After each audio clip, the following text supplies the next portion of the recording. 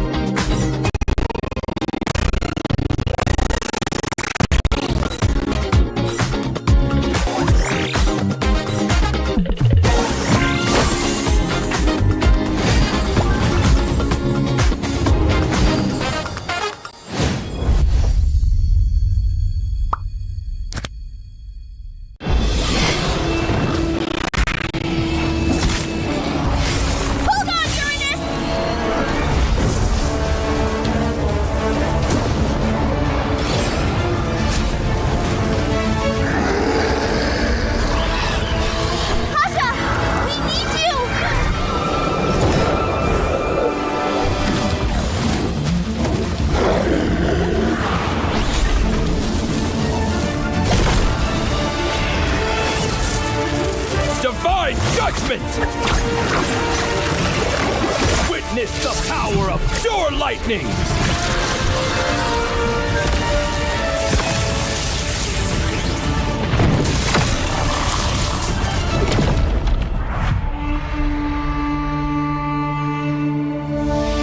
All that lies below is under my vigil!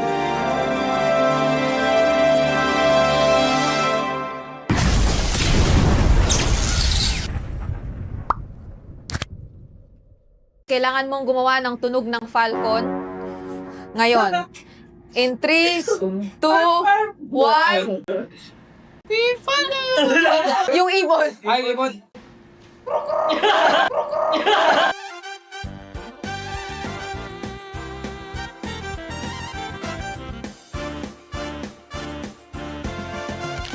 Good morning, class. Okay, please take your seat. Please take your seat. Yes, maraming salamat, Haji. Ikaw lang na naman ang umupo sa ating front row. And salamat din sa pag-attend ng classes sa ating mga boys in the back. Ayan. Kami yun! Okay, welcome back. Welcome back sa inyo. Mula sa inyong napakaikling bakasyon. Kumusta naman? Nag-enjoy ba kayo? Nag-enjoy ba? Teacher! Okay. Oh, good to know. Good to know. Alam nyo, sana nag-prepare kayo kasi ang alam ko, in-inform ko kayo na pagbalik nyo, meron kayong quiz agad. Question number 1. Nasa loob ang balat, Sa loob ang balat. nasa labas ang laman. Ano yun? Yes, Marco. Pako. Marco, hindi. Yes, Ogwen. Saging! Hindi, nasa loob naman ang laman ng saging. Nasa labas ang laman. Ano yun, Haji? Hindi! Nasa loob pa yung balat. Yung kinakain yung nasa labas. Yung nasa loob. Hindi siya kinakain. Or gulay. Yes, Bert. Bayabas? Hindi. Nasa may balat pa rin ang bayabas sa labas ah. Hindi siya kinakain. Ayan! Pineapple? Hindi! Mais!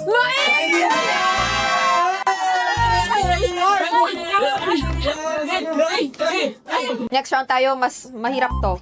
Tongue twister naman, okay? Gayahin niyo ako. Kung ano yung sasabihin ko, repeat after me. Kailangan mabilis, kailangan malinaw. Okay? Tatawagin ko kayo isa-isa, ha? Pwede kayo mag-practice pero huwag kayo masyadong malakas ang boses. Okay? Okay? Babae sa bubungan, may bubuyog sa buhok. Babae sa buyungan, babae sa buhok? Can you repeat? I will repeat. Babae sa bubungan, may bubuyog sa buhok. Owen, go ahead. Babae sa bubong?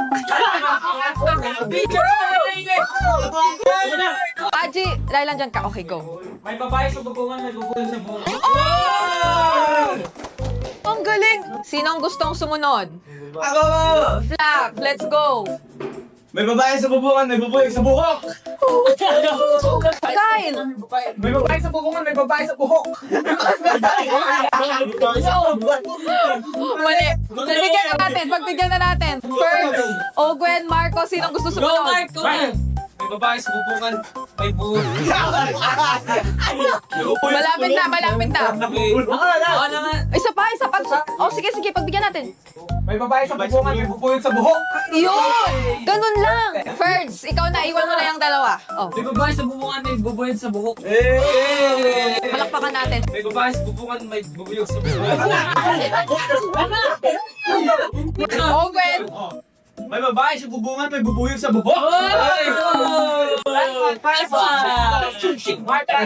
Okay, Marco, bilang ikaw ang pinakamabagal, kailangan mong gumawa ng tunog ng falcon.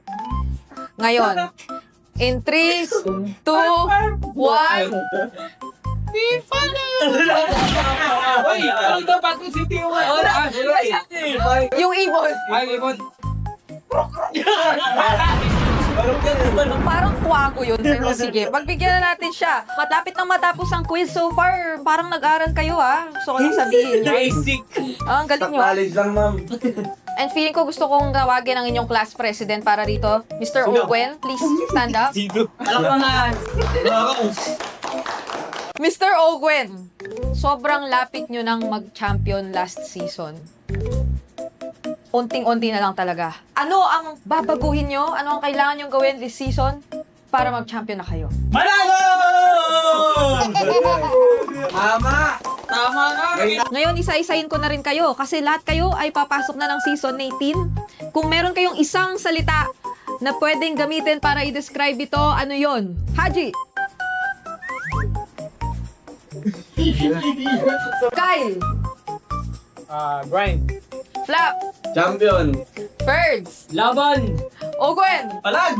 Super Marco! Pilipinas. Haji! Work hard. Dalawa yun. Pero pagbigyan na natin. Okay, thank you so much, class. Pasado naman yata kayo. Class dismissed. Thank you so much.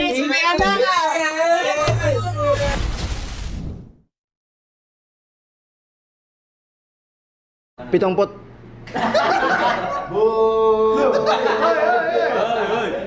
Pitong.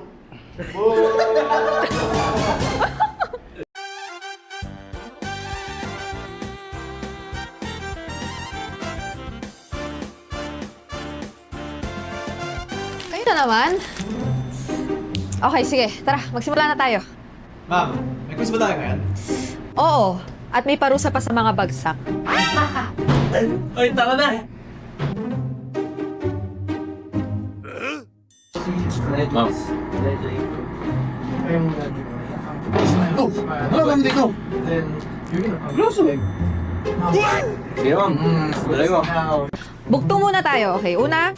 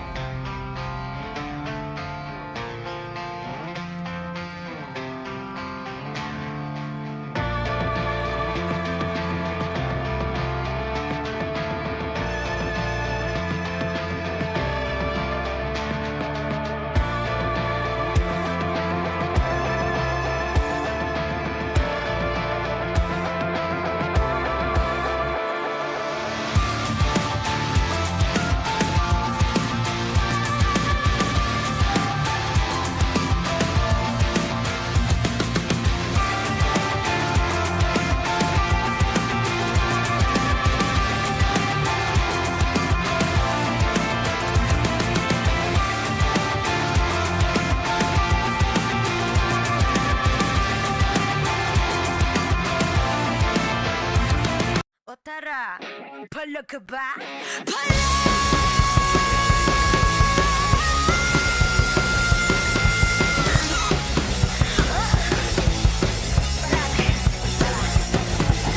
Handa sa laban, sanda ka sa aking kamay. March with my click, make me fire in the eyes. Yeah, I walk with my head held high. Ano ba yung takot kung tere ang aking gabay?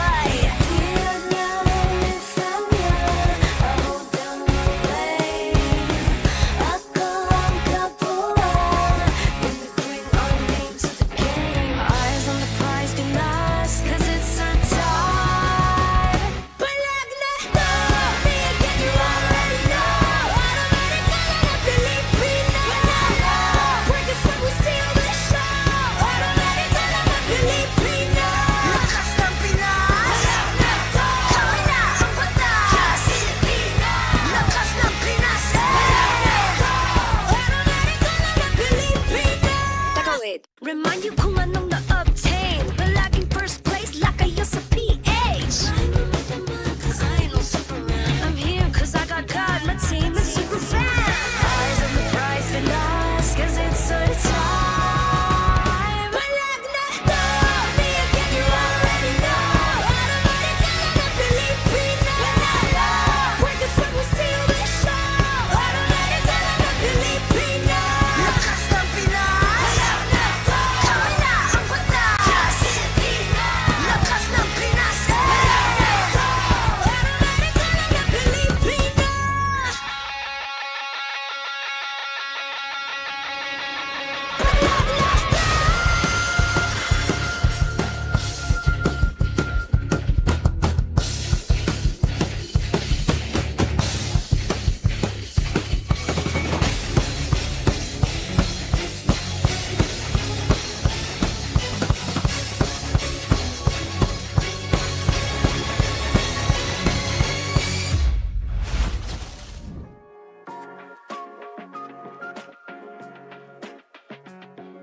The 18th season of MPL Philippines is brought to you by the following sponsors.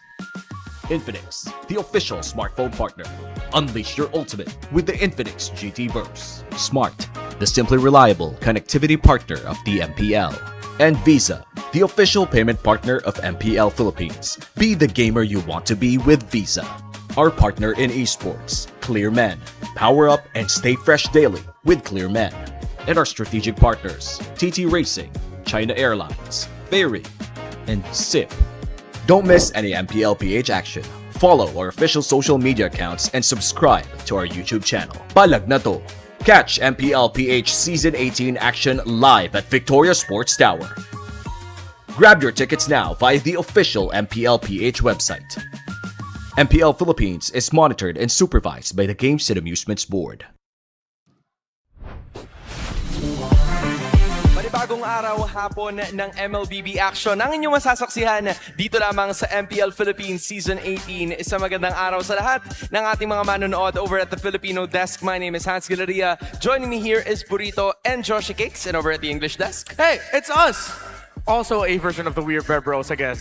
Redmar, Brigida, and Wolf. That's the official pose now for the Weird Bear Bros in this version. Men, sobrang solid. Parang ang tagal ko kayong hindi nakita. Ngayon lang kasi ako umupo eh. So hindi ko alam. Bago lang ako ulit dito. Pero ang hindi na bago ay yung tournament natin that is being monitored and supervised by the Games and Amusement Board. From what we saw, especially in yesterday, nung nanonood lang ako sa bahay, nakahiga lang ako. Kagaya ng mga naglo-long weekend ngayong araw, pakiramdam ko sobrang dami na ng mga picks na hindi ko inasahan na lumalabas first week pa lang. Ay, naku, nakakabaliw nga talaga eh. Tsaka nakaka-excite din, no? Yung mga players na kakabalik lamang dito sa Pilipinas, di ba? Yep, and if you're looking at it, it was first off, APBR Stinging Twist to claim their first win in Season 18. It's somewhat similar to what has happened from last season. Yeah, there were similar trends of surprising results, but I feel like for the MPL Philippines has been a top-heavy league for quite some time, and the teams that we expect to win are winning. But hey, good for APBR to finally get on the win column. And then you pointed out that fun nugget of info yesterday, Wolf, that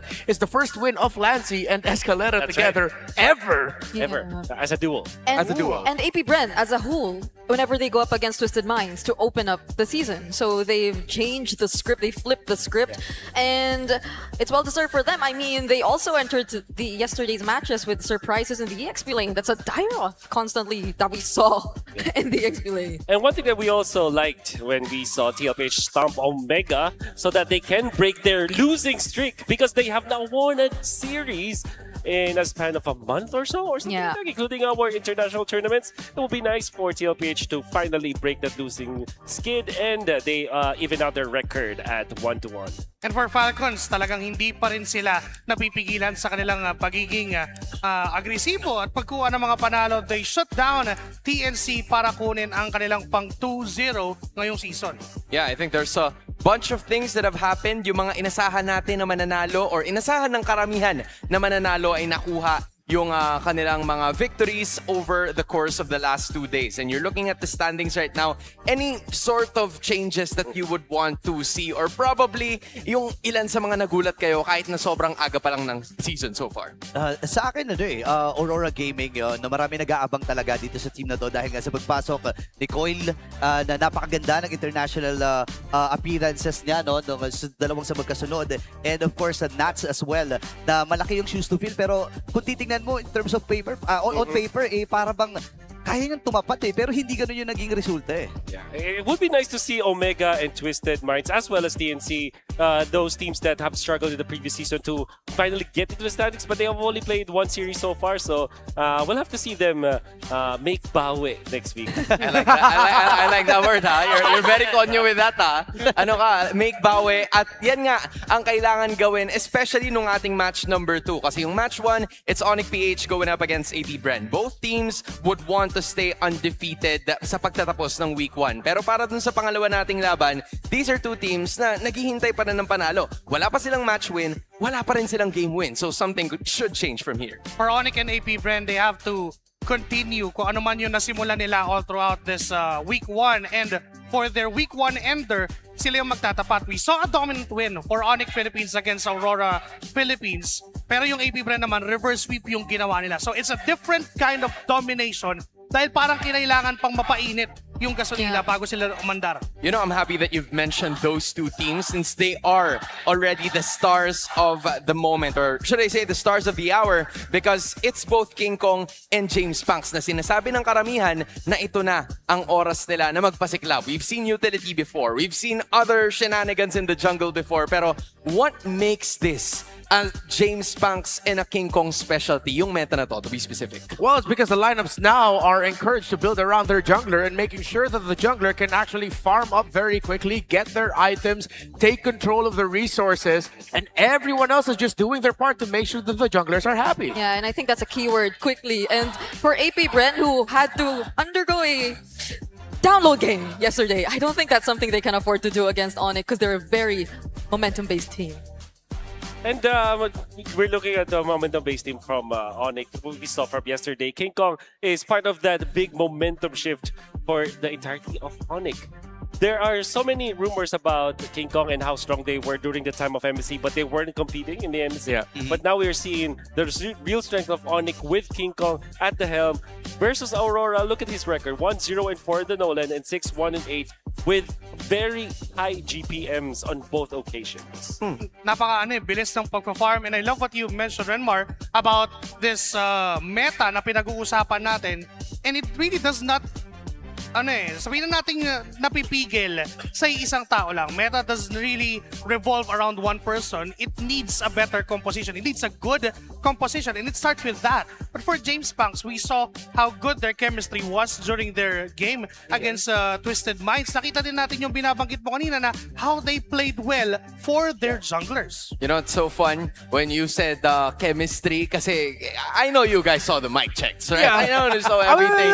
It was loud, it was energetic, pero one thing is for sure, hindi sila nahihiya na magsalita. And I think for a team na bagong buo lang like APBR, you need something just like that. And I think we have to discuss a little bit more sa kung ano ba yung mga magaganda na nangyari for both APBR and for ONIC Philippines. But I think, to be specific, Josh Cakes, you have to take the helm on this one, my guy. Okay, let's try to break it down. Kung ano man yung nangyari doon sa mga specific matches ng ONIC and ng APBR. Let's start with ONIC Philippines looking at this play. This is the second turtle on their game number 2 against Aurora Gaming Philippines. Now, let's look at this. First off, they started with Kirk just surveying the turtle pit. As you can see, Kirk has already vision with these 3 members from Aurora Gaming. Wow. Thus, giving us an information that Super Yoshi just needs to enter that right mid bush Okay. to gain full control of the full turtle pit. And also, Super Prince will position himself here at the bottom of the turtle pit just to try and poke the members of Aurora Gaming. I see We've that. mentioned earlier, the meta now needs a better composition. You have an roleplay explainer and you have a high poke mage. And as we progress onto this play, not just because of the vision, not just because of the pokes, but because of the proper timing. Look at this. Super Yoshi just committed his ultimate just to try and take down Light, and they did so. And after that, after getting full control of the turtle pit, it's the time where the assassins shine on the meta right now. King Kong plays just like a Hirara. 2 invulnerability skills, thus getting the turtle and eventually getting players from Aurora Gaming. And not just that, and as we go on to AP Brent's play, this is very vital on this meta. Look at this. They have again the Barats for JM Pinkman and a high poke mid for Lancy. All they have to do is play what the hero needs to play. So, if we continue the play, they just fight Twisted Minds. This is a 4v5. And eventually James Panks goes in from the flank side. And this is a free place for the junglers to shine. And that basically explains what the meta is right now. So it's not just having good mechanics as a jungler, but having a good composition, a good team that can play for the junglers, not play with the junglers. This actually goes along with something that we were saying a lot in the MSC English broadcast. It's like the meta now has been distilled to MLBB in its simplest form, where you press button, you get something good happening for you, you deal damage, you win. Yeah. It's like it's an express version of that now. Yeah. But I think the most important part of it, what Josh explained, is the positioning and where you put your pieces first. Yeah. Before you press your right buttons, you have to place yourself you have to plant yourself in a position where you can be actually good in a team fight. Yeah, because imagine even them spreading out, but not too much, just to Yeah. make sure that the area, the important range, is covered enough before they engage in a team fight. That's a lot of the fundamentals really covered there by ONIC. Sayang, Burrito, tatanungin sana kita kung meron Tagalog. Kasi kung ano yung moral of the story, there were so many things that they've instilled. Positioning, getting good things, and of course, making the most out of it, not losing your advantage. So, malalaman natin kung ano pa ba yung mga impormasyon na meron sila, because that's the English desk. For the Filipino desk, we're now gonna toss you over to our hosts. It's day 3 of MPL Philippines and magsisimula na naman ang aksyon dito sa MPL Arena. Pero bago yan, nandito muna ako sa loob ng dugout ng AP Bren. At bago tayo pumunta sa bakbakan, nandito ako together with AP Bren's jungler James Panks. Ngayon, James Panks, meron ako sa iyong tanong, naniniwala ka ba sa destiny o sa fate? Opo. Opo. Kaya dahil dyan, nandito tayo ngayon para basahin ang iyong kapalaran with the charot reading with our charot cards ng MPL. Ngayon, meron ka bang katanungan? Bibigyan kita ng chance na magbigay ng isang tanong at makakabunot tayo ng kapalaran mo. Ngayon, anong tanong mo, James Banks? Ang tanong ko ay, sino ang mananalo sa laban namin mamaya versus ONIC? Sino ang mananalo sa laban nila versus ONIC? Ngayon, James Banks, pakiramdaman mo yung mga baraha? So, ayan. Ang sabi ng charot reading, ang galing. Ano sa tingin mo ang makukuha nito? Game 1. Tingin ko panalo kasi nakadila si Panalo Nobel. nakadila. Pero syempre, game 1 pa lang yan. Hindi pwedeng masaya agad. meron siyang hahadlang at James Banks, bumunot ka pa ng isa.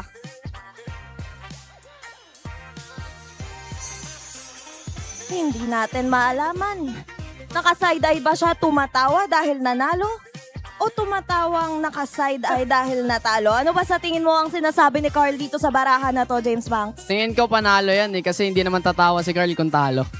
So meron na tayong nakadila, merong nakatawa ng naka-side-eye at ang huling baraha na magsasabi ng iyong kapalaran ay... Champion ba? Eto na, ang sasagot kung mananalo ba kayo versus sa ONIC today. Magdasal na lang tayo sa kalalabasan ng laban ng ONIC versus APBR. At doon, ang binabasa ngayon ng ating charot cards at malalaman natin kung totoo nga ba ang nabunot ni James Banks mamaya as we go into action. Casters, palag na to!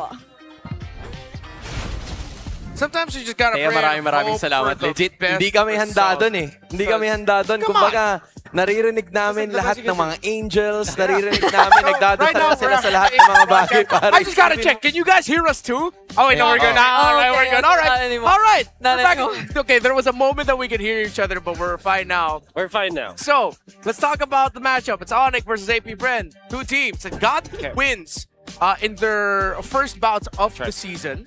ONIC, of course, very dominant. Josh put it well together. AP Bren, a different kind of dominant. Yeah. But it was like James Banks found his new suyo this season, and it's the Paquito. So maybe that's something that we'll see as one of the keys to victory. I'm not sure. Wolf can break it down even further. Well, for ONIC Philippines, they have to start by continue dictating the early game, as we saw in their 2 games. And I think the meta dictates itself that you should control the early game. And if you come strong in the early game, you're going to be ending the game real quick.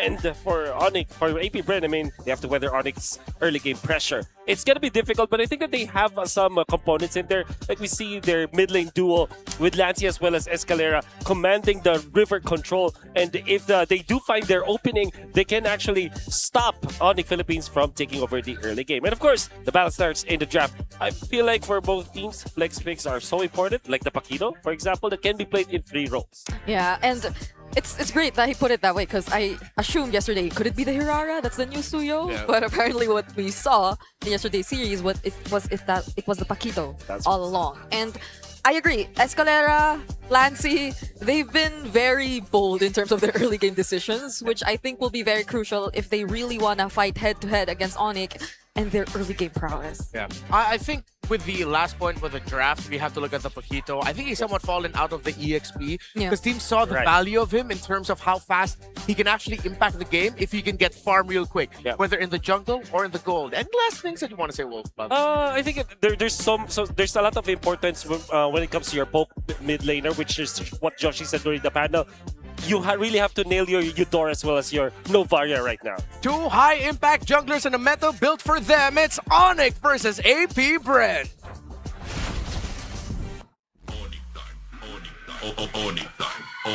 Repping the Sonics, leading them and leading the charge are your clear legends, Kirk, King Kong, and it's time for ONIC Philippines!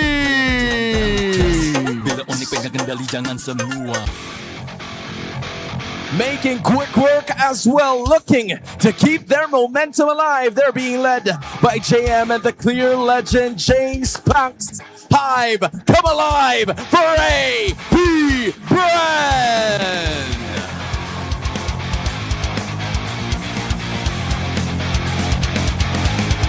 And making sure that this will go into motion, that is Chico, our head marshal. The head coaches are few for ONIC PH and Coach Bitoy for AP Bren. Who will remain undefeated in this Rumble in the Jungle? MPL Superfans, Magingay!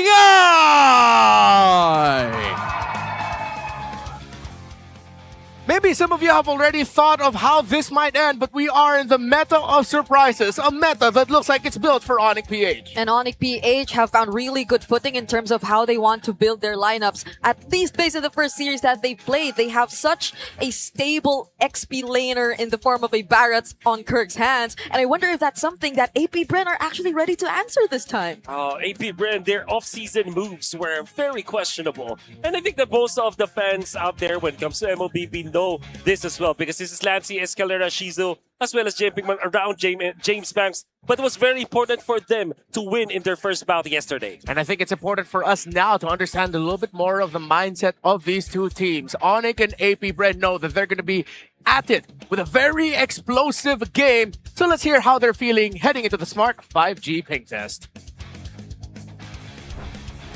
Guys, sorry guys ah. Okay na, hindi na ako langaw. Isa na akong tunay na tao ngayon. At least mukhang tao. At least. Kahit hindi na tao, at least mukhang tao. Wow, motivated ka, Ton. You held me down, but I got up, Ton. Ton, I went from zero. Jolly baby. Busing, walang kanin, busing. As you're angry, who cares if one more light goes out in the sky of a million stars? I have to admit, I have missed hearing our players sing. Ever since we started doing these ping tests, these mic checks, they've gotten so much more confident. Yep. I wish we actually got to see them show off more of their pipes. Showing themselves off in the screen right now, of course, ONIC PH is still very trippy that I'm seeing Coach Few. But so far, his understanding of the meta, it seems like it's very player-led because he himself was a player for such a long time. I think that their decision-making, when it comes to their drafting, as you've mentioned, is player-led. And why do we say that that is the case? You are looking at players that want to kind of win in their laning stage, their laning matchups. It's very lane-centric here for ONIC. They want to pick up the strongest hero, for example, like the Barats with a priority, and then eventually you will look at your last pick gold laner. You want to win in that matchup, like a Brody versus Clint, that you get the Clint afterwards. I think that's the reason why I would agree with you, Renmar. They look like there really are choices by players. Yeah, I agree. Because it feels like a combination of their lane matchup understanding and how confident they are with the heroes that they eventually might bring out. Because I recall the Beatrix that Savero actually picked up, which we couldn't say for sure what the matchup would look like against the Melissa, because I feel like the Melissa would 90% of the time gain a slight upper hand. But again, positioning, all the micro decisions that came into play during the laning phase just showed us how Savero could really pull this off even despite that matchup. In case you missed it, ONIC Philippines have decided to go on to the red side, continuing their trend of drafting off of the red side, especially up against Aurora PH. So far this season, we've only seen them draft in the red. Still up in the air to really see which side gets favored, but teams who choose to draft red usually understand a very complex trade early on. So let's see if APBR on the other side are going to end up giving ONIC some really great heroes to open it up, or will they have something prepared?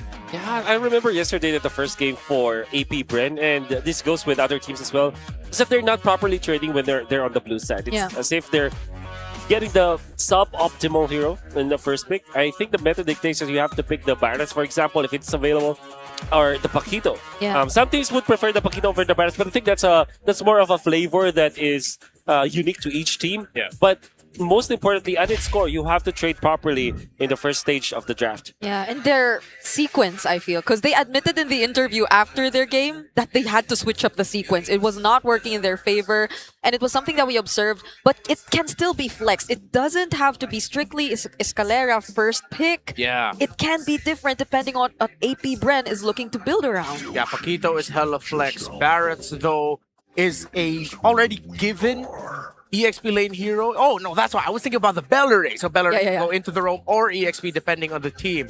You also have to watch out of the Uranus Barrett trade, the resurgence of Novaria, sometimes Selena in the mid and how that might affect things. And of course, the Rafaela. There's one very important trade, and I think we would be keen on doubling down on that. Don't forget about the Uranus and the Barretts and its relationship and the draft importance. Yeah, that's why teams, you're going to see like ONIC, for example, will ban out the Uranus But I guess since they are playing on the blue side, or the red side, I mean, they will have to think about that even more. Oh. Okay, well, never mind then.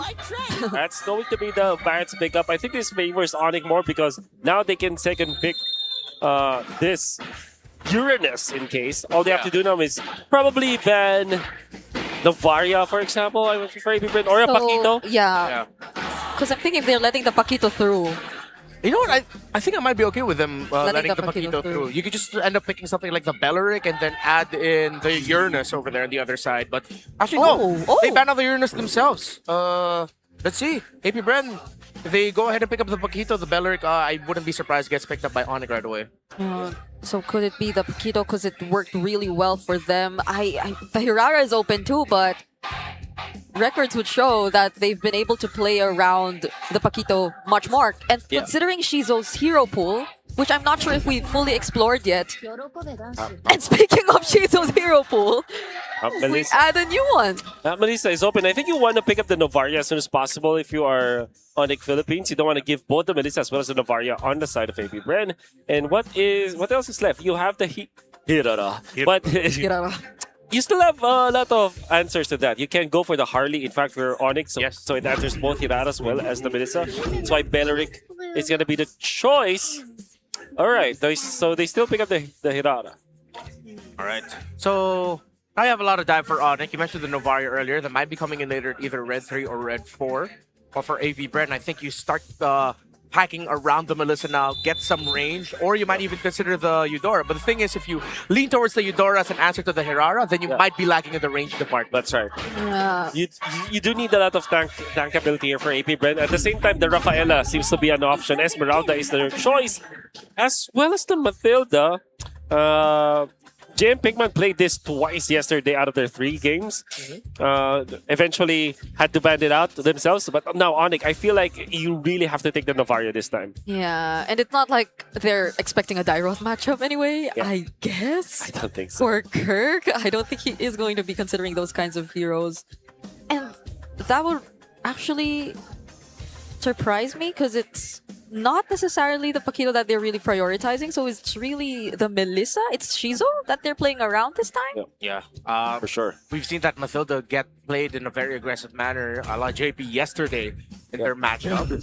So if it's not part of the range, all right, so ONIC are going to be leaning towards their key Kaja pickup, a very super Yoshi pick that went very successful to them paired up with their Aurora. Yeah, typically not a hero that you will use up against the Matilda because the Matilda can easily save people. But there was a time where people were saying that, okay, yeah, let's go Kaja, let's go hard suppress against the Matilda because in that scenario, the Matilda Guiding Wind will not be as effective. However, Kaja has been changed since then. And if you think about it, Matilda wants to help his teammates or her teammates by being together. With the team. So they're clumping up together naturally. So maybe there is a world where if you're ONIC PH, you're thinking, oh, maybe the Kaja, the new Kaja ultimate can work now. You know what the thing about Guiding Wind and then now with the ultimate of the new Kaja, it feels like we might end up seeing a literal tug of war. Kaja wanting to pull the team the other way, the Melissa wanting to Guiding Wind away from the Kaja. Yeah, but it also feels like a less stressful way of dealing with the Melissa, especially considering that you don't necessarily have to come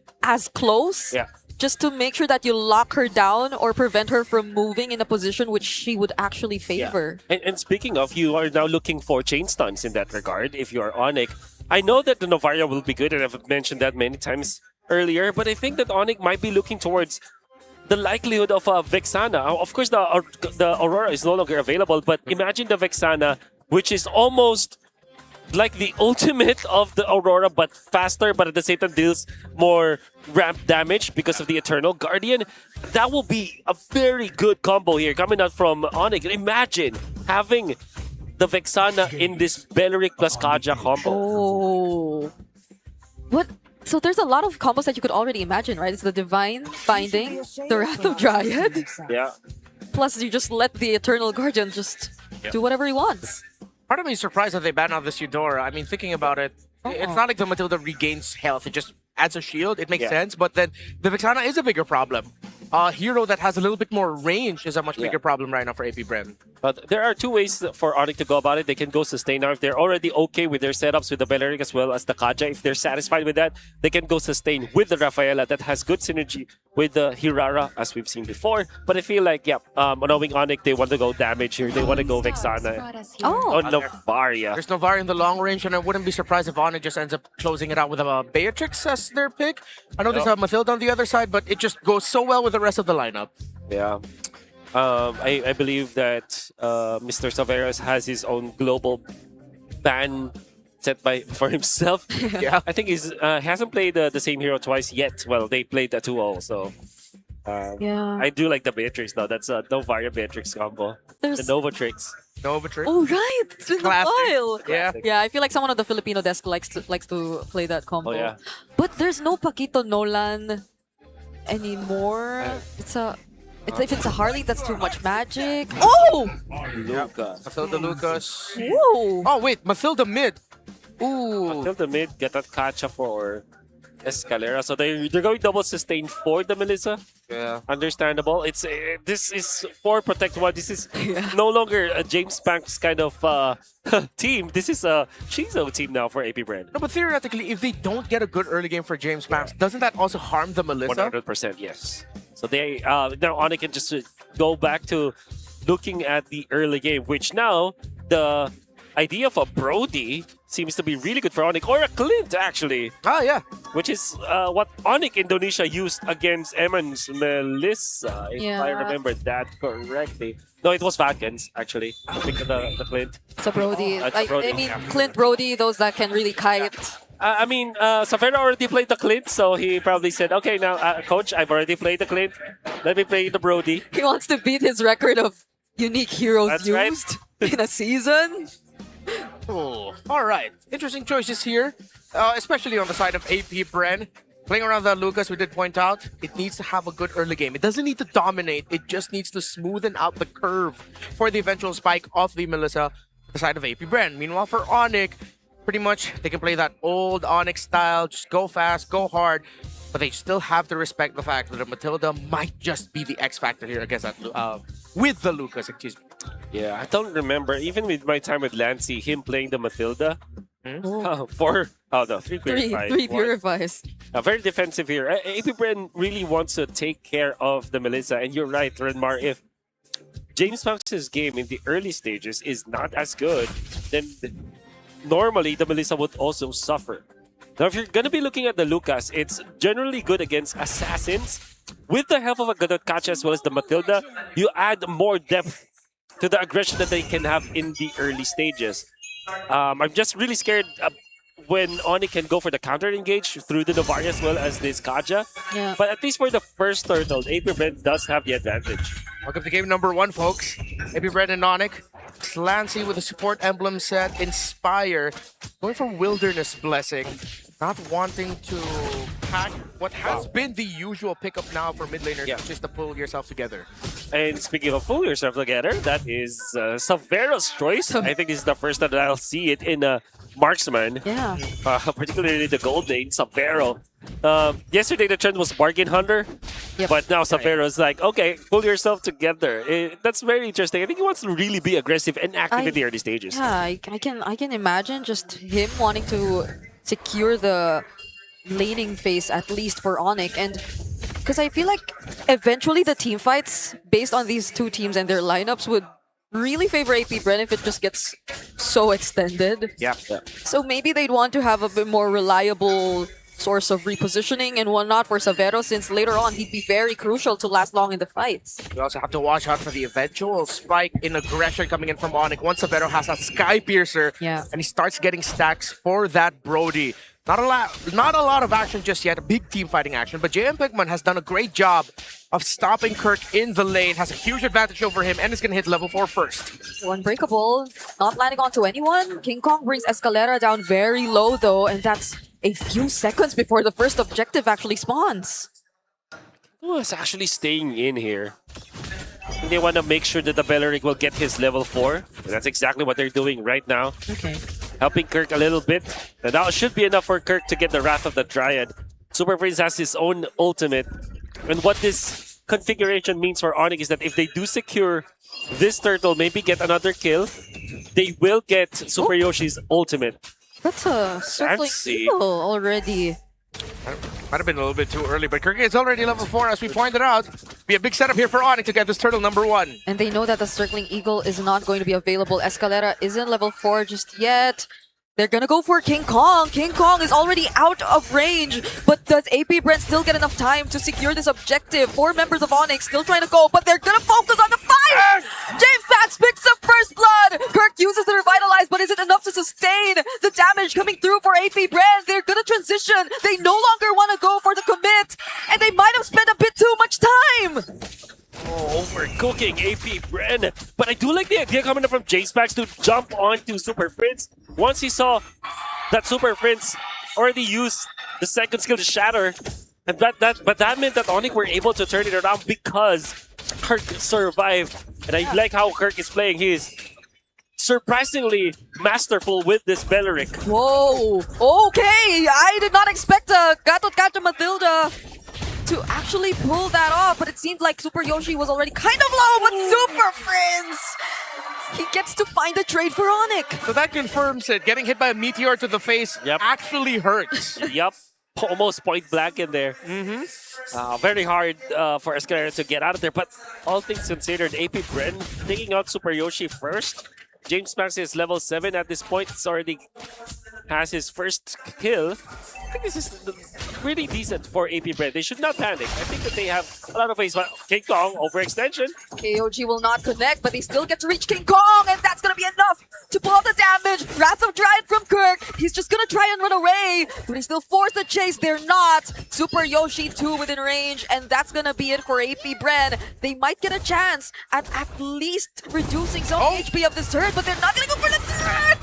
It's still the kill that AP Bren wants. Gotta give it to AP Brent. They know exactly what they need to do, and they are pushing the pedal to the metal by playing full aggro. 3 kills for James Banks. You know, the butterfly effect of that aggression coming out from King Kong when he tried to go for that steal on the Crammer, was able to do so. But AP Brent have already gathered themselves, was like 4 members in there, taking out King Kong, then eventually poking Kirk, forcing the Wrath of the Dryad, that when now the fat wave of minions in the bottom lane that should have been for Kirk to farm, he wasn't able to get. When he tried to desperately get the farm and defend the turret, what happened was he got killed. He did not have the Wrath of the Dryad. All that stemmed to the fact that King Kong overstepped and tried to steal that Crammer. This is like the first time I'm seeing a Hirara being chased down so often. Yep. It's not common to see the Hirara not being able to escape. Yeah, usually she's the one doing the chasing down. Let's see who's going to be getting this turtle. AP Brent still looks good for them. They've gotten to take their condition for the early game. Now can they smoothen it out? Shizo's not going to be here yet. While ONIC have now sent Severo here. It's 5 versus 4. Okay, Divine! Binding already used! Super Yoshi doesn't catch anyone! But our AP Brent in position. Lancey already using the Circling Eagle, but it's still King Kong who secures the objective! Escalera with the Revitalize, they're just trying to run away! There's no Divine Binding, but all members of ONIC are trying to go for the chase! Escalera finally falls, doesn't even get to use the AOG! And that's 1 member down for AP Brent! Meanwhile, on the other side of the map, Shizo has pushed. It was Kirk with a great use of the Wrath of Dryad to stop James Banks. He got taunted by the Belleric. Yeah, all things considered, only losing Escalera, the turtle, but them gaining farm on the Melissa and the push up top. I think that's all actually good for AP Brent. It's another re-engage from AP Brent, and with James Banks at the front, they get to reach Severo! One of the best targets that you could find, and they're still gonna go for it. They want more, but it's just JM Pinkman now. They're not gonna force the fight. Now it's absolutely a win for AP Brent. The turtle and a kill went in favor of ONIC. But overall, the map is turning AP Brent because of that trade. They took out Severo. They pushed the top lane. Shizo is farming quietly 4.1 thousand gold at this point, catching up to what Severo was able to achieve. And James Banks already ramping up 4.6k, getting the War Axe very near his second item. This means that the third turtle, AP Brand, will have a very strong contention in that. Wow. This is just such an efficient trio mid-rotation from AP Bren. Yeah. You don't even get to pay attention to Shizu anymore just because of their movements across the map. ONIC can't keep up. Mid Mathilda works. It does deal a lot of damage, but you need to have a roamer with it that can clear waves fast. Tosses blast, and even without it, the Gatot Kacha has some damn good wave clear. James Max is level 11 at this point, and they're already going to the jungle of ONIC. Again, it's King Kong. Who do you want to go for? Unbreakable still charging. Chizo using to go away. Now King Kong can actually somewhat try to escape, but he's still trapped. He's in the middle of 3 members, now making it 4. 4 members of AP Bread with the immobilize. Can it be enough? Not with the circling eagle present for Lancy. He doesn't get away, but if you need any proof that Hirara is busted, that's it right there. That's it right there. It takes 5, but they do take out the turtle.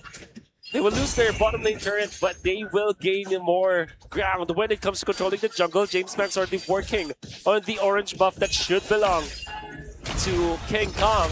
They will not be able to push mid, but at least they are applying the pressure in the side of the jungle of ONIC. Heading into today, 9 out of 10 games, the team that got the first turtle won it.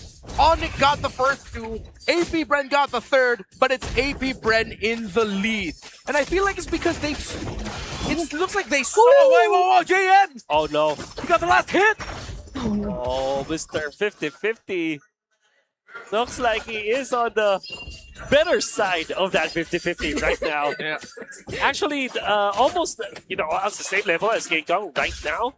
And it will take a lot of work for the Hirana to come back from this game. 1,000 lead for AP Bren. They don't have the purple buff on King Kong when the time that the Lord will be up. So ONIC needs to make a play happen maybe around 30 seconds before the Lord spawns so that they will at least regain their momentum. Yeah, okay.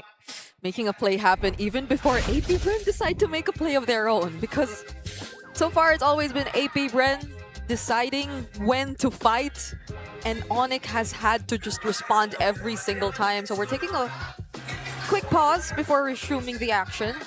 But so far it's really looking good for AP Bren, and I must say this is doubling down on the line that they mentioned. This is the new AP Bren. Yeah, and that goes alongside what I wanted to say earlier before JM Pinkman rudely interrupted me with a great purple buff steal on King Kong, is that it's like they looked at MSC and really held that to heart. Yeah. MSC teams excelled the way they did because they weren't afraid to make those 50-50 plays. Yeah. Those moments that you don't think for us Filipinos, oh, they're not going to go for it. They want to set up. No, screw that setup. Let's just go for it.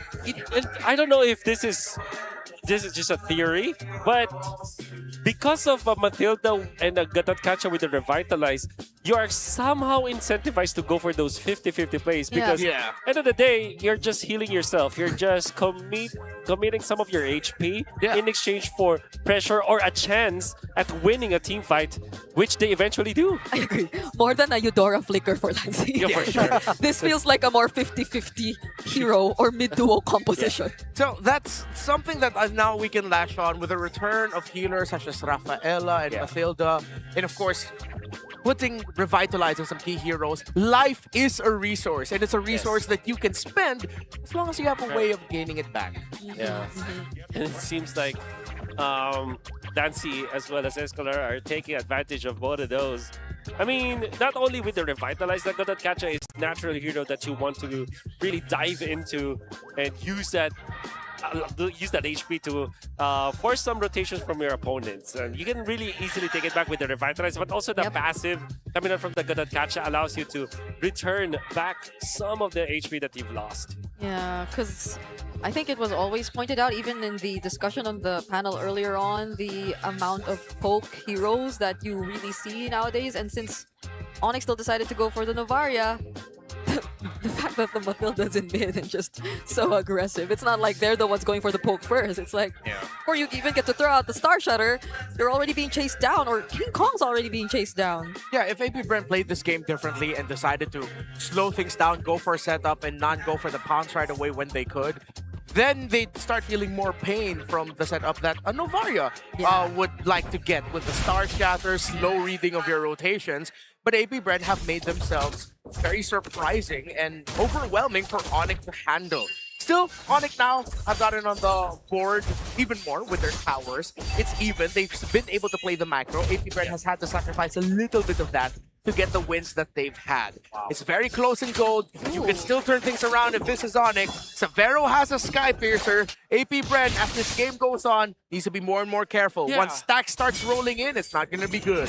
Another response coming up from ONIC. They have just mirrored what APBR was doing, letting them push, not giving away any kills afterwards, and then just, lick their wounds and get the scraps that they can. And quietly out there, Severo is leading versus Shizo. And you also have Hirana coming out from Kiko with 6,300 gold. Not too far behind James Banks. Even all things considered, I think ONIC found a way to kind of contest this first Lord. So Lord number 1. Calera and Kirk both have to revitalize. Here comes an entry. There you go. That's another attempt from Lancey, but they all get revealed by that Astral Echo. There goes the Star Shutter, but it's enough time. James Pounds just goes for the objective, and they might still consider a bit of a skirmish, but they won't. They gotta keep it safe. They already have the Lord on their side. Oh, great Lord Dance. Lancey leading that charge literally with the Circling Eagle, calling out James Banks. And the thing with the Lucas is that if you pop your ultimate, you're immune to crowd control, so he easily got back to the turtle, the Lord, while Shizo was working on that Lord, and he was just there to collect and drive by to get that retribution off. What a great Lord that's coming out from APBR. It was very smooth. Very easy looking zone out. Circling Eagle, get that Sacred Beast out, and then now ONIC is wondering, oh wait, are we gonna fight? And they didn't even need to bring the Sacred Beast out. It was just a threat. It's a threat of them doing something that stopped ONIC from fighting. Yeah, you already forced out a reaction with just that. But ONIC, have already used the Divine Binding even before the Lord gets close. I feel like that's the second one that we've seen miss in this game. For sure. Oh. APBR are getting into the heads of ONIC, specifically for Super Yoshi. Right now, fleeting time as well as the immortality. We're not seeing the potential just yet. See, whenever he goes in for the dash, you gotta expect that Circling Eagle. Escalera, though, with a follow-up AOG, gets caught by the taunt with the Wrath of the Dryad, but it's going to be okay. APBR take the base turret in exchange of Escalera. They gotta disengage, though. They could not push any further. Wow, there is a discipline where you sacrifice some of your HP again to force some reactions from your opponents. Oh, the Purify was a bit too early. I think we got to see that. Oh, But the response from James Pants, who together with Lancey, they're fighting this even if it's just the two of them, and it's gonna be a shutdown for Severo! He picks up a double kill. Purify forced out on Lancey, and Super Prince gets to take him too! We were just talking about discipline, but for a moment, APBR slipped. Oh, I was about to say, in the bottom lane siege that APBR did, they sacrificed some of their HP to get a siege, to get a push. And it doesn't look disciplined because you're aggressive, but it is. But now, in the middle, when you see JM Pinkman sacrificing himself, ONIC just got three kills. Oh, that hurt. It's looking like a very expensive decision from APBR now. They lost the base turret too, when in fact they could have kept the pressure going. He could sense that James Banks decided to go in for that just so that they could balance things out. They saw a good clear line towards the Brody, but it's a Brody that had the Belleric around it. Kirk didn't have the Wrath of Dryad, but that revitalized, kept him alive. And also the Wind of Nature that was available there for Severo. You're right. That was one of the good plays that he was able to do against James Banks. James Banks felt very confident diving into Severo because he knows that the Sky Piercer alone will not be enough, but Yoshi overstayed, and now Escalera. Yeah, he's not gonna get out of this. He does go down before the fight even breaks out, but Super Yoshi, do they still want to re-engage? The Lord is up, and that's already one member from APBR who will not be able to participate. Fleeting time, by the way, for Super Yoshi. So look at the timers go so quick for Super Yoshi. Find that red pie chart. It will now be available in just a few seconds. Severo has stacks on that Piercer, and we've seen many times in the past few months how quickly that can chain together. Looks great for ONIC. APBR down one. Falling Star Moon doesn't connect. Lancey goes straight for the backlines. It's Severo that James Banks actually wants to go for, but the Winter Crown timing wasn't enough. Severo picks up a mega kill, and it's ONIC going for the cleanup. Another Winter Crown for Shizo, but it's just gonna be a double kill King Kong. James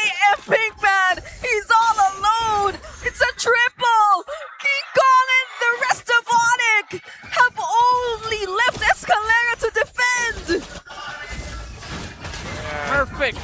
Wind of nature by Severo to keep himself alive. Escalera cannot get close. That's it for game one. Imagine being in control for the entirety of the game. AP Bren fumbled. They had a great siege down the bottom lane, and just a few seconds thereafter, they made a mistake. Diving Severo, not minding their own side of the map.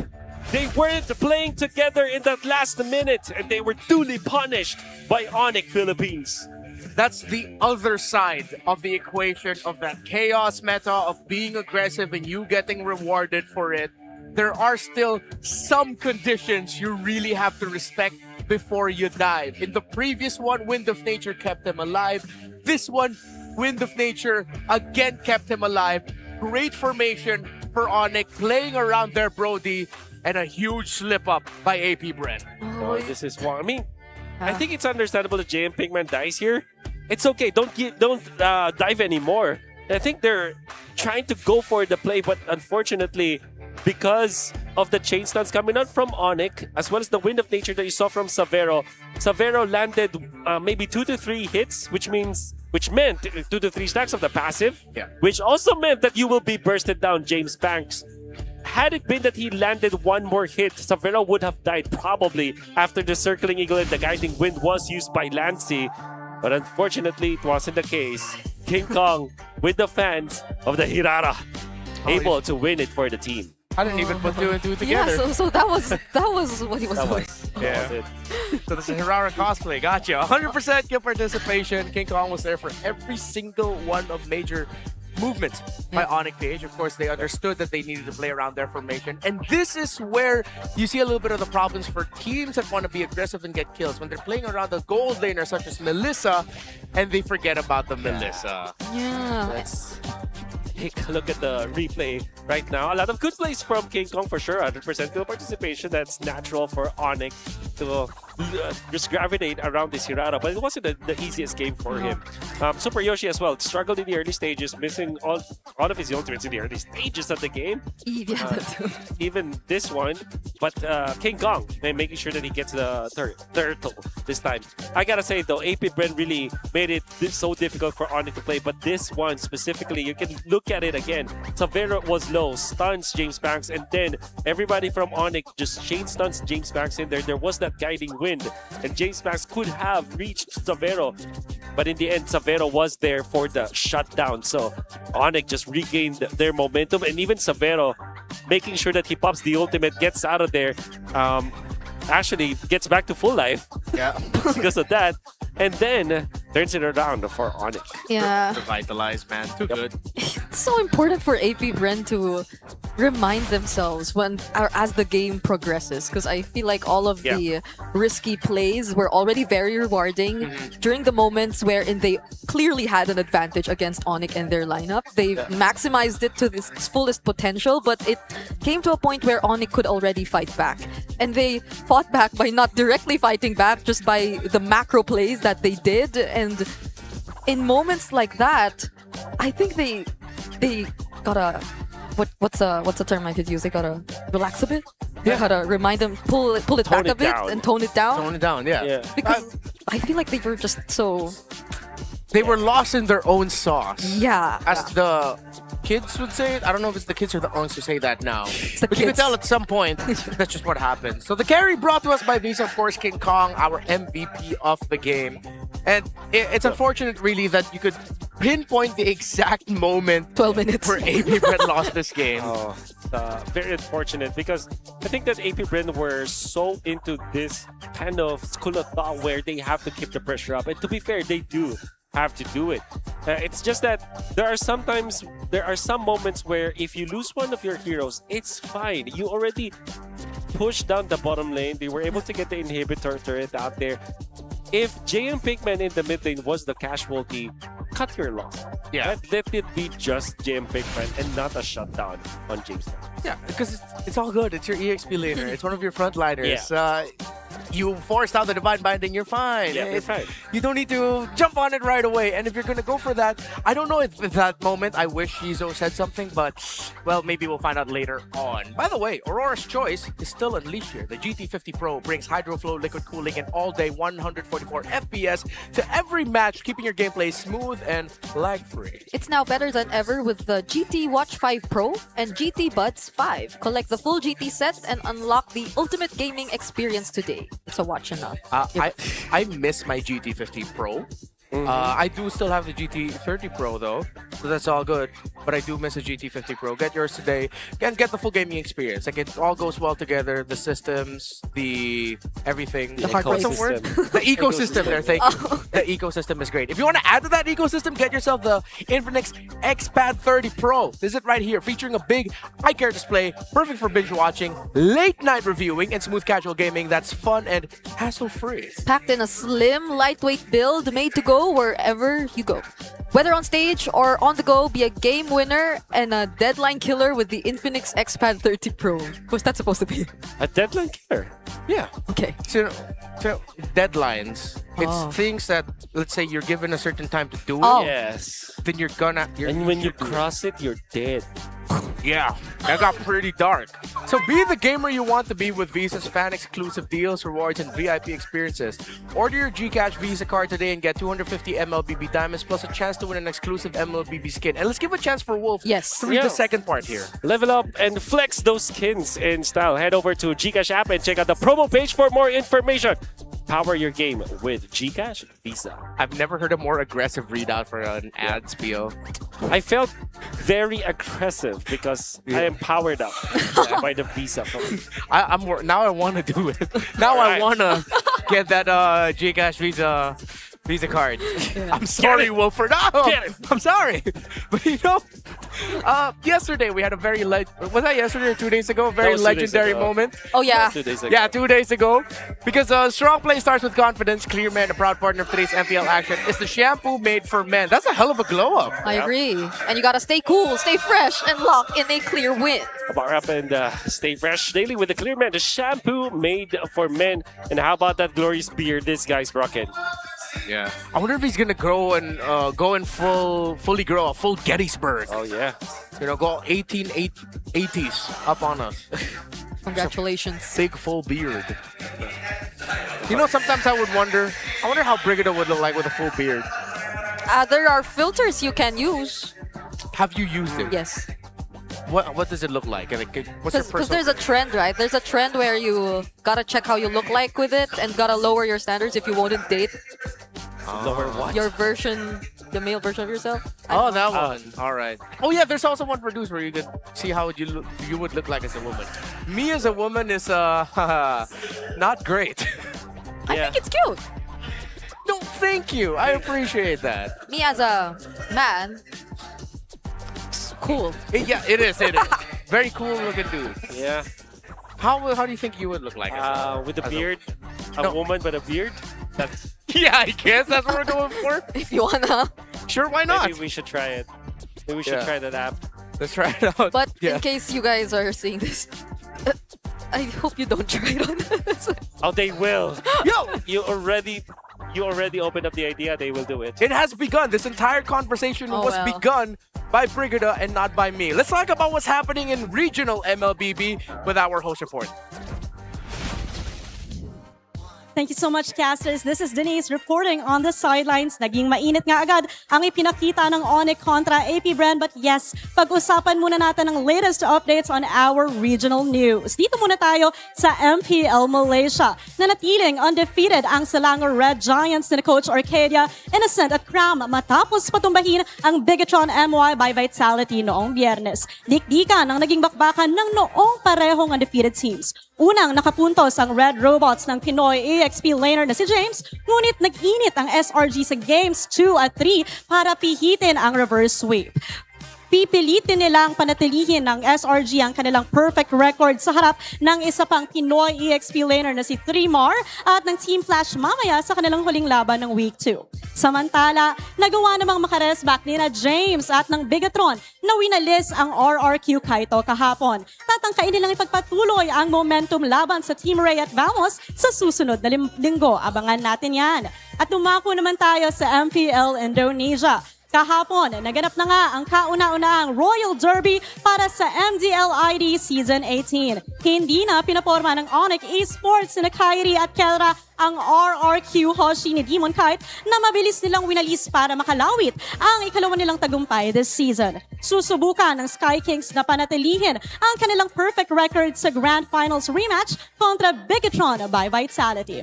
At samantala, patuloy ang pag-arangkada ng Navi na Coach Wynot at ng jungler na si Andoryu. Kasalukuyan nilang hawak ang 3-1 record sa pagtatapos ng Week 2 ng MPLID. Winalis nila ang TLID noong Biyernes bago lusutan ng Geek Fam ID 2-1 kahapon. Yan muna ang latest sa happenings outside MPL. Stay updated on all things MPL Philippines and connect with the most passionate community in esports. Join the MPL Philippines official Facebook group, the Superfan channel, and the MLBB official Discord and get all your access pass to exclusive content, the latest news, and community discussions. Be part of the MPL Philippines family. Scan the QR code on your screen now and join the conversation. See you there. But for the meantime, balik muna tayo sa MPL casters. Casters, Palag Na To. ONIC leads against AP Bren after the unfortunate events at AP Bren. They didn't fall into it. It was off of their own decisions. Yeah. But let's look at it on the other side. They did great before all of that happened. That's a really good way to look at it if you're AP Brand. That they just have to remind themselves that that was a good draft that we played. That was a good draft that we had. Great idea to execute in the early stages, and we did execute up until the point where we just did it. And the good thing about it is that you can pinpoint exactly when it was. So all you have to do now is to just not do that, right? Yeah. When you go to Dr. Obvious and Dr. Obvious will say, "Hey, just don't do that." Yeah. Hey, maybe don't. Just don't. Maybe don't. It's a hard and tough loss to recover from, but I'm sure they can. Their vibes feel lighter. Their leadership, it's a bit more clear now. You could see it, and Escalera's gotta take charge for all of that, considering what happened. And it's Escalera and Lancy who has to take charge of a lot of things, I feel. Yeah. Gotta remind their teammates of things. So And it's funny, that happened when Escalera was down. Yeah. And I am now reminded also of something that James Banks mentioned about KLVJ last season, where he was actually the guy to sort of balance out the aggression that James Banks wants to do. So maybe it's on JM Pigman or someone else on AP Bren to maybe tell James Banks, hey, maybe not now. So it's really James Banks consistently or oftentimes tending to do that. Control your emotions, James Banks. James Banks. In Indonesian, santai, bro. Santai. It's just a minor reminder, and Yeah. hopefully they get to, Yeah, and the good thing is in the big picture of it all, yes, it led to a loss, but it was a minor mistake. Yep. It's literally a moment where you can just go, hey, just don't do this. Yes, you can definitely do that. That's what I always like when you execute properly in the early stages, because you know that your foundations are good, and all you have to do is to make sure that every step of the way you're making the better decisions one after the other. You can easily remind yourself after that hey, let's not go over the top this time, next time, and next time tell me this so that I can do this. It's more like, hey, next time this is what we're gonna do, and I think there's a natural growth in that. But the fact of the matter is that you have to make sure that your fundamentals are okay. Yeah. If that game didn't go in the favor of AP Brent in the early stages as perfectly as it should be with the lineup that they had, then you have to panic. But because of the result of the early stages for AP Brent, I think that they shouldn't. I think that they just go back and just tell themselves, okay, let's just not do that. So for this game number 2, AP Brand has decided to not flip the script, but just have some minor revisions. They still decide to stick in the blue side. Yep. Okay. And they've made some adjustments. They've Wait a banned Marcel second. Selena again, but this time they're the ones who ban out the Atlas with Okay. Barrett's open. That's right. Barrett's as well as the Melissa. What do you first pick now for AP Brand? I think that this might be the game that you first pick the Melissa. I know that the Brass is available, but at the same time, yep, you are looking at both the Barretts and the Belleric. It's unlikely that ONIC picks both, so at least you get one of those tanky dudes that you always surround the Melissa with. Yeah. So it's the Barretts, probably Hirara. There you go. So you have to pick the Belleric here if you're AP Bren. And then probably the Matilda. You have to take it away from ONIC. Matilda has good synergy with Melissa anyways. So if I were to guess, yes, this should be Belleric and Matilda. The very minor adjustments too. Overall, in terms of the draft, it's still going to be a play around Shizo type of comp, but ONIC have already experienced it in game 1. Hey. What are the chances that they don't let that same Lucas Matilda through because they prioritize a Esmeralda Belleric, which I guess is no longer a flex. This is not a flex. Belleric will be now in the hands of Escalera, which is good. I really don't like this Esmeralda. It's way too passive. But at the same time, maybe JM Pinkman has his MMR to work with. So it's natural for Kaja to be picked up here by ONIC. Yeah. Seems like that's their pick now. And maybe that might be one of the picks that really has popped up as one of the potential answers to the formation around the Melissa, but we haven't really seen a lot of it. Not yet. It's just been mainly initiators. Still, it's great. You get some good combos, very disruptive for the start of a team fight for the opposing team once you're getting pulled, and then at the same time you get eaten up by the Barretts. They can decide who goes first. So in the second phase, with James Banks still not showing a jungler, they might consider banning out the Nolan later on. But instead of picking up the Matilda for themselves at red 4, they ban it out. Interesting choice. Okay. I wonder what the odds are that they might be considering a a Rafaela in mid. But I feel like they might be lacking in the damage department. They might just be keen on allowing the Barretts to play slow and then having damage for Super Friends. Yeah. Like the Varia, for example, the Vexana that we talked about in the previous game. There are 4 heroes now that could be picked up by Super Friends. The Eudora, the Novaria, the Vexana, the Aurora. And whenever you do the math in the second bans and you see like there are already 4 good heroes, sometimes it's not even worth it to even ban out one of them. But at the same time, though, you don't want to give up the Aurora because you saw that it was a very potent combo that ONIC played with from before. So there's the Nolan. You mentioned there, Redmar. I believe that for AP Bren, because of the result of the previous game, they might be magnetized towards banning out the Novaria.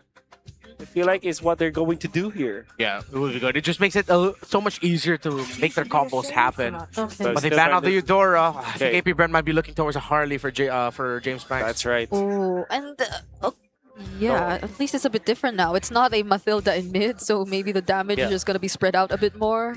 The Varia is very tempting here for ONIC. Like I said, the Vexana might be the second option here, but the Novaria Super Friends have played from the previous game. It's so easy to be a captain when you're playing the Novaria because of the extra view that you get, the field of view.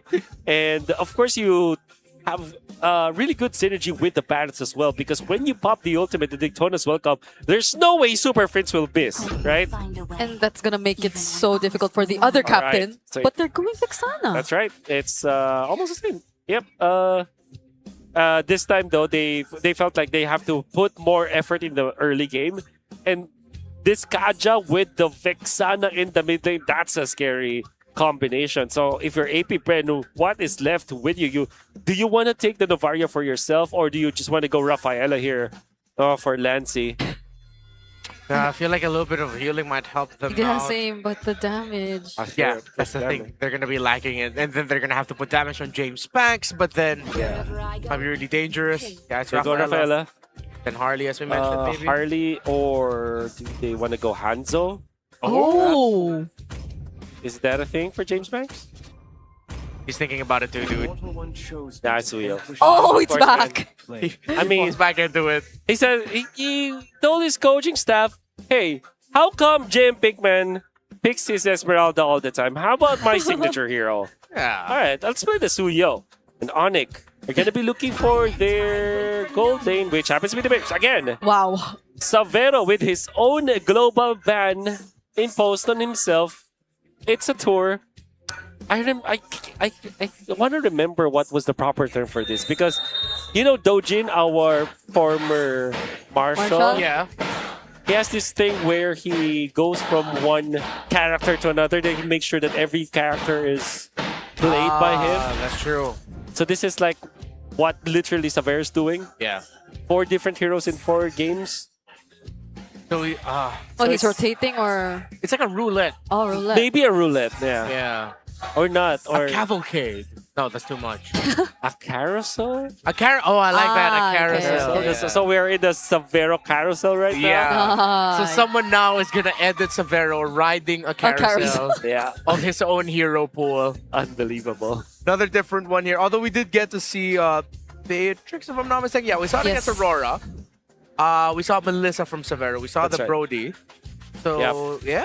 I wonder why Savero decided to go for the Beatrix this time and not give us the Nova Trix combination from the previous game. And this time they went for the Vexana with the Beatrix. Yeah, you're right. But all things considered, this is a good lineup. I feel like this is way better. This is my suggestion from the previous game, Vexana plus the Kaja. And this is very strong. You can see how quickly they finished that mid lane wave. However, the sustain coming out from the Beleric as well as the Rafaela means that they're not even bothered by the strength of this duo from ONIC. Yeah, Rafaela just makes Beleric even more annoying. If you just joined us, we are in game number 2.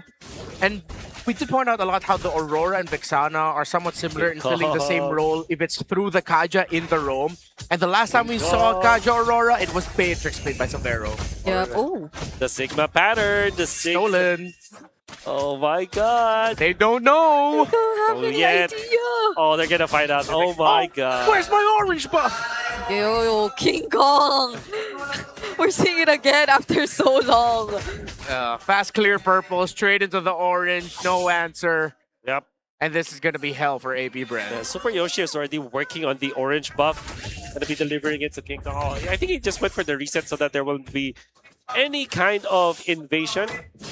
As James Max will now just settle for a Crammer, but between a Crammer and an orange buff, I'll definitely choose the orange buff. It's been reset too. It's taking so long. Super Okay. Yoshi just pulled it away from AP Super Brand. Yoshi? That was so smart. Whoa! I think they knew that they needed to do that because James Banks went for the full clear purple side before going down to orange in a way as if James Banks sort of read or knew that maybe that would happen, and that Crammer not getting taken away by AP Brand and defended by ONIC delayed it even just for a little bit. Oh. But now James Banks, King Kong, both level 4, JM Pinkman might get caught out. Yep. James Pan's also level 4 too. That already forces out the Purify from JM okay. Pinkman! Kirk doesn't land, and the tone is welcome though. Super Yoshi's here, but he's not level 4. Kirk has to run away. JM Pinkman instead falls at his first blood. Just as we thought that it would have been Kirk. Way too tanky, the Barretts, way too big. And now, AP Bren are going to be left to just getting their purple slowly. They're still thinking about contesting ONIC for Turtle 1, but they give it up. Oh, how about that movement coming out from ONIC? The footwork from all of their members and the fact that they look like they look like they're rallying each other in a racket game, you know? They're helping each other. Kirk going in, and then when he is compromised, he moves out, but the rest of ONIC made sure that his retreat will be covered. Yeah. And that's also true. That's also the same thing when they did peel for Super Yoshi. ONIC are just playing like a solid unit. There was even a threat of Savero dipping into the fight by going for a double lane setup. We did not see him participate in team fights because AP Bread, the moment they saw that Savero was in the middle, they just retreated. And now ONIC has gotten themselves a sustainable lead in the first 3 minutes of the game. Both roamers at level 4. Here comes a Rapid Dryad! It's a pick off on Super Yoshi, so at least they hand over a bit more of gold. And James Panks is finally able to catch up. They're both level 6 now, him and King Kong. Because earlier there was a lead. It was a clear lead in the hands of King Kong. They needed to get something, and they did. It's a roamer. And AP Bren are not going to be able to fully capitalize it, but they do get a kill for James Banks. Not going to be able to push out any further anywhere, so it just sort of levels out. And Escalera will have his Rapid Dryad back. If my memory serves me right, that should be at around 15 seconds now. Anything we should look out for the items is both roamers rack the Rapid Boots. Oh. This is gonna be a BOD first item too for Severo. It's Yeah, that's the usual now for Beatrix. Yeah, he did that before. Yeah, BOD and then he'll build attack speed. and this emblem combination says a lot about how he really wants to go in full damage. Yeah, that's why I spam attack speed when I play Beatrix. Except my version is I just go boom boom with Bennett. It's more fun that way. I'm waiting for a shotgun play Sounds from good Severo. too. Boom boom with Bennett. Yeah. Yep. Triple B. Will be. Another version of it. I know Big Brain Below already takes the cake there. Yep. So that's the BOD at 4 minutes and 30 seconds. Wow. Really, really quick. The Super Friends was able to get his first item. Yeah, actually, compared to with Super Friends getting Glowing Wand at almost the same time, and the Severo gets BOD at like what, 3,100 gold or 3,200 in price? That's crazy fast. It's a double lane. It's just overall winning the matchup. And oh! That's the combo. It's a new combo brought to you by ONIC. It's not the Aurora. It's the Vexana this time. They eventually get a pick off, but at least because of the passive, Lancy will be able to bring Escalera back. JM Pinkman though, is trying to survive. He's being zoned out really, really well, and AP Bren are not gonna contest. Just like in the previous game, Shizo, his reaction was to just push the opposite lane of the turtle. Concentrate for ONIC. Oh, he's gonna go down. A little bit of a miscom there. Okay, flicker for Kirk. And JM Pinkman just trying to serve as the front, but ONIC are already going for the retreat. Lancy's still here. There's no Detona's welcome. I don't think ONIC 2 would fight. Okay, it's gonna be a disengage. I think it works out well for AP Brand that this seems to be like their default play where they're willing to not fully win early as long as they're getting some towers. So King Kong. Okay, that's a go away too by Shizo. King Kong's just trying to escape though, but he gets trapped. It's James Panks and Shizo trying to go for the chase. This is a Hirara though. Yeah. You can't chase down a hero that was built to chase things down. Yes, sir. Not gonna be the easiest in the world. Yeah. Funnily enough, that little bit of a go away from King Kong actually pushed King Kong away from the blades of James Panks. Yeah. A funny little moment. The continuous deaths on Super Yoshi and the fact that AP Bren are clearing out the minion wave and pushing some of the lanes for themselves, it meant that AP Bren actually cut the lead down, and this is a more manageable game for AP Bren. Despite all the early stages shenanigans that ONIC was able to achieve, James Panks have caught up. 1-0-1 at 4,000 gold, just 500 behind King Kong. Oh! Okay. Catch two! Oh! Plus the Bennett's Rage! It's a different combo and Escalera still survives! Severo is on the Bennett, or the shotgun. Super Yoshi gets caught here. James passes the next casualty, is not looking good. Bang. More shields for JM, but the flicker from Severo finishes him off. Clean start by Yoshi, countered by Escalera, but Severo stayed alive with a shotgun, and he is changing guns quicker than you can blink. Oh my goodness, the mastery coming out from Severo. The adjustment from AP Bren is another push as the turtle will now be for ONIC. Great start coming up from Super Yoshi. Great answer from AP Bren, but James Panks, because he jumped into ONIC, you saw how Kirk was able to snag him with the Daytona's welcome. ONIC were patient, even when they started with a kill on with a jump coming up from Super Yoshi, followed up by the Bennett's Rage as well as the Eternal Guardian that did not get the kill onto Escalera. They made sure that they reserved one of their ultimates, which was the Daytona's welcome, that was designated to take out James Panks. Great progress on this tower top side. Kirk will be forced to respond. It's not 8 minutes yet. ONIC are going to be waiting. They're sandwiching AP Bren. If Lancy's here though, he can see them, but King Kong, he gets easy access to them instead, and the Bennett's Rage. But look at what Shizo has been able to do. He's been able to shut down Severo, but Super Friend still finds a triple kill. They were all clumped up together. Great for the passive of the Vexana. It was a great Wrath of Drive by Escalera. They got their target, but it's Super Friends with a 3K to keep it on ONIC's side. That was also again because of King Kong being a sneaky assassin against AP Bren, able to flank and destroy the formation of AP Bren, forcing them to come together. Surely they were able to get the kill onto Severo, but the damage was too much coming out from ONIC. They're able to hold on to their tower in mid. ONIC has a lead as we go back and look at the instant replay. APBREN, they were ready for this. They knew the members of ONIC were coming, but they just couldn't expect that this is the response that ONIC would deliver.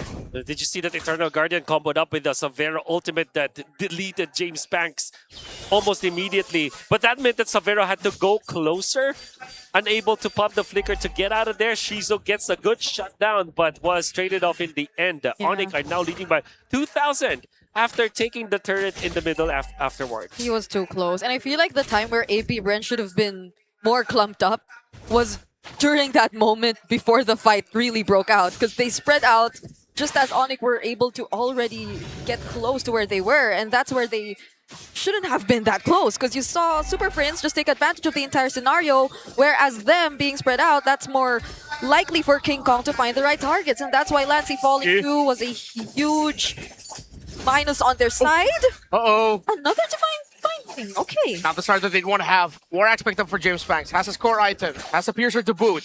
APBREN now, they're a little bit more confident. JM Pinkman doesn't have the Purify still.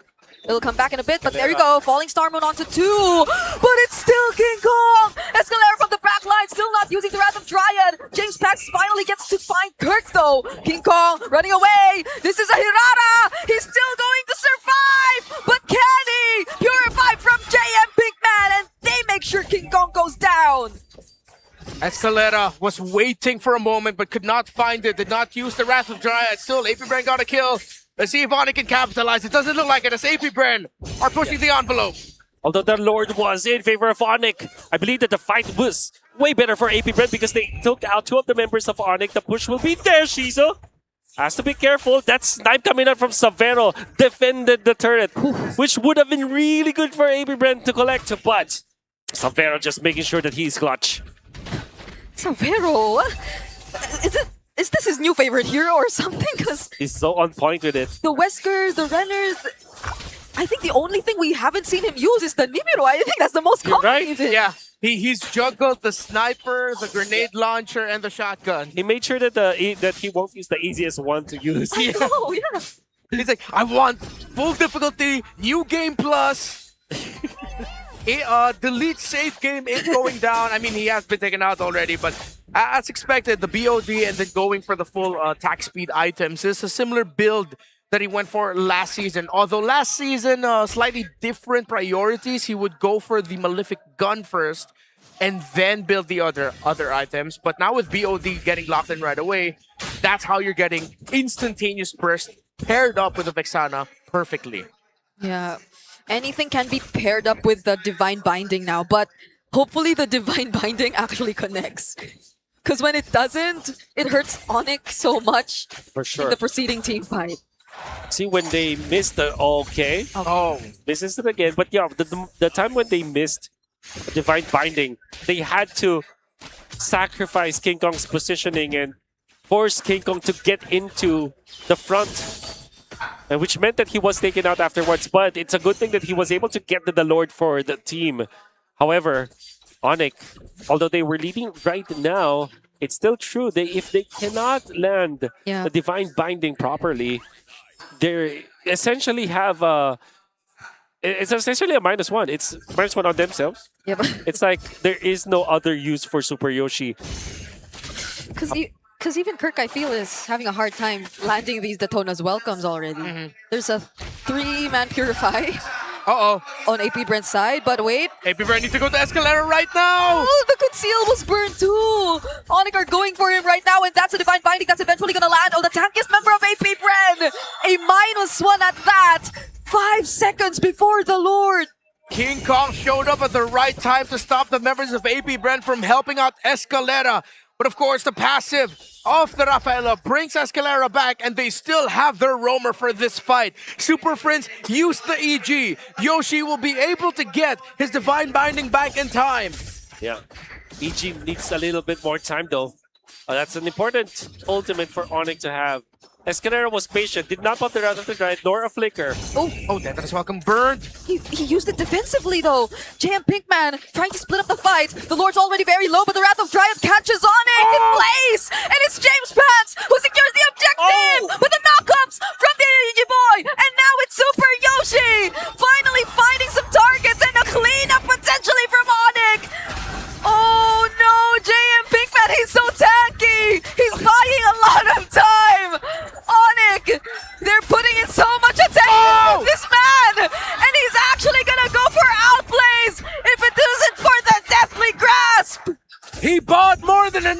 time!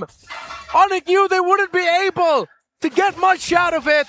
The Lord will be able to march, but ONIC will be able to delay the charge of the Lord. It evens out in the long run. Two good plays from the two teams that we have. AP Bren not actually panicking in that team fight, making sure that they will still utilize Escalera for that Lord take, as it was a Wrath of the Dryad in combination with the knockup coming out from the Lord that Escalera timed so well. James Max able to get the retribution off of that, but ONIC, Yoshi was patient. He was able to pop the Divine Binding on multiple members of AP Bren, including James Max, in the fight thereafter. So ONIC was able to win the Lord team fight. But JM Pinkman survived for far too long that ONIC could not get a push afterwards. Heroics from both ends meant that this game will be prolonged. ONIC on top when it comes to the gold, but I feel like this is an even game right now. In case you missed it, Season 17, Week 2. That was the last time we got to see James Banks use his Suyo. It was banned 27 times. Oh my god. After that performance. Yeah, things are different now, so you gotta let it through. And AP Bren's one of the few teams to still actually consider picking it up. And somehow, based on what we're seeing, James Banks, he still got it. Still looking really good. He has Piercer stacks with him. It might have been reset softly, so it's not a lot that ONIC needs to worry. But they themselves do not have a Piercer holder. It's a Piercerless Hirara. It's Hirara that goes for a little bit more sustainability and has a lot of damage. Because they know they have finishers. If it's not going to be the Hirara or the Beatrix, we've seen it, even the Vexana can be a finisher for this squad. Yeah, and it's a surprise that Vexana hasn't been taken out at all. Yeah. Technically 2 heroes in 1. Eternal Guard has died more times than Super Friends. For sure. What I do like about this build is that he prioritized the Lantern, which is so impactful against Escalera, as you saw in the previous Clash. And then when they were chasing down JM Pinkman, you'd think that it will be King Kong to deal the damage onto JM Pinkman, but it was actually just the spams coming out of Super Friends that was able to seal the deal against JM Pinkman. You really have to respect this Vexana right now if you're AP Bren. It's Super Friends, he packs up a punch. Only lacking 1 item, honestly. And when that comes in, whatever that is, because I don't think he was able to pick up any component just yet. It's gonna make things a lot more trickier, be it defensive item or just to go all out on damage. 50% on the Lord. Can AP Bren play better around their Shizo Melissa that has been built up to this point? Muddles has already been played. Super Yoshi still not using the Divine Binding, but it's the Eternal Lord! JM Pinkman! How was he the one to actually take the Lord? It was a 50-50, and he's Mr. 50-50 for a reason! And King Kong barely surviving. ONIC haven't found any trades. Oh my goodness. Just as AP Bren decided to blitz that Lord. Oh, both teams decided to overthink the situation. And Kirk going in for the forward flicker instead of the flicker to his teammates. King Kong, unfortunately, wasn't able to get the retribution off. And it's because of the threat of Escalera. But everybody was just really overthinking in specific scenarios. In the end, it will be JM Pinkman to get that Lord for the team. The best thing about this for AP Bren is that nobody died. And nobody had to pop the battle spells as well. You can see all of their spells are still available. And this could be a good siege for AP Bren because of that. At least it's not an evolved Lord, but it's still approaching 18 minutes. It's a significant Lord for sure. Is Escalera going to force this to try and break the tower down bot? Oh no, the zoning from Muddles. It already has so much potential right now, and they're able to isolate Super Yoshi. Fortunately, dashes back to regroup with ONIC. And they get to defend that base turret down bot. Imagine all of the scenarios playing in your head for these athletes, thinking, what do I need to do? I do this, I get that. So we get the Lord. And it's an Esmeralda on JM Pinkman, sambaing and chachoing in front of you to get it for himself. Imagine what's the highest damage dealing spell or ability of an Esmeralda? Is it the ult? Is it the ult probably, but he did not ult there. No, he was dancing. So he literally. was literally dancing, and of course the normal attacks. You can't even snatch the shields away from the Lord. So it's just what? A Stardust dance? Yep. That was able to, that's pretty much it. Oh my god. Right place, right time, I guess. It's like the character that you don't expect to get the last hit on the final boss. That's right. I would expect that more from an Rafaela rather than an Esmeralda. Yeah, this is where you're gonna. This is where you're suddenly gonna get like a 5-episode miniseries on the character that everyone forgot. It's like, oh, this is why. Oh, okay, so it was set up really well. Yeah, they still weren't able to fully capitalize on it in a sense that they got a base turret though. No base turrets are down at all. From both ends. Yeah, and it's AP Brand who has more towers. Yep. Than ONIC. Well, ONIC has more kills, more gold. It will all boil down to one big moment. That's right. And maybe we'll look towards. Oh, Yoshi gets a pull. Is this the big moment? It's a big target though, but it's enough. They have the damage to deal with Escalera, even despite them burning multiple resources. Wow. But quick one at that. Yeah, look how easy it was for ONIC to just get a -1. But that's revive that so far they're not using. Yeah, they couldn't. It happened at a time where the minion waves weren't at a good spot for them to start pushing out with. And now here comes Escalera, who's back. He's back. He's back. Oh, Midnight, what have you done? But the good thing about this, which I really appreciate for AP Brand, is Escalera's not panicking. He's not popping an ultimate or popping a flicker just to get out. So they do still have everybody here, but the blitz coming out from ONIC. Falling Star Moon, they find King Kong, but that's King Kong, that's Hirara. ONIC have already returned safely near their base. Wow. I feel like the setup there for AP Brand to try and read was way too slow. ONIC knew they had the lead, they pushed it, and now they have the Lord. AP Brand will aggressively clear out minion waves to increase their chances of being able to stop ONIC from making it to their base with the Lord. That push play from both teams. Yeah, like they read each other perfectly here. Kirk. Kirk! At least it's Kirk! Might he survive this? With a Winter Crown, he might just. He does! He will not go down! But does the fight still continue? Because King Kong is gonna come in from the back lines! Super Yoshi 2 trying to provide the information! And they're still gonna go! But it's just Jame and Pinkman within reach!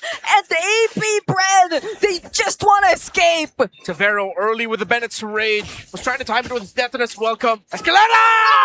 Oh! King Kong falling down's massive for AP Brand! They can really defend if they want! They still have Shizo! They still have James Panks!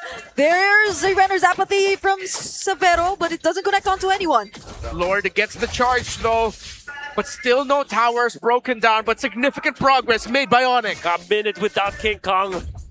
A costly mistake coming out from ONIC, but you understand why he was going for that. It's a min-maxing coming out from the Hirara of King Kong, going in for the high-risk, high-reward plays to force AP Brand with panic reactions, but with all things considered, AP Brand has remained stoic. The resolve really good.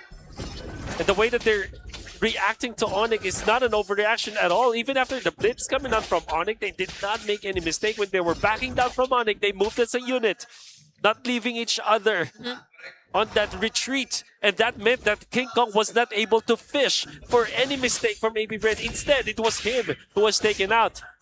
That meant that ONIC will not be able to get any inhibitor turrets. Undeniable that Escalera loves stoicism.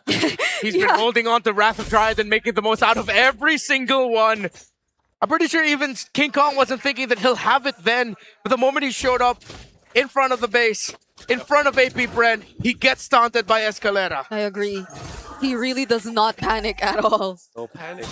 You can catch Escalera off guard, but he still will be very cautious of his timings in using the Wrath of Dryad, but ONIC have already showed up. They use the Divine Binding again. It's going to be Escalera as the target, and they finally take him down. Will the Resurrection be available? We see that for later, because they shift their attention to JM Pinkman, who is slowly starting to feel the damage as well. The Lord is below half HP. Does ONIC find a chance? Oh! And it's ONIC's welcome! It lands on James Banks! Of all people! And ONIC have won out on this objective battle! They're slowly cleaning up! AP Brand, they lose one more! Shizu's within reach! Gets caught by the Divine Binding! And it's Savannah with the Bennett's Rage trying to finish him off, but he survives! Oh, the shotgun! And that's it! Kirk literally found the perfect bite onto James Banks! It took the long way around, but now ONIC will take this! 23 minutes of back and forth, but a single perfectly timed catch! and ONIC have taken the sweep against AP Bren. AP Bren were patient. AP Bren were doing well. But ONIC, with their aggression and the fact that they forced another team fight, King Kong being aggressive, with Savero being so reliable. At the same time, Kirk, the game-winning play, together with Yoshi. They have survived the AP Bren and have taken 4 games this weekend without losing any. An exciting start for the Super Fam. An exciting series. Pretty sure none of us expected it to go the way it did. AP Bren might just be way more competitive than we give them credit for. 2 games where they made ONIC struggle. They still get swept, but it's a bow where they can hold their heads up high. Hey, that last play from Shizo, I really felt like he could have survived that. There was so much going on. There were so much instances where it really felt, especially in the latter portions, that AP Bren have discovered and learned how to be a lot more disciplined, have learned not to panic, have adjusted so much from what we saw lacking from them in game number 1. But in the end, it's just that game-winning play from ONIC. So good by ONIC. So good by AP Bren. But a difference maker. A young man from Indonesia imported to a country where he didn't even know the language. Oh my goodness. Adopted to a different family. Yep. Yet super all the same. And eventually is the best gold lader so far here in the Philippines. Savero is just making wonders happen here in this region. On the stage, he's there alongside King Kong with Denise and Thea. Sonics, it's your time! Palakpakan naman natin ang ONIC Philippines for getting another... Let's give it up for ONIC Philippines for getting another match this season. That was the longest match. That was the longest match of this week. 20 minutes makapigil. Hininga naman talaga. More than 20 minutes of breath-stopping action. And now we're talking to the jungler, King Kong, and the match MVP, Savero. Okay, I'm gonna start. King Kong, I want to go straight to the point. A lot of people are saying that the meta revolves around the junglers right now, and our casters are saying that it's perfect for you. What can you say about that?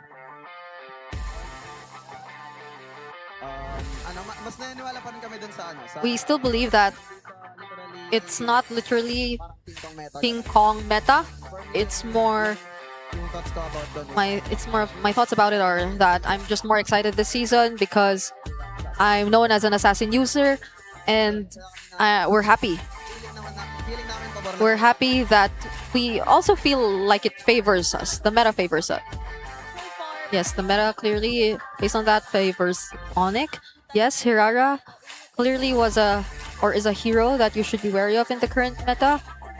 And now, guys, let's go back to this current moment in Game 1. Because in Game 1, AP Bren got the early game against you, but in this moment, you had an opportunity to turn it around. Can you explain what happened in the comms? What were you talking about and the decisions that you were making during this particular clash? Yes. What happened here? Game 1. Game 1.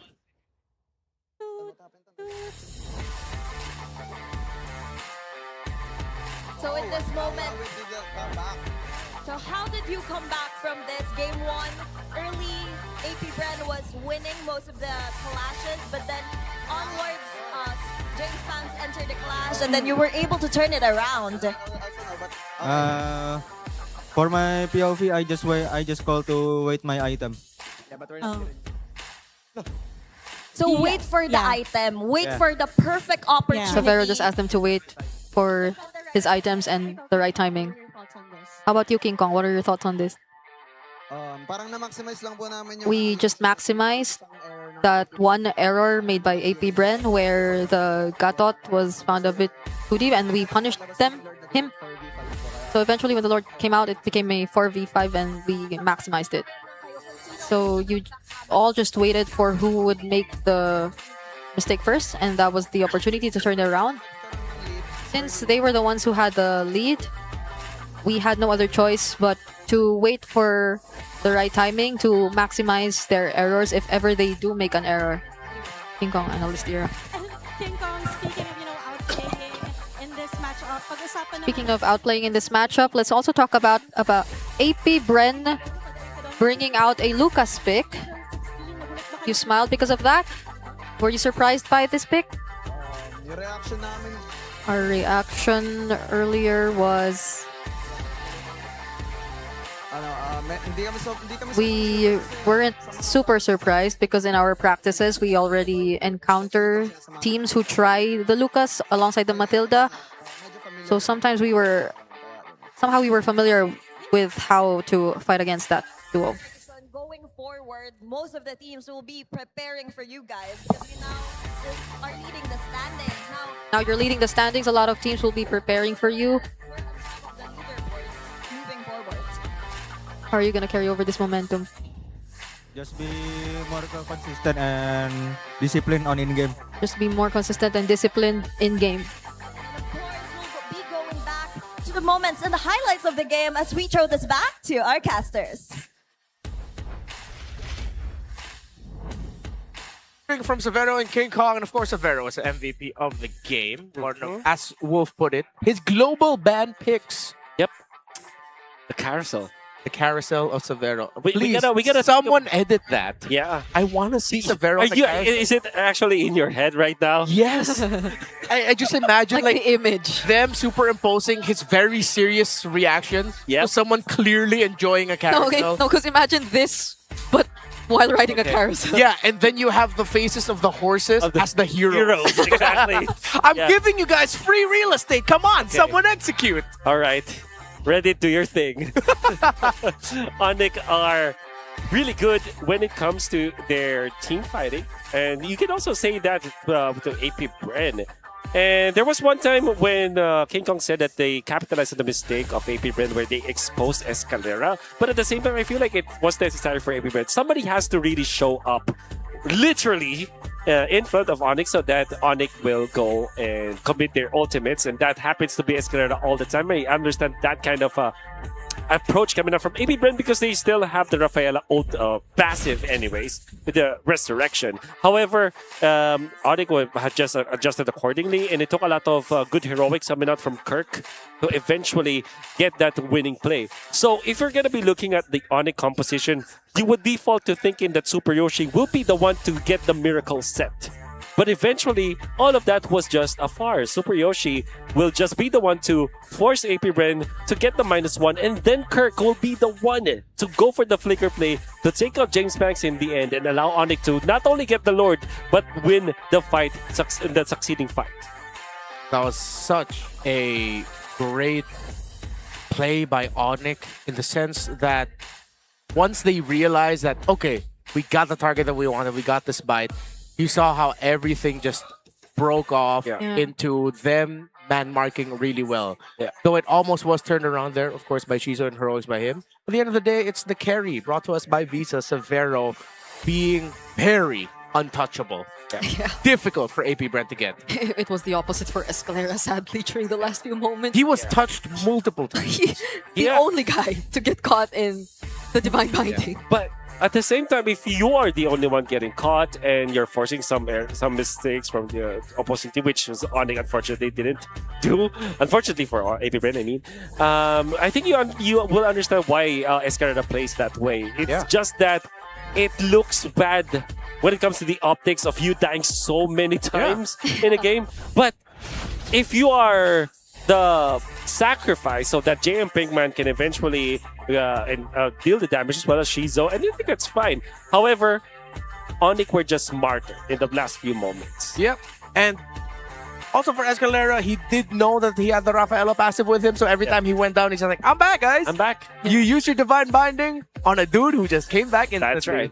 And the thing about Escalera is that he's not popping the flicker, which I feel like is much respected. He knows that in just a short while he will be revived. But ONIC were just faster when it comes to reaction, where the resurrection didn't matter anyways because they were faster when it comes to their movements. Yeah, that one time he was revived, they took their time bursting the objective before they even got to the objective. We talked a lot about ONIC, so let's hear how they talk things out with the Infinix mic check.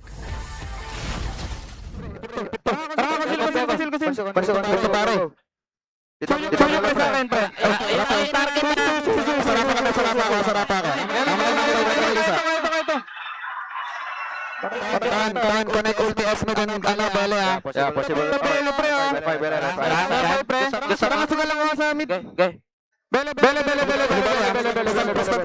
ulti. May wala sila rin na top press. Stop pa ako.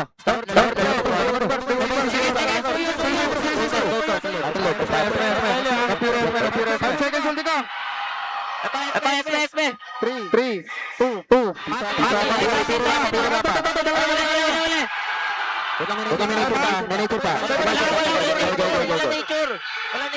Wala nature. Nice boy. Nice one, Kirk. Nice time, Kirk.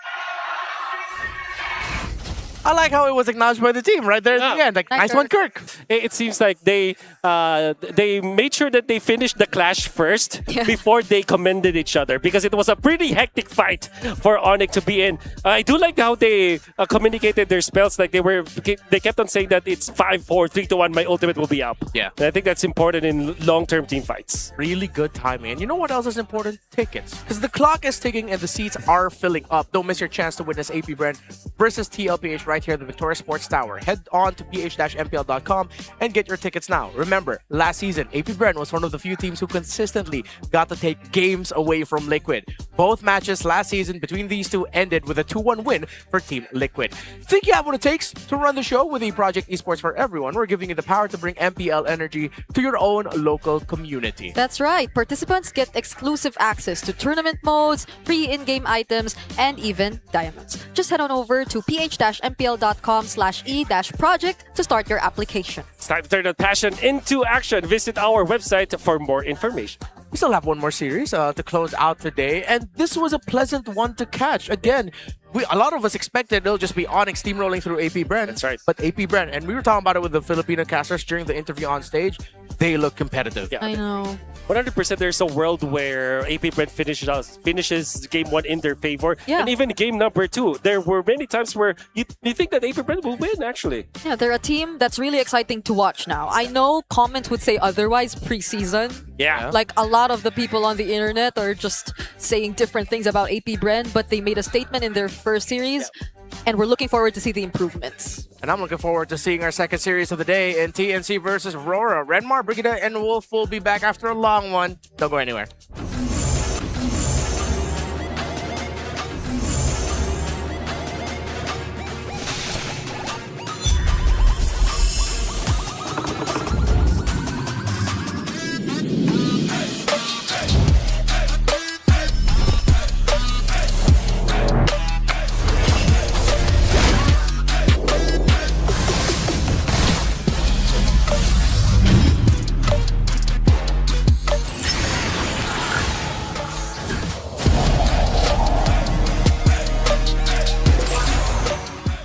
Power your next side quest with Smart Power All.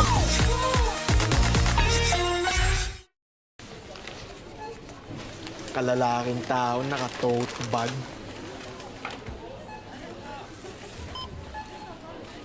Kalalaking tao mo, sir. Ito shampoo mo. Bago ka na, sir. Hindi mo ba alam? Iba ang scalp ng mga lalaki. 1.5 times na oilier at mas pausin. 5 times na mas may chance magka-dandruff. Dito ka na sa Clearmen.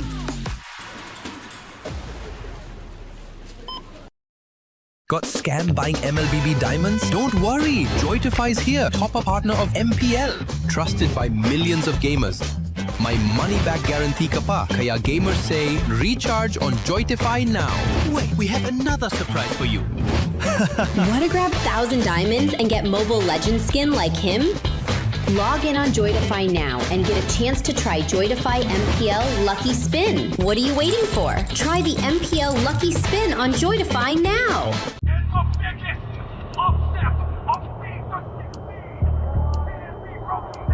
Paano ko kaya sila masusuportahan ngayon ng mas maayos? Kailangan ko ba magpalit ng strategies? Nagagampanan ko kaya ng maayos ang role ko? Will I be able to meet their expectations? We have to prove them all wrong.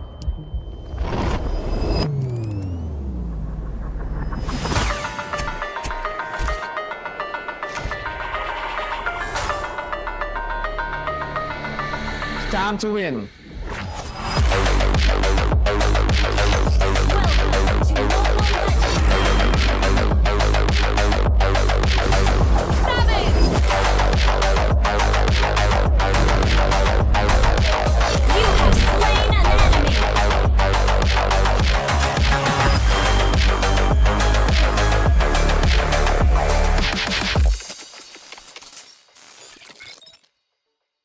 We continuously enhance our services and steadily expand our destinations. China Airlines believes we can and should do better with an international standard. We safeguard your every flight and look to a sustainable method moving towards an era of green aviation. Together with China Airlines, blossoming in the sky.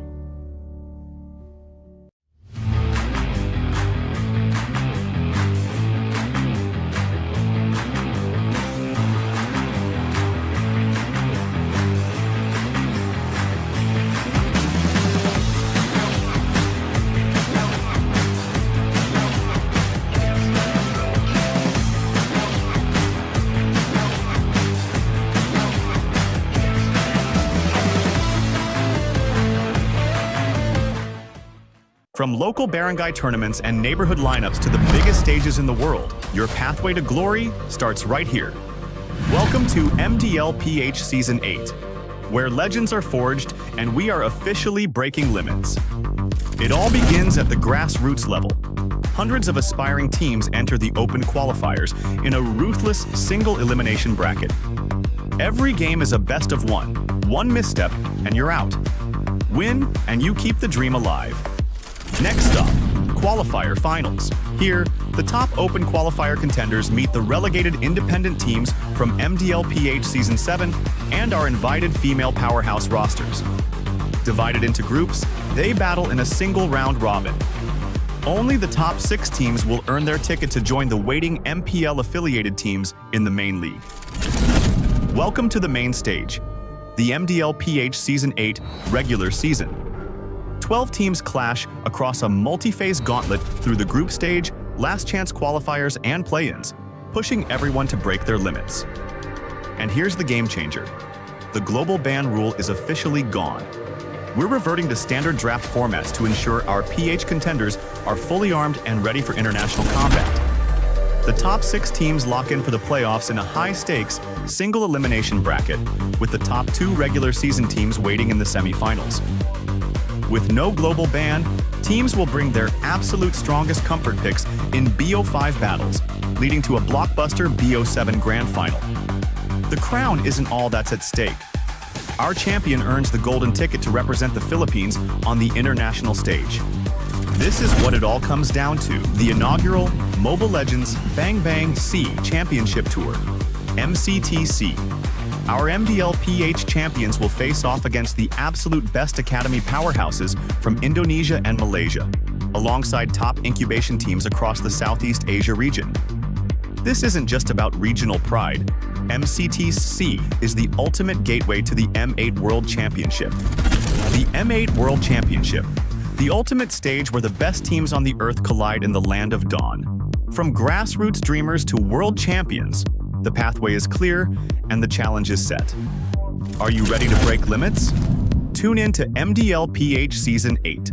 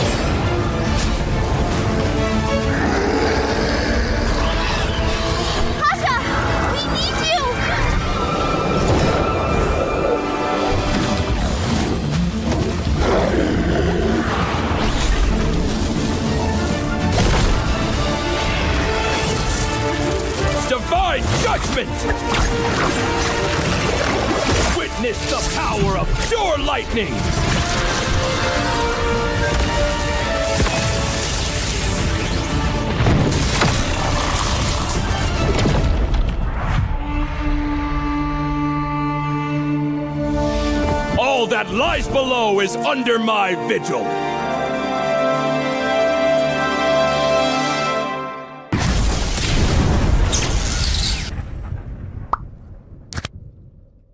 Kailangan mong gumawa ng tunog ng falcon. Ngayon. In 3, 2, 1. Yung ibon. Ay, ibon.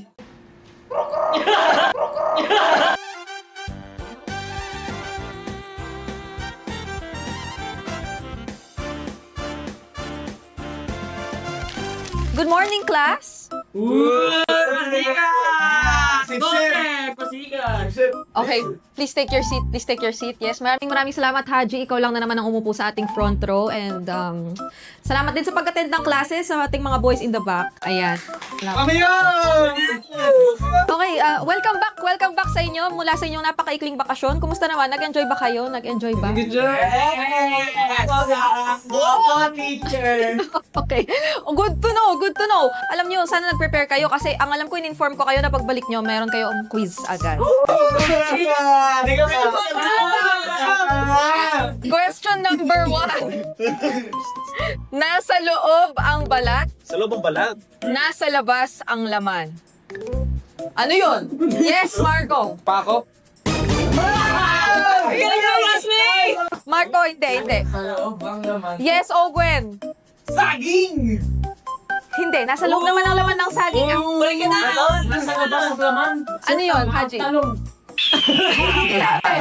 Hindi! Nasa loob pa yung balat. Yung kinakain yung nasa labas. Yung nasa loob. Hindi siya kinakain. Or gulay. Yes, Bert. Bayabas? Hindi. Nasa may balat pa rin ang bayabas sa labas ah. Ayan! Pineapple? Hindi! Mais!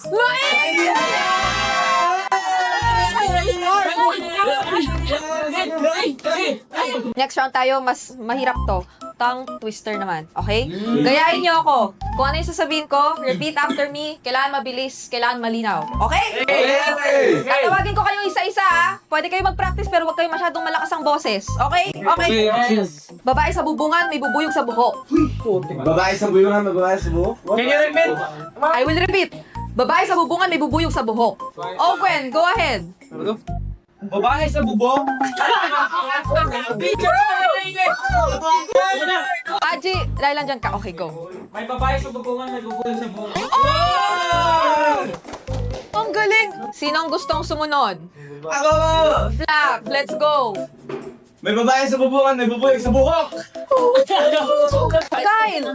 May babae sa bubungan, may babae sa buhok! Mali! Pagbigyan na natin. First, Ogwen, Marco, sino ang gusto sumunod? May babae sa bubungan, may buhok. Malapit na. Isa pa. Oh, sige, pagbigyan natin. May babae sa bubungan, may bubuyog sa buhok. Yun! Ganun lang. First, ikaw na, iwan mo na yung dalawa. Oh. May babae sa bubungan, may bubuyog sa buhok. Palakpakan natin. May babae sa bubungan, may bubuyog sa buhok. Ogwen! May babae sa bubungan, may bubuyog sa buhok. Okay, Marco, bilang ikaw ang pinakamabagal, kailangan mong gumawa ng tunog ng falcon. Ngayon, in 3, 2, 1.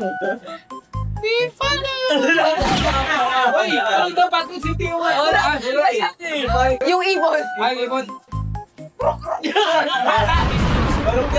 Parang kwago yun, pero sige. Pagbigyan na natin siya. Matapit nang matapos ang quiz so far. Parang nag-aral kayo, ha? Gusto ko lang sabihin nyo. Basic. Ang galing nyo. College lang, ma'am. And feeling ko gusto kong tawagin ang inyong class president para rito. Mr. Ogwen, please stand up. Mr. Ogwen, sobrang lapit nyo nang mag-champion last season. Unting-unti na lang talaga. Ano ang babaguhin nyo? Ano ang kailangan nyo gawin this season para mag-champion na kayo? Manalo! Tama! Tama ka! Ngayon, isa-isahin ko na rin kayo kasi lahat kayo ay papasok na ng season 18. Kung meron kayong isang salita na pwedeng gamitin para i-describe ito, ano yon? Haji! Kyle! Grind. Flap. Champion. Ferds. Laban. Ogwen. Palag. Super Marco. Pilipinas. Haji. Work hard. Dalawa yun. Pero pagbigyan na natin. Okay, thank you so much, class. Pasado naman yata kayo. Class dismissed. Thank you so much.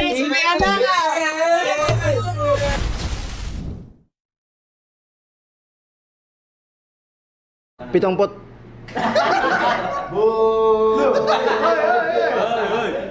Pitong...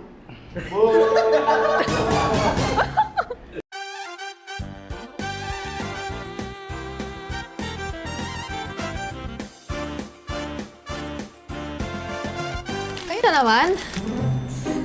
Okay, sige. Tara, magsimula na tayo. Ma'am, may quiz ba tayo ngayon? Oo. At may parusa pa sa mga bagsak. Ay, tama na. Ma'am. Ano kami dito? Sige, ma'am. Dali mo. Bugtong muna tayo, okay? Una, laging tumatakbo pero walang paa.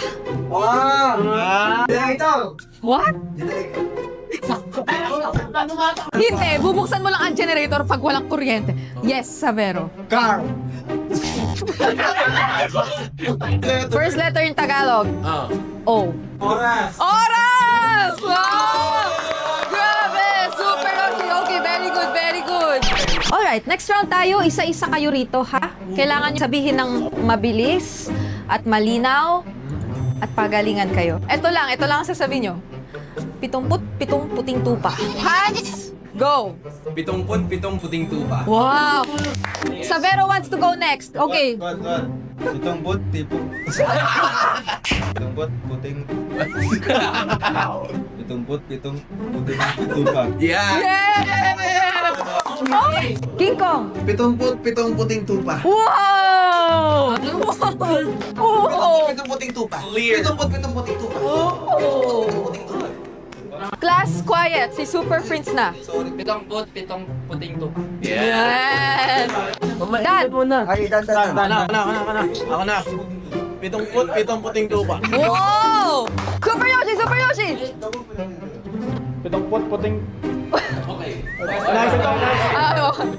Pitong puting tupa. Oy! Brusko! Pitongpot.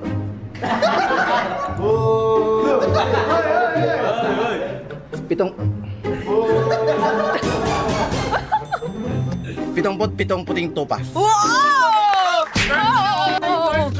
Okay, Kurt. Pitong puting tupa. Yay! Okay, pero medyo seryoso tayo ngayon, class. Dati, tinatawag kayong super fam at kailangan nyo yun bawiin ngayong season 18. Tama? Hindi naman siguro nawala, ma'am. Andyan lang yan. Kailangan lang namin ipakita ulit. Oh, confident. Gusto ko yan. Narinig nyo ba yun, class? O siya. That's it. Class dismissed. Okay, pero bago kayo umalis, sinong cleaners for today?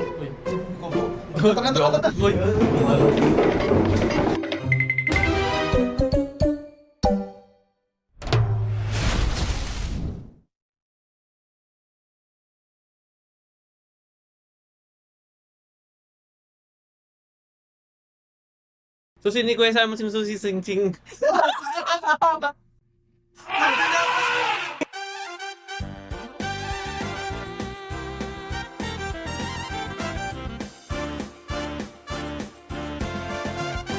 Okay, start na tayo. Sit down, sit down. Alam niyo na dapat yung drill. Mabilis lang.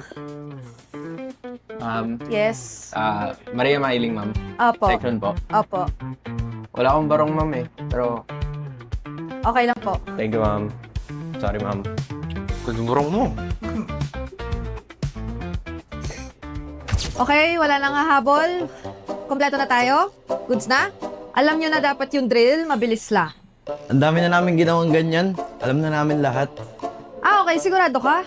Sige, subukan natin. Bugtong-bugtong, maliit na bahay, puno ng tao. Ano yun? Bubo.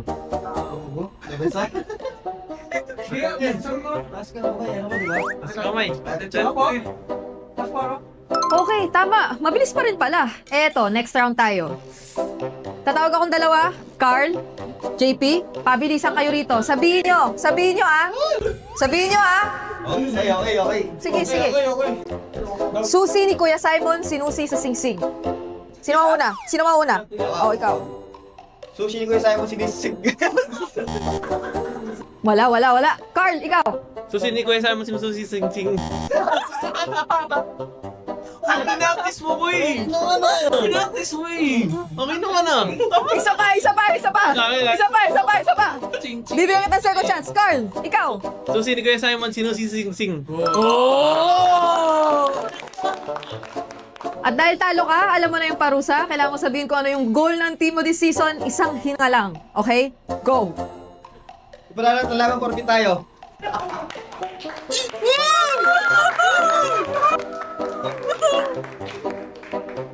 Q&A naman tayo. Bilang defending champions and back-to-back champions, ano ang pinakamalaking pressure sa inyo ngayong season 18? Sino gusto sumagot? Siguro yung expectations po, ma'am, na every season may kailangan kaming improve. Kahit champions kayo, need nyo pa rin mag-aral. Tama?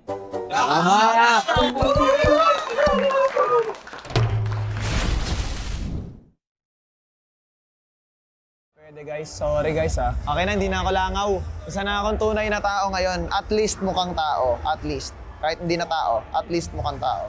Wow, motivated ka, Ton? You held me down, but I got up, Ton. I went from zero. Jolly baby. Busing, walang kanin, busing.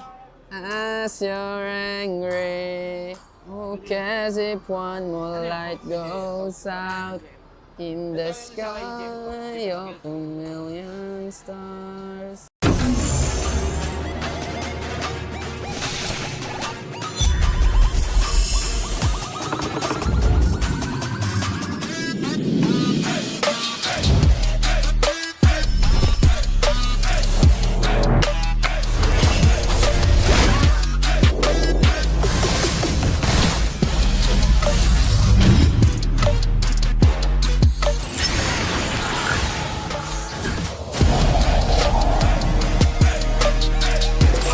Power your next side quest with Smart Power All.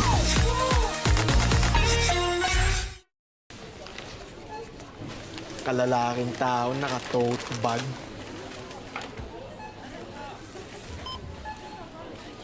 Kalalaking tao mo, sir. Ito shampoo mo. Bago ka na, sir. Hindi mo ba alam? Iba ang scalp ng mga lalaki. 1.5 times na oilier at mas pausin. 5 times na mas may chance magka-dandruff. Dito ka na sa Clearmen.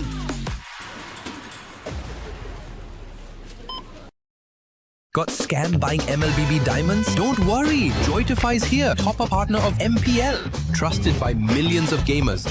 My money-back guarantee ka pa, kaya gamers say, recharge on Joytify now. Wait, we have another surprise for you. Want to grab 1,000 diamonds and get Mobile Legends skin like him? Log in on Joytify now and get a chance to try Joytify MPL Lucky Spin. What are you waiting for? Try the MPL Lucky Spin on Joytify now.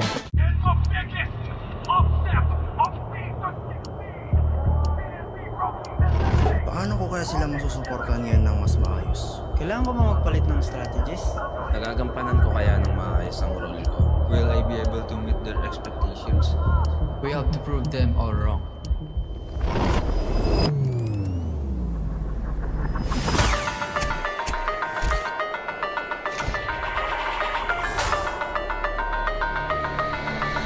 Time to win.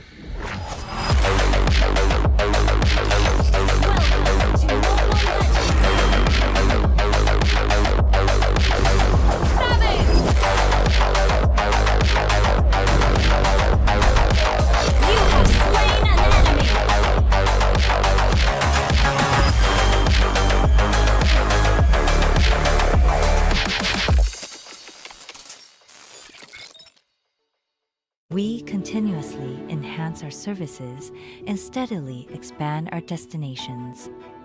China Airlines believes we can and should do better with an international standard.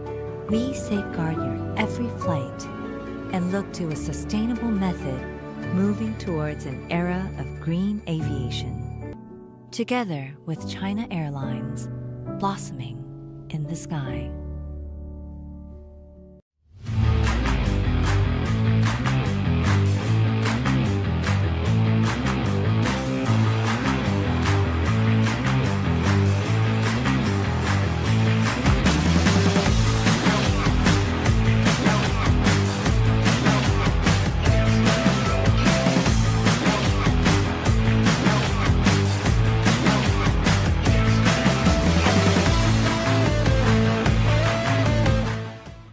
From local barangay tournaments and neighborhood lineups to the biggest stages in the world, your pathway to glory starts right here.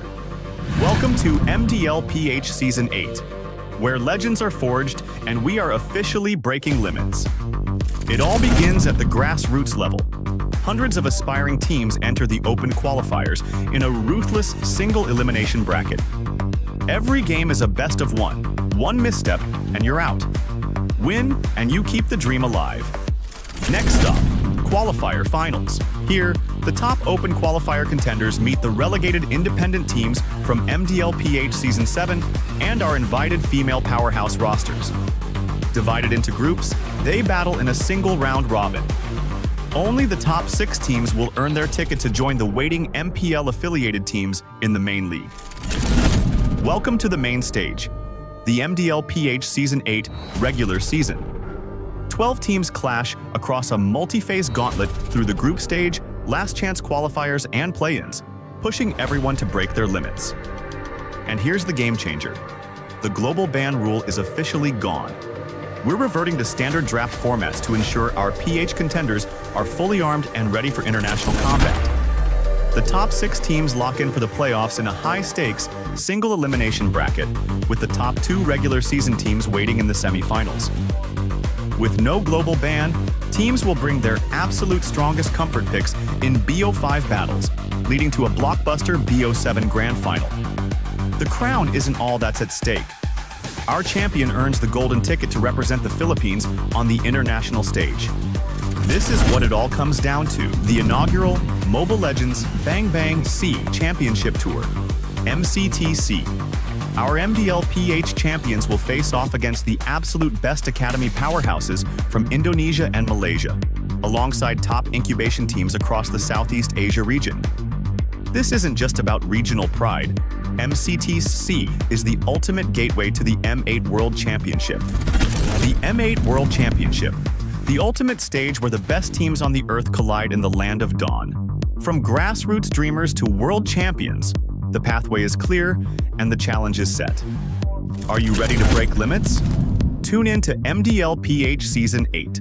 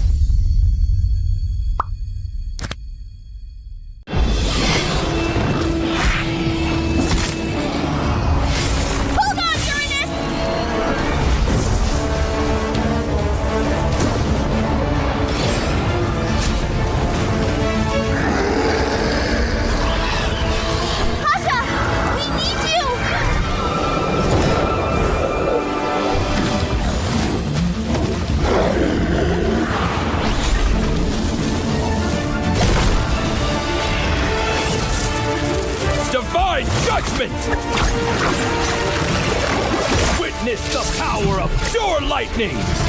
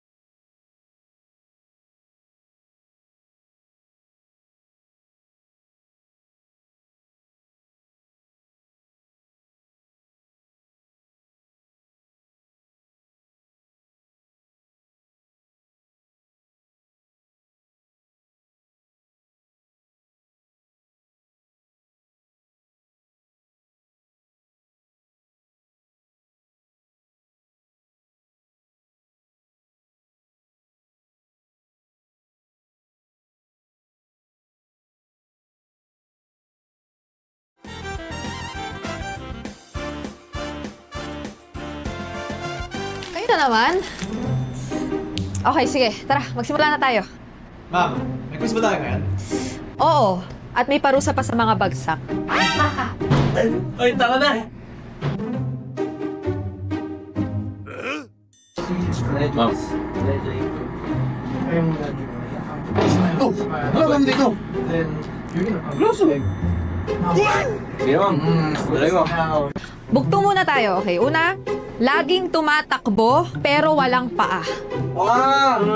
Ito! What? Hindi, bubuksan mo lang ang generator pag walang kuryente. Yes, Savero. Car! First letter in Tagalog. O. Oras! Oras! Wow!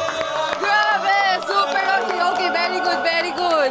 Alright, next round tayo. Isa-isa kayo rito, ha? Kailangan nyo sabihin ng mabilis at malinaw at pagalingan kayo. Ito lang ang sasabihin nyo. 77 puting tupa. Hands, go! 77 puting tupa. Wow! Savero wants to go next. Okay. Pitong put, tipong... Pitong put, puting... Pitong put, pitong puting tupa. Okay. King Kong. 77 puting tupa. Wow! Wow! 77 puting tupa. 77 puting tupa. Class, quiet. Si Super Prince na. 7 puting tupa. Yes! Dan. Ay, dan. Ako na. 77 puting tupa. Wow! Super Yoshi! Super Yoshi! 70 puting... Okay. Ano? 70 puting tupa. Oy! Brusko! Brusko! Brusko! 70. Pitong...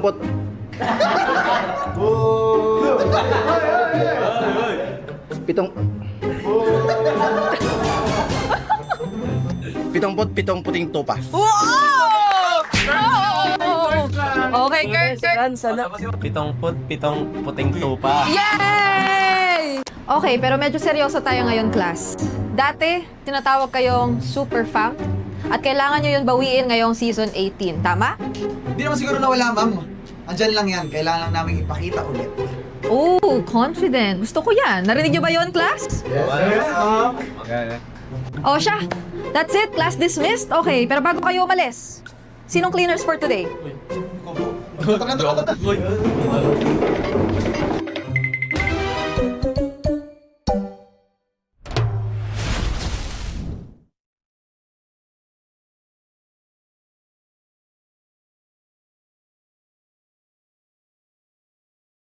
Susi ni Kuya Simon sinususi sing-sing.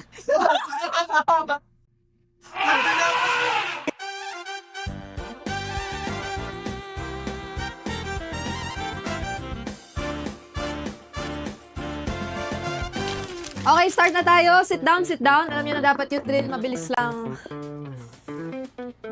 Yes. Maria Mailing, ma'am. Opo. Section po. Opo. Wala akong barong, ma'am eh. Pero, Okay lang po. thank you, ma'am. Sorry, ma'am. Kagumurong mo. Okay, wala nang hahabol. Kompleto na tayo? Goods na? Alam nyo na dapat yung drill. Mabilis lang. Ang dami na namin ginawang ganyan. Alam na namin lahat. Okay. Sigurado ka? Sige, subukan natin. Bugtong-bugtong, maliit na bahay, puno ng tao. Ano yun? Bubo.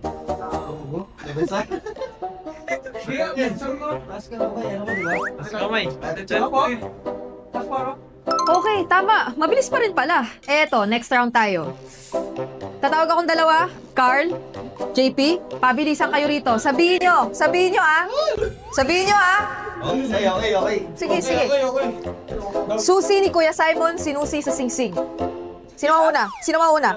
Oh, ikaw. Sushi ni Kuya Simon sinisig. Wala. Carl, ikaw. Susi ni Kuya Simon sinususi sing-sing. Pinaktis mo, boy! Pinaktis mo eh! Okay naman ah! Isa pa! Bibigyan kita second chance. Carl, ikaw. Susi ni Kuya Simon sinusi sing-sing. At dahil talo ka, alam mo na yung parusa. Kailangan mo sabihin ko ano yung goal ng team mo this season. Isang hinga lang. Okay? Go! Ipalalaban korpi tayo.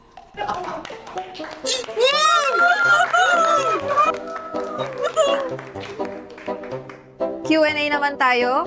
Bilang defending champions and back-to-back champions, ano ang pinakamalaking pressure sa inyo ngayong season 18? Sino gusto sumagot? Siguro yung expectations po, ma'am, na every season may kailangan kaming improve. Kahit champions kayo, need nyo pa rin mag-aral. Tama?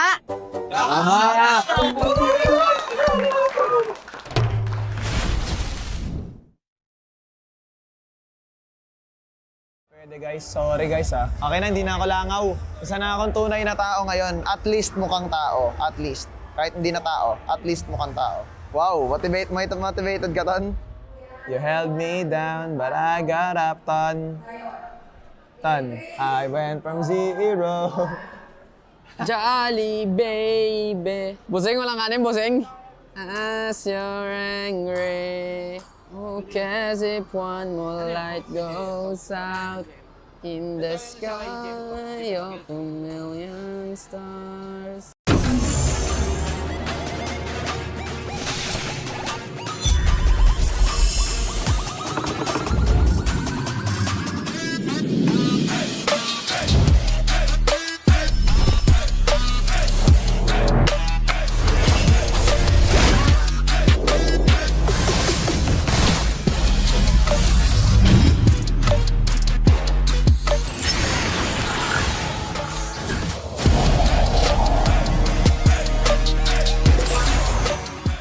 Power your next side quest with Smart Power All.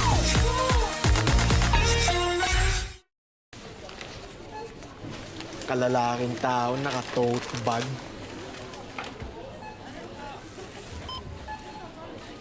Kalalaking tao mo, sir. Ito shampoo mo.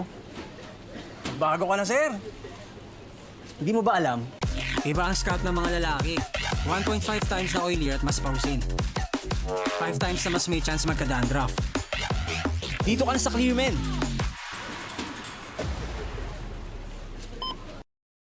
Got scammed buying MLBB diamonds? Don't worry, Joytify is here, top-up partner of MPL, trusted by millions of gamers. My money-back guarantee ka pa, kaya gamers say, recharge on Joytify now. Wait, we have another surprise for you. Want to grab 1,000 diamonds and get Mobile Legends skin like him?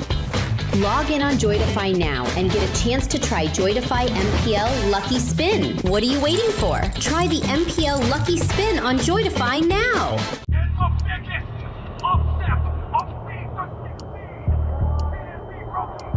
Paano ko kaya sila masusuportahan ngayon ng mas maayos? Kailangan ko ba magpalit ng strategies?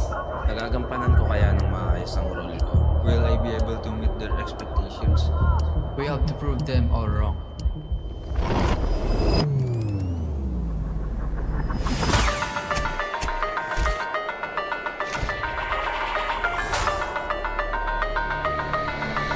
Time to win.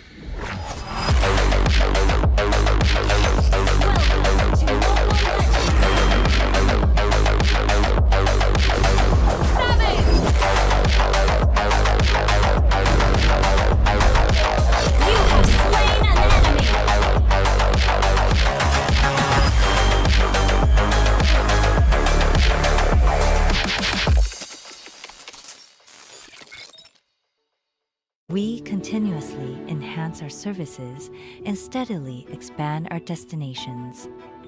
China Airlines believes we can and should do better with an international standard.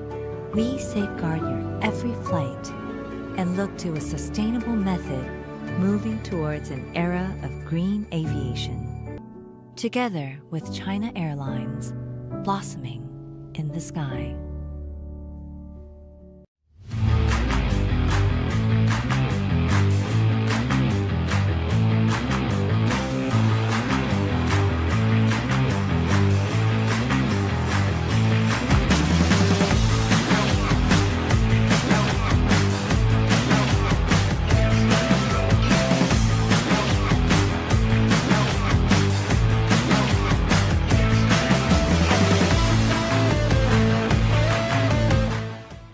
From local barangay tournaments and neighborhood lineups to the biggest stages in the world, your pathway to glory starts right here. Welcome to MDL PH Season 8, where legends are forged and we are officially breaking limits. It all begins at the grassroots level. Hundreds of aspiring teams enter the open qualifiers in a ruthless single elimination bracket. Every game is a best of one. One misstep and you're out. Win and you keep the dream alive. Next up, qualifier finals. Here, the top open qualifier contenders meet the relegated independent teams from MDL PH Season 7 and our invited female powerhouse rosters. Divided into groups, they battle in a single round robin. Only the top 6 teams will earn their ticket to join the waiting MPL affiliated teams in the main league. Welcome to the main stage, the MDL PH Season 8 regular season. 12 teams clash across a multi-phase gauntlet through the group stage, last chance qualifiers, and play-ins, pushing everyone to break their limits. And here's the game changer. The global ban rule is officially gone. We're reverting to standard draft formats to ensure our PH contenders are fully armed and ready for international combat.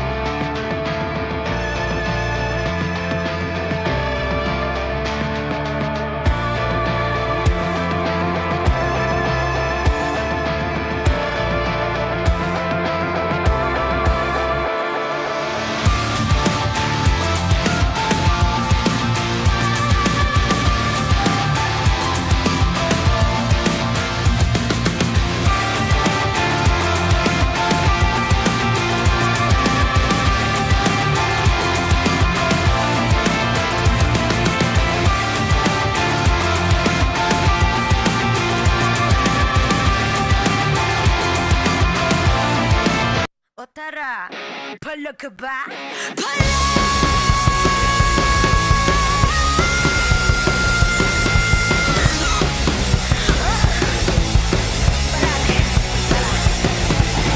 Handa sa laban, sanda ka sa aking kamay. Watching my click, wavy fire in the eyes. Yeah, I walk with my head held high. Ano ba yung takot kung tore ang aking gabay?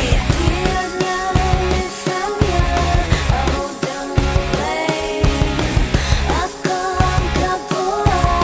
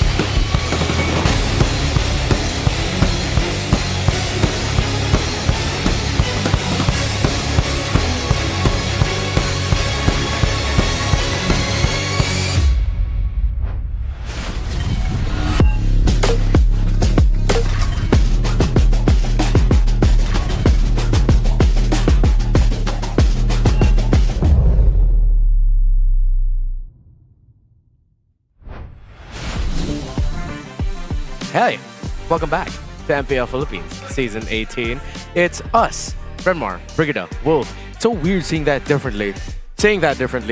But yeah, we're here. Welcome back to the English broadcast, and we're now down to our final and second series of the day in TNC versus Aurora. In case you missed it, APBR got swept earlier by ONIC PH, but kept it competitive.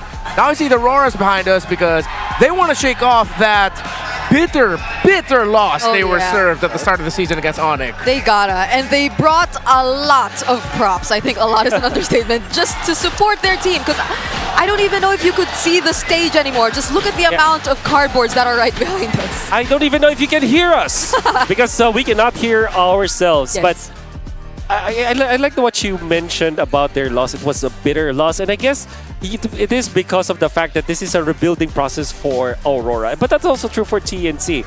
Now, it now begs another question. Is it Zyda or is it going to be Coil?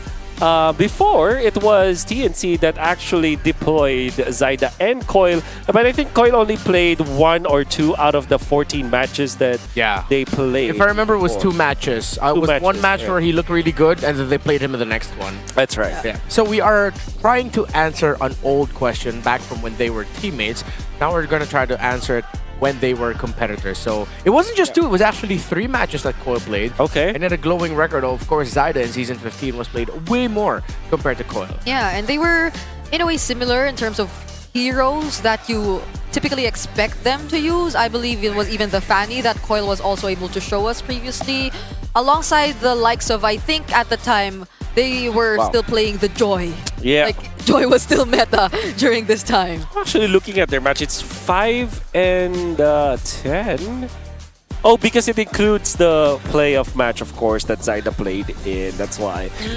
Okay, so what I remember from that season, from Season 15 to TNC, is that it was Zyda and the gang just barely hanging on, making it to the playoffs. But Coil was electric. I think that between Zyda and Coil, they're really good at assassins, and the real problem there was, how do we even decide who is better, who should play? Because both of them are really good. At least now we get to see it in a matchup where they're against each other. Instead of trying to answer it within them being together in the same team, we actually get to see them fight it out. Of course, Zyda, huge breakout season for him back in Season 16 when there was a little bit of a Cinderella run going on for TNC Pro Team in the Cuneta Astrodome. Meanwhile, for Coil, we know that because of his recent performances, of course, becoming a champion in MPL Cambodia Season 10, and of course, a star-making and breakout performance in MSC back in Paris. Oh, yeah. Everybody was so impressed by Coil and his performance, and I think that he followed it up with the Games of the Great Future performance as well, and everybody's hyped that he's now back in the Philippines. Yeah, so now we're going to be able to understand a little bit more of where the members of TNC and Aurora? Once again, we're going back to the action, and it's going to be an interesting match between TNC and Aurora. But right now, I'm here inside the dugout of TNC together with Coach Max and their jungler, Zyda. Guys, are you ready for the match later? Kamusta? Ready na po. Ready. Coach, matanong ko lang, kahapon, your last game, it was a push and pull. Pero yun nga lang, disappointing na hindi nakuha yung win. Sa tingin mo, if you're gonna point out anything, ano yung naging pagkakamali dun sa match na yun? Siguro yun sa game 2, may way kami para ma-end ng mas maaga yung game. So, yun yung mga na-discuss namin. Kasi yung hero nila medyo late game reliance eh. So, may way kami na matapos siya ng mas maga, hindi lang namin nagawa. Tapos, nung medyo nag-late game, hindi lang namin na-meet yung mga conditions na kailangan namin gawin. Pero, yung early naman and mid-game, may kailangan, kahit nakalamang kami, marami pa rin pwedeng linisin. So, hindi pa yun yung full potential ng team. At full potential yung kailangan lumabas ngayon. But Zyda, for you, ano naman yung mga lesson na parang i-a-apply mo na today and moving forward the season na nakuha mo kahapon? Siguro po yung sa tingin ko yung sa kahapon namin na nagkulang kami sa pagka-connect sa isa't isa, tas yung decision making namin as a team. Yun po yung ma-apply ko sa ngayong laban. And Coach, you spoke about potential na mas marami pang pwedeng linisin. Ngayon ba meron kang namamata na kailangan pang mag-step up more from your team? Siguro kung specific baka kay Kyurem. Kasi alam ko yung nalaro niya kahapon, hindi talaga yun yung best ng laro niya eh. Sobrang taas ng ceiling niya and hoping na malaro niya yung best game niya ngayong araw. At syempre naririnig yan niya ngayon, so parang nakaka-pressure ba? But let's go back, Zaida, on the other side of the room. Makakaharap mo ang iyong former teammate at former kapalitan sa lineup. Ngayon matanong ko lang, what was your reaction nung malaman mo na babalik na sa MPL si Coil? Sa akin, masaya po ako kasi madadagdagan yung mga palong junglers dito sa Pinas. At yun, dati ko siyang kampe. Na-excite ako makalaban siya. Pero meron ka bang expectations ngayon na maghaharap kayo na ina-expect mo ba na mas kabisado mo yung magiging galaw ng bawat isa? Or are you expecting to be surprised? Para sa akin po, ganun pa rin po na katulad dati. Hindi ko naman po parang pinipredict yung gagawin niya or ano. Basta gagawin ko lang yung best ko para matalo siya. At gagawin yung best na yun. And I'm sure naririnig tayo sa kabila nila, Denise. Denise, anong masasabi dyan ni Coil? Going to you guys. Thank you so much, Thea. Rinig na rinig namin ang mensahe ni Zaida para kay Coil. At katabi ko nga ngayon, dito sa kanilang dugout, we have Coach Master the Basics and Coil. Coil, babalikan natin mamaya yung sinabi ni Zaida. Uunahin ko muna dito si Coach. Coach, kanina we witnessed na napakagaling na ipinakitang match-up ng ONIC. Pero balikan natin yung naging laban nyo sa kanila. Anong thoughts mo dito sa naging laban na to? Pwede, wag natin balikan. Ayun lang. Joke lang. Bali, sobrang devastating sa amin kasi nga one-sided sobra yung laban. So marami kaming ni-review and marami kaming i-adjust from draft to execution. Ayun na. I'm pretty sure i-apply nyo dito sa... Hopefully, ma-apply na namin. Yes. Ikaw naman, Coil. Ito, Coil. Mukhang ayaw balikan ni Coach pero wala tayong choice. If you're gonna rate your performance from 1 to 10 dun sa ONIC, anong rating mo? 1. Okay lang bang i-explain kung bakit 1? Kasi natalo kami. Aray mo. Pero makakarinig ba kami? Ano bang aasahan namin dapat ngayon sa laban na to? Hindi ko alam. Hindi natin alam. At malalaman natin mamaya. Coach, hindi pa sure si Coil sa mangyayari. Pero ikaw, sino sa tingin mo yung dapat na mag-step up ngayon sa laban nyo against TNC? I think buong team namin kailangan talaga mag-step up. Hindi lang yung players, pati kaming coaches. Kasi talaga to, kailangan namin maglaro as iisa talaga. As in, kailangan magkasundo kaming lahat. And masunod kung ano man yung mga pre-practice namin. I love it. Naririnig yan ng buong dugout ngayon, Coach. They're gonna play as one.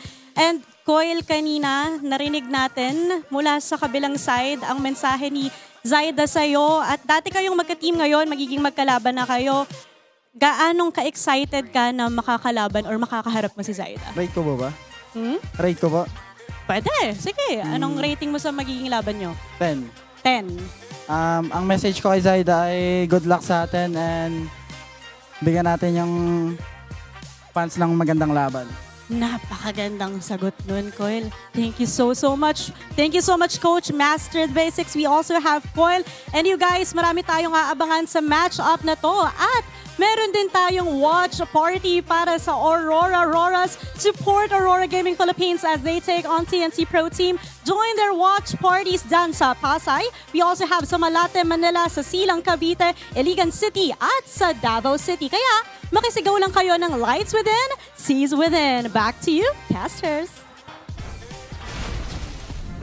Will we actually get a 10 out of 10 matchup between the two junglers who used to be together in the same team, now facing off each other as competitors? Coil and Zaida for Aurora and TNC respectively. I do hope it is going to be a good one. Again, I feel like we didn't get to see anything about Aurora this season after what happened to them against ONIC, but for TNC, they were impressive. Let's look at the Infinix keys to victory. Yeah, we're going to be focusing on TNC first. You have to execute calculated aggression when leading. And it's interesting because Coach Etomax himself also mentioned something similar to this, that they weren't able to capitalize in the late game because their lineup was designed to get into the late game. So this is what they have to do right now, look back at that game and adjust accordingly. Now, for Aurora, the opposite is true. They have to dictate the early game tempo now. I think that Aurora can leverage the fact that Coil can play aggressively and they can use this so that they can control the early game. And lastly, take charge and seize momentum. it's the same for both teams. For TNC, it might be a little bit slower because that's how they want to approach the game. But Aurora, for sure, they want to play this aggressively. Yep, it's very understandable why Aurora would rather not recall what happened in their first series because it was very devastating.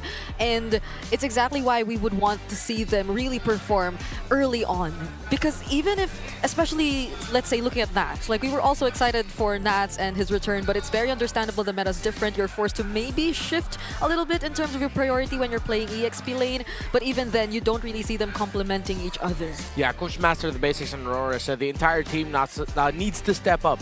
Not just the players themselves, but even the coaches. A lot of discussions online, and I even heard some onside about the drafting choices. All for Aurora, taking some certain trades, Barretts and Uranus being key. Meanwhile, for the side of TNC Pro Team, there was a name mentioned by Coach Max Curem. That was the former IGN of Zen, who is now in the roam role for TNC. And imagine how tough it is. Going from a long-time MDL player in Zen, and even for mid laner Vin, now suddenly you're leading a team of mostly veterans in TNC Pro Team. I think it's mostly a matter of Etomax knowing what potential there is that you can see from Curem and him not realizing it yesterday. Maybe it's the jitters though. It's his first MPL match anyways. Yeah. The pressure builds up and they are playing up against a good opponent too. They're going to be making their way to the stage. Phoenix Army for TNC, the lights for Aurora. Who's going to take this series?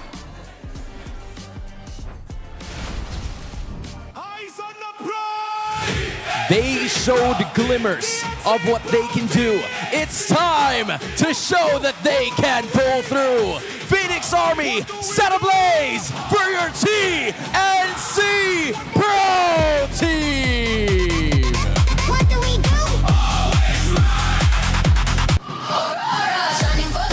Looking to shake off the rust, they are the team that you can always trust. Spotlight is on Aurora Gaming Philippines.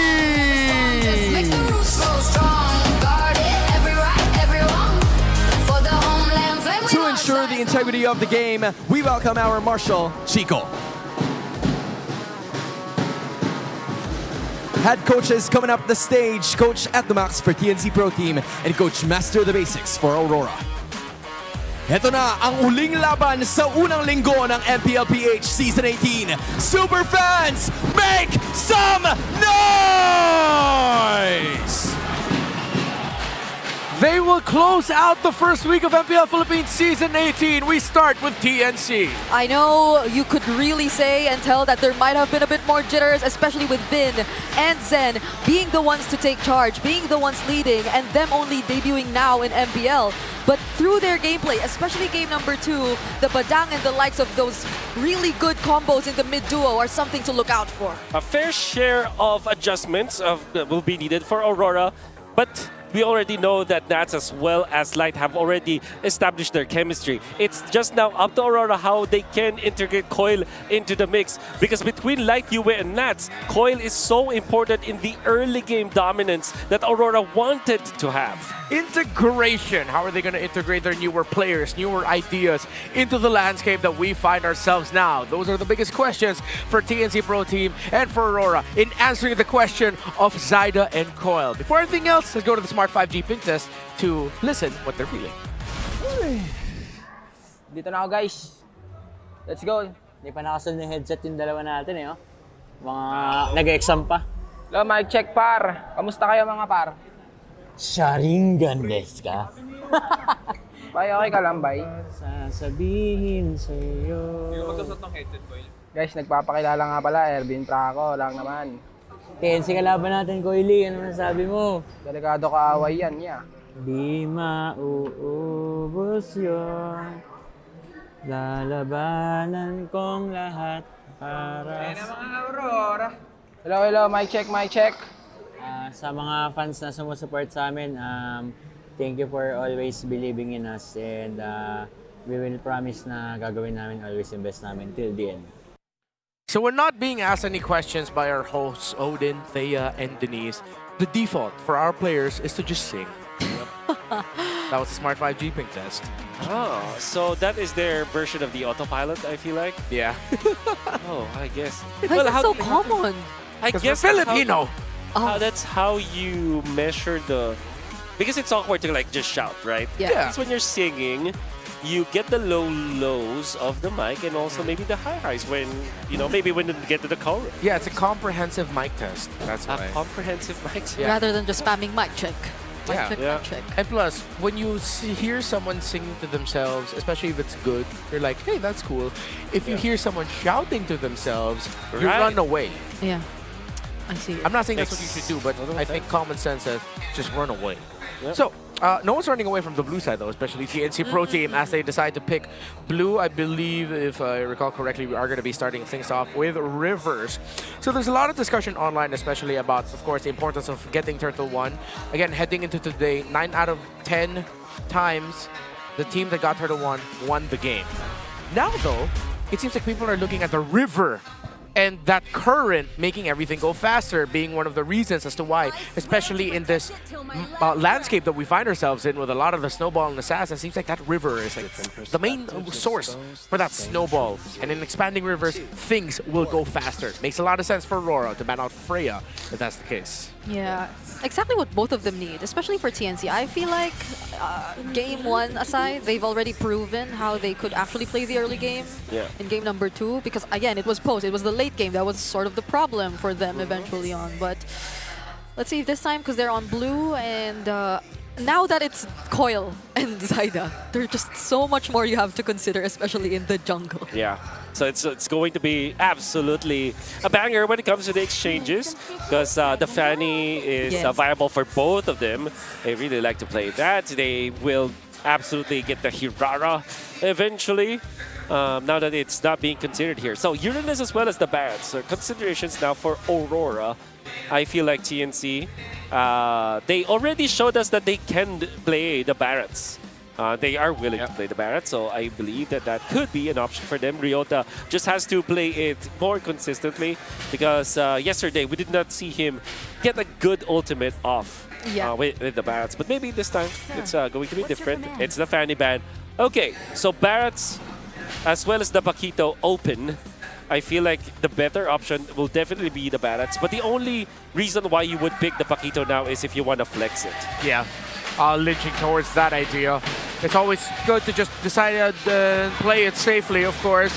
Barrett is a great pick for a reason, but the Uranus is on the other side. Yeah. One thing you have to really take into consideration if you're TNC Pro Team, and because of that, they go ahead and pick up the Paquito so that they have that flex option. Okay, TNC are not gonna go in with their Barrets just yet. Barret's Hirara is naturally the case here. No Fanny for you to be afraid of. There is also a world where they go Barrets with the Belleric, they like. But I think that if you're Aurora, don't steer away from what the metagame dictates. Just go standard, go Hirara with the Barrets, or maybe Rafaela in the mix in exchange for the Hirara if you're not scared about that matchup, because you know that you're playing Coil, and Coil can play a lot of good. I hope to see that. I hope they really consider a winning matchup in lane for Nats here. Oh yeah. For Aurora. But so it seems they will lock in the Uranus instead of the Barrets. All right. I think Aurora decided to go for this round. At least if ever TNC pick up the Barrets, there's going to be no more surprises. Yep. And you have the rest of the draft to be able to adjust to the Paquito jungle. And I guess for TNC now, if you do pick up the Barrets, you are incentivized to pick up Rafaela or Matilda, either or, because you take it away from the Hirara, especially when we were talking about the Rafaela, and it has good synergy with the Barrets and of course the Paquito. The Paquito is a flex, so you don't want to necessarily go for an assassin here. I guess the outlier for TNC, if they want to, is to pick up the Novaria early on, but I feel like what makes total sense here is the Barrets plus the Rafa or Matilda. Just go ahead and lock that combination. It's Rafa. Will it be Barrett? Or will they veer differently? They still lean towards the Belleric. So we're going to be seeing Light playing a different roamer here, as Belleric was the only heroes that he played in their first series against ONIC Philippines at the start of the season. Yeah, I don't like this, but the Belleric makes sense in general. I feel like they did not pick up the Barrets because they know that the Uranus was picked up by Aurora anyways. Yeah. So they're not really pressured to pick that up, so they just secured this Belleric. But also, you reveal something here. Well, kind of. This is still a lot of flex coming out from TNC. Yeah. It reminds me of like Falcons and their first phase That's right. picks yesterday.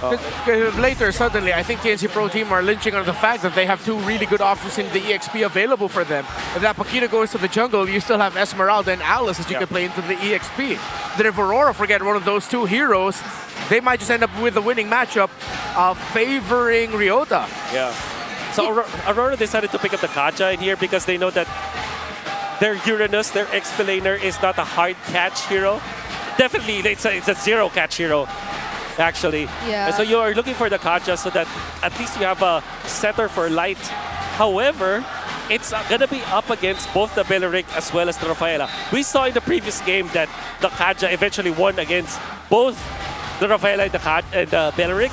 But you can see the strength of this composition here. If someone gets snagged by the Divine Binding, you still have that Resurrection coming out from the Rafaela. Yeah, so I guess TNC would really want to take out some of the combos too. Like what in mid you could just really pair with the Kaja, which is again the Vexana. We already saw this earlier.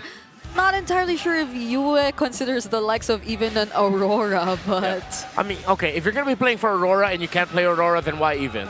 I'm sure he has that available for him in the hero pool there. It's in their name too? Yeah, it's in their name, exactly. Come on. You're Aurora. Yeah. Not Vexana, not Selena, you're Aurora. Yeah. I wonder what else is left for Ryota. Granted, though, they can put this Beleric in the XP lane.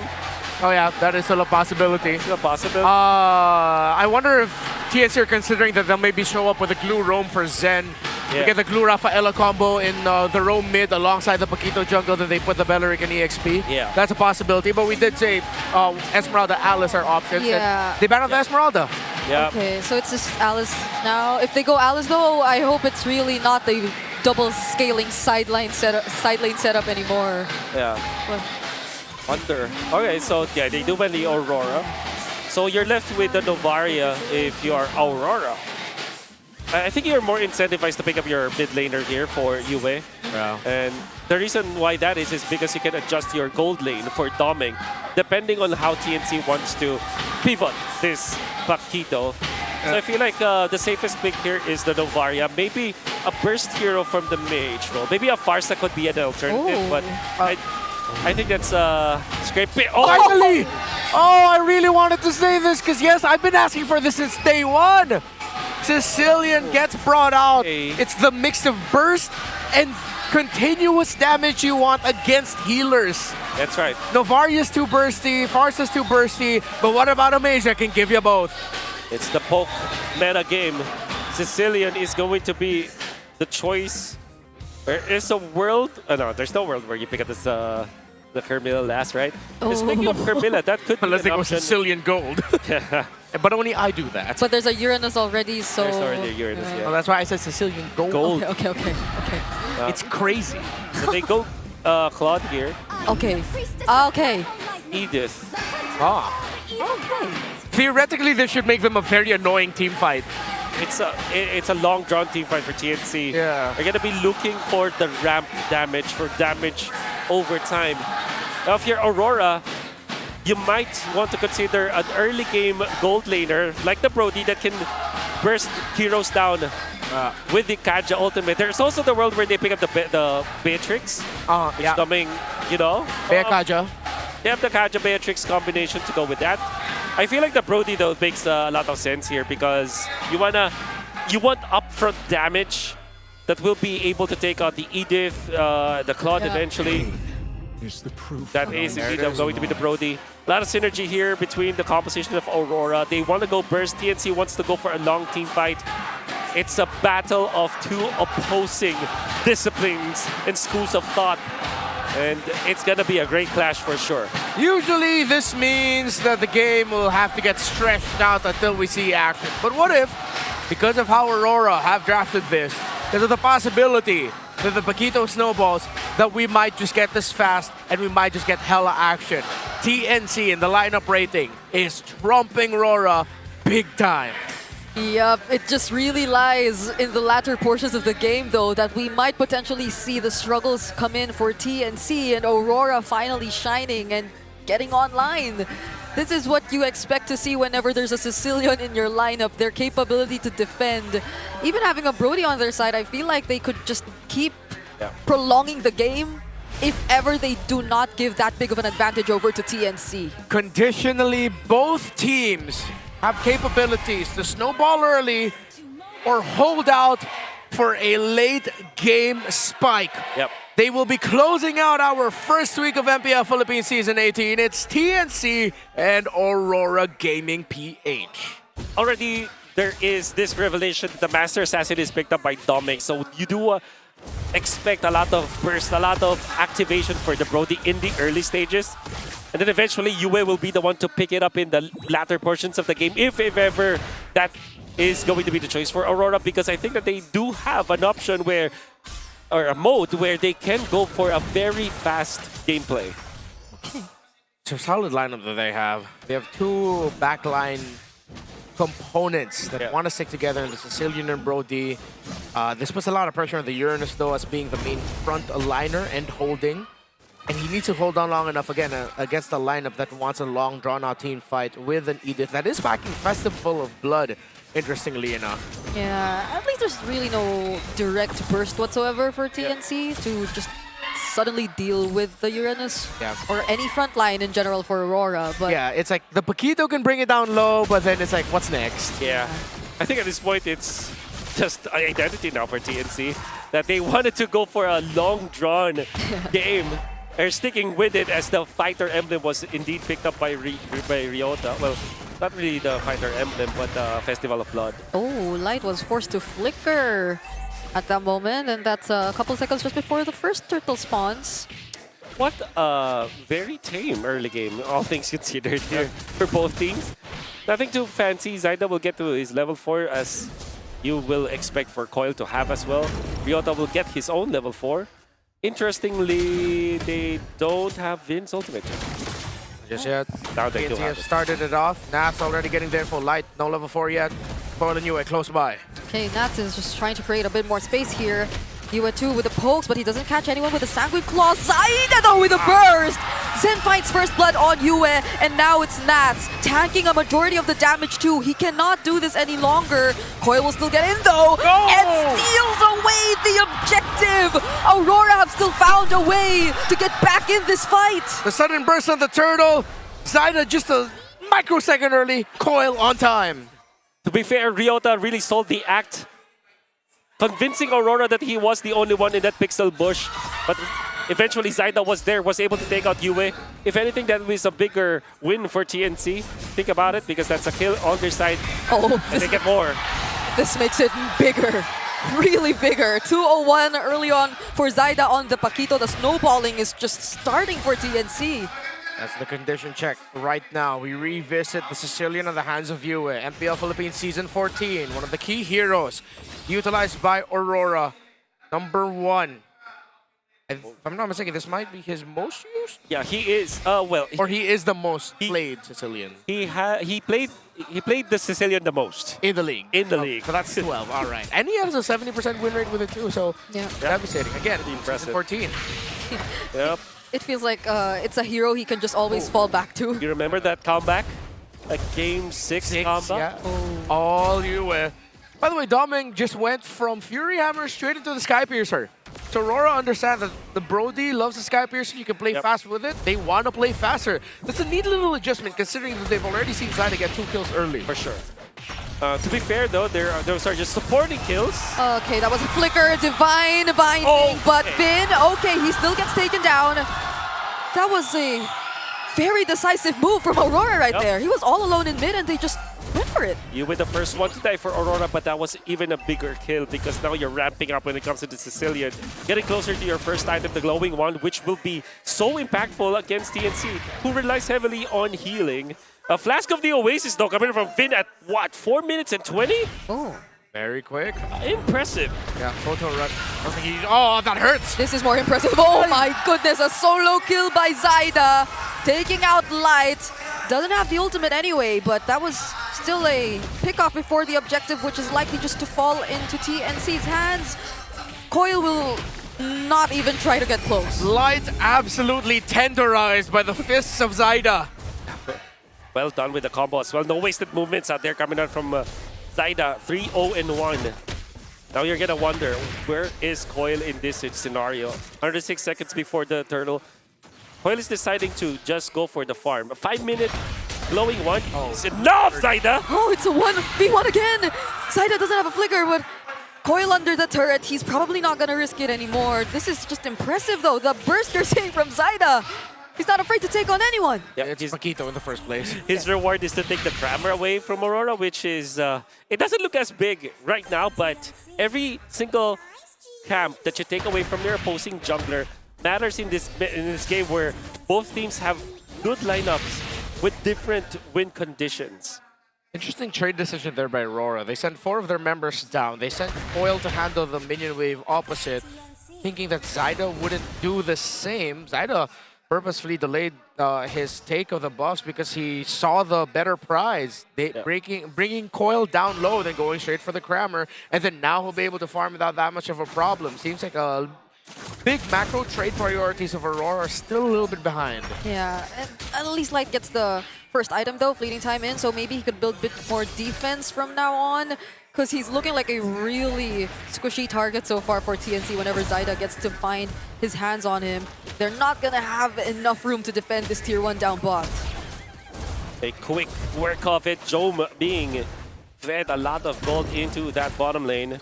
A lot of attention there for TNC. Well, the top lane is mostly left to the Paquito. This means that there will be 2 big damage dealers for TNC come the first Lord. That's gonna be from the fists of Zyda, and of course the bullets coming out from Jome. And the faster you get to your Trinity, the better it is for Jome. Rocking the Purify as well as the Fighter emblem for the Claude means that you're not an easy target for the Brody to take out. Olivia gun for the Brody. Light spotted. Sees Zyda. Don't think he saw Zen, but fishes the Belleric out. Turtle number 3. Be a big win here. Purple buff about to spawn, concealed by Zen. Okay, Ryota's here too though. Zyda trying to burst down Light all over again, and they find the kill. That's looking like the next target. Sanguine Claws to keep them in place as Coil enters and finds multiple targets as well. Zyda and Ryota are a bit low, but the sustain is there. Vin is still trying to help them stay alive as they take this turtle away from Aurora. Yeah, did you see the movements coming out from TNC? After 1 kill and them receiving the Sanguine Claws, they immediately back out. And knowing that they have Vin to heal them up, the Flask of the Oasis and the Favor available, it only took a matter of, 2 seconds for them to be back in full health and them to be fight ready once again. The moment that Aurora saw that, they had to back out. I know. But it's a shutdown, it is! Yue finds the kill too! What a read there by Aurora, but TNC get their jungler back instantly through the passive of the Rafaela. Resurrection coming out from TNC, but that's a big shutdown though. You can see that the lead that TNC were trying to inflate against Aurora, it's now being cut down to half, 600 gold only for now. Light saw this happen, and that means that Dome will be able to get out there safely. Oh, they decide to go for Yota! Can he still use his ultimate though? He does! He is gonna survive! Torn apart memory! That was close! Shield right on time! And of course, the Wrath is enough for him to get out of there. Primal Wrath. And the TNC are stabilizing for now. 6.7 thousand gold for the Paquito compared to 5.2 of the Hirara, which is so significant, but at least for Doming, he is leading when it comes to the gold. You know what's really scary about this is the fact that Ryota is not having the farm for the team. You need some tankiness on the Edith, and eventually he will be a... Him not having the tankiness will be a problem. Is that a misco... Oh no, Finn did not commit the flicker. Yeah, I thought he also flickered in, but it was just flickered. a holy blessing after all. And yeah, I think that was the fight where we expected TNC to be most confident, because Ryota was there finally, and the Primal Wrath could have been available to last them longer, but Ryota or RORA were just very particular with who they wanted to take out first. Now it's the Lord that we're about to see, and the gold lead is very insignificant right now. It is right now. 4 items already locked in here for Doming. Haas Claws for the Brody. Yeah. To be all online and all ready to go for Aurora to get that big fight. Yeah. But TNC so far have been able to read them and get the first step over the Northern Lights. Phoenix Army, this looks good for them. 3 items for Zaida, only 2 for Coil. Ryota's blocking the way. Okay, Zen gets spotted out though. Still has the Wrath of Dryad. Doesn't need to use it anymore. They're just going for the zone and that's it. It's enough. Unfortunately, Coil was far too late, but at the same time, Zaida has a level advantage or 2 over him anyways. So it wasn't the right choice, though. Ryota the right choice though. Again. Primal Wrath still available. Wrath of Dryad from Zen! Plus the Blazing Duet from Jome as TNC take out 3 and take tier 1 in mid. A vote of confidence from Coach E2Max. He says that his roamer can do so much more. What a big play by Zen. A counter play coming out from the Wrath of the Dryad. But also the fact that Aurora did not have enough damage to take on Ryota, popping the Primal Wrath and then flickering out so that he will be out of range of Domeng. And now they convert that to 3 kills afterwards because of the immense amount of damage they get coming out from Zaida, coming out from Jome. And then the healing coming out from the Rafaela is also important in these micro objectives of Aurora. Unfortunately, the poke style of Aurora might not be the best up against the sustain of TNC. That's the thing, it's a poke type lineup. They haven't hit the point of the game where you could really consider it to be bursty enough. Yep. And yet they still decided to go for Ryota in that particular moment. Was he like the most within reach person? I guess. Yeah, I feel like they just decided to go for the first one that they saw. Yeah. At that time, though, if you're going to be looking at the items, Dominance Ice and only the Dreadnought Armor. So maybe when they were checking all the items at TNC, they have confirmed that maybe Ryota is the best target. Think about it, though. That is a tank emblem needed. But at the same time, every single moment that they don't catch where Vin is, it means that one pop of the Flask of the Oasis healing with the favor from the Rafaela will mean that TNC will survive. So regardless of who they want to catch with the Divine Binding, they still have to take note and mark where Vin will be. Because Aurora drafted this way, what could have been a quick climb to a snowball through a Hirara, then to a Brody, turned into a front-to-back lineup against a composition that wants a longer team fight and has all the sustainability and tools to survive that much longer team fight. And I feel like this Edith is cut from the same cloth as Carmilla in the EXP, Alice in the EXP, anything in the EXP to look at the Barretts, but this time as an answer for the Kaja. You pull it, but is it actually worth pulling? Because if it survives, yes, it's really low. You made it burn its flicker and its ultimate, but then you're suddenly getting hit by enhanced basic attacks. Yeah, it's tough. As a mid laner Rafaela, you don't have access to the favor, but because you farm so well with being the mid laner, you get the Flask of the Oasis with the Enchanted Talisman at minute 12, 6,000 gold. It means that every single pop of your healing, it actually heals you up so much, or heals out your team so much. Yeah, it's like you're a self-sustaining fountain. Yeah, you're not a mana fountain. You have Maya, you have a moving fountain. You have health, you have mana, you're losing health, Beat boost. You're more health, it's everything. Yeah, so Aurora really would like to maybe reconsider what their next steps are going to be, because I know after all that, Vin sounds like a really good target, but it's not like you could find him anyway. It's not like you could reach him. Nats is the guy you'd really expect to look for Vin, but at this point, TNC might just really be confident enough to find those pickoffs whenever they're made available for them. Long lane setup for TNC is good. The longer this Lord fight goes, it's bad for Aurora. Long hold, conceal, use too. I think TNC just takes this Lord. Sanguine Claws doesn't land onto anyone. Nats might be the recipient of a combo right here, already using the Consecration. Aurora cannot contest. They would rather defend in base and trust in their lineup. There's a lot of good stuff that we saw from TNC. Not only was their positioning so pristine, the fact that they also set up the slow push, that is not really a slow push, it's like kind of in the middle. It was enough for Domeng to show himself in the bottom lane clearing that. TNC, when they went in for a play in the middle and saw that there was an immediate retreat from Aurora, when they did go for the jump onto Nats, it prompted TNC to the fact that, okay, they will not contest anymore. Let's blitz this one out. And that's exactly what happened. 4,800 gold ahead. TNC will now be knocking at the doors of Aurora with the Lord on their side. Fully item lock Paquito against a Hirara that only has 3 items. Something, nuclear bomb, coughing baby. 5,000. Here comes TNC. Already one base turret taken down. They're looking for more. Oh, okay. That was not the combo they wanted. Coil might just find a trade here, but then again! 3-man Wrath of Dryad, but the counter engage with the Divine Binding. Immortalities pop here and there. Riota the first to fall, and Aurora actually get to find a successful defense. Not the start they wanted. Zen looked like he got the salvage, but at that point, TSC ran out of minions and Aurora punished. Yeah, unfortunately for Riota, again missing the mark. Still hasn't found his groove. Even in the mid lane fight with the turtle fight, very first turtle of this game, Riota missed the onward combo as well. This time with the flicker, he wasn't able to get a catch. So you really have to remind Riota how to initiate for the team. However, it was still a plan for TNC to go for that play from Riota so that Aurora will focus on him, and then comes Zen as the second engage. It still is a pretty intact game plan for TNC despite them not pulling it off, but imagine if Riota had landed at least one of the stuns with the onward as well as the Earth Shatter play. It would have been really good for TNC. We were talking about how problematic this Rafaela has been for Aurora.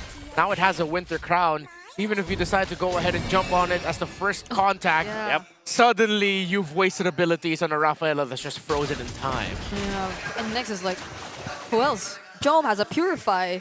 Right now, Ryota's already very tanky too. That was a bit more easier for Aurora earlier because they had the help of a turret, but things are different once they actually try to get out. But can they? At this point, are they willing to already risk a fight again? Because earlier, it was just TNC zoning them out. It was just Zen standing in front. And Ryota threatening them with an Earth Shatter onward combo. Still, we've seen that Aurora can punish. We mentioned that it was because, well, they didn't have the turret with them there. Still, it's very close. Domeng has kept farm close. It's not like he died over and over again. He's up to a full item build as well. Here comes the conceal play. Oh, it's Coil! All alone. Ahirara though, he might go for the outplay, but with the amount of damage that TNC already has, Saida just looking for that one last punch and he finds it! But the pull! But the blazing do it in the Wrath of Dryad! The counter engage from TNC looking a bit too good. Flicker's forced out even from Light. And Zydo was there, ready to fight too. Rora had to respect TNC. Great counter initiation there coming out from Aurora, but even better the start for TNC, the way that they fished for Coil and Coil just being taken out. They are now back in action because of the healing coming out from the Rafaela. Oh my goodness, you really have to commend Jome as well. Did not fall into the trap of jumping too far back onto Aurora after the Divine Binding was used. Because again, you still have to respect the damage output of Yue. Him popping the Wind of Nature as well to get out of harm's way. They take out the important members of Aurora and they have collected the Lord with it. Zydo was in an excellent position as well. You saw there was a bit of glimmer of hope there for Aurora, but even just Zyda standing in there and watching them made them go back. It made Light flicker into a wall. He was like, oh no, I'm scared. And now they don't have it. They have less tools to deal with its defense, and they don't have a one-base turret anymore. The Lord is just gonna get in easily for TNC.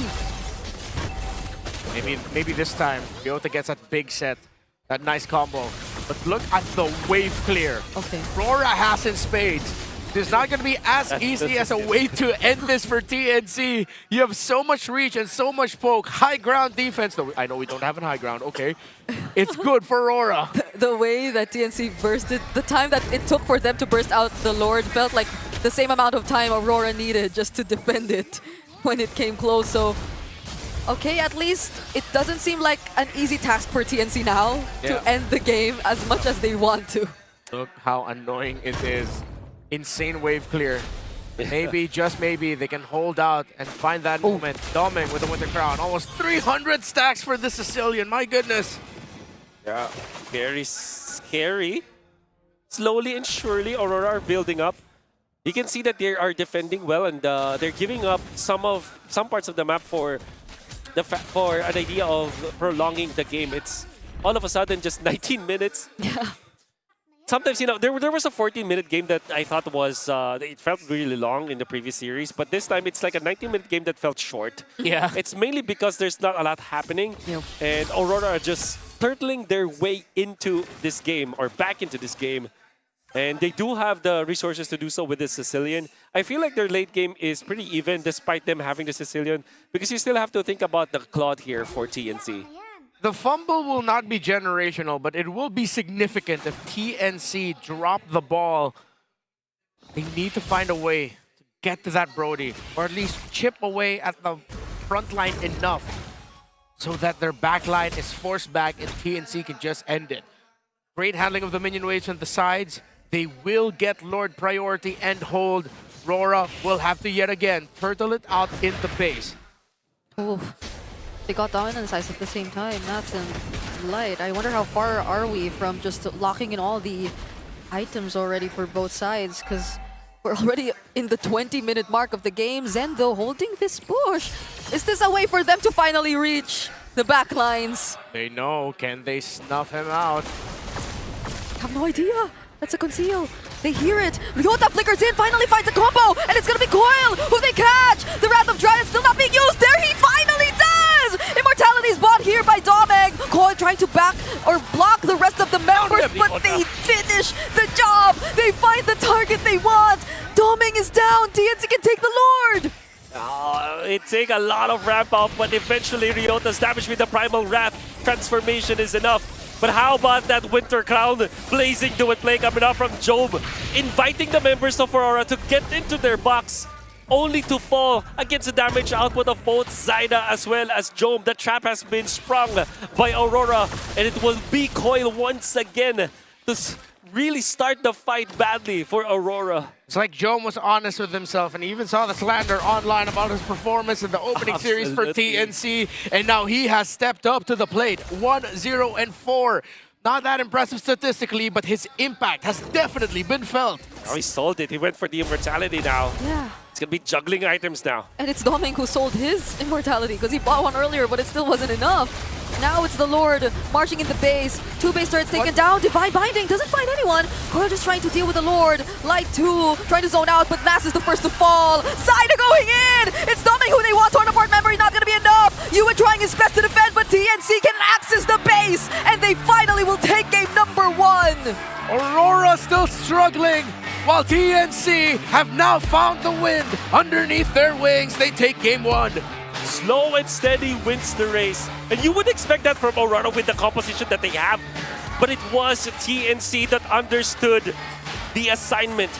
TNC that understood the strength of their composition. They don't need to rush.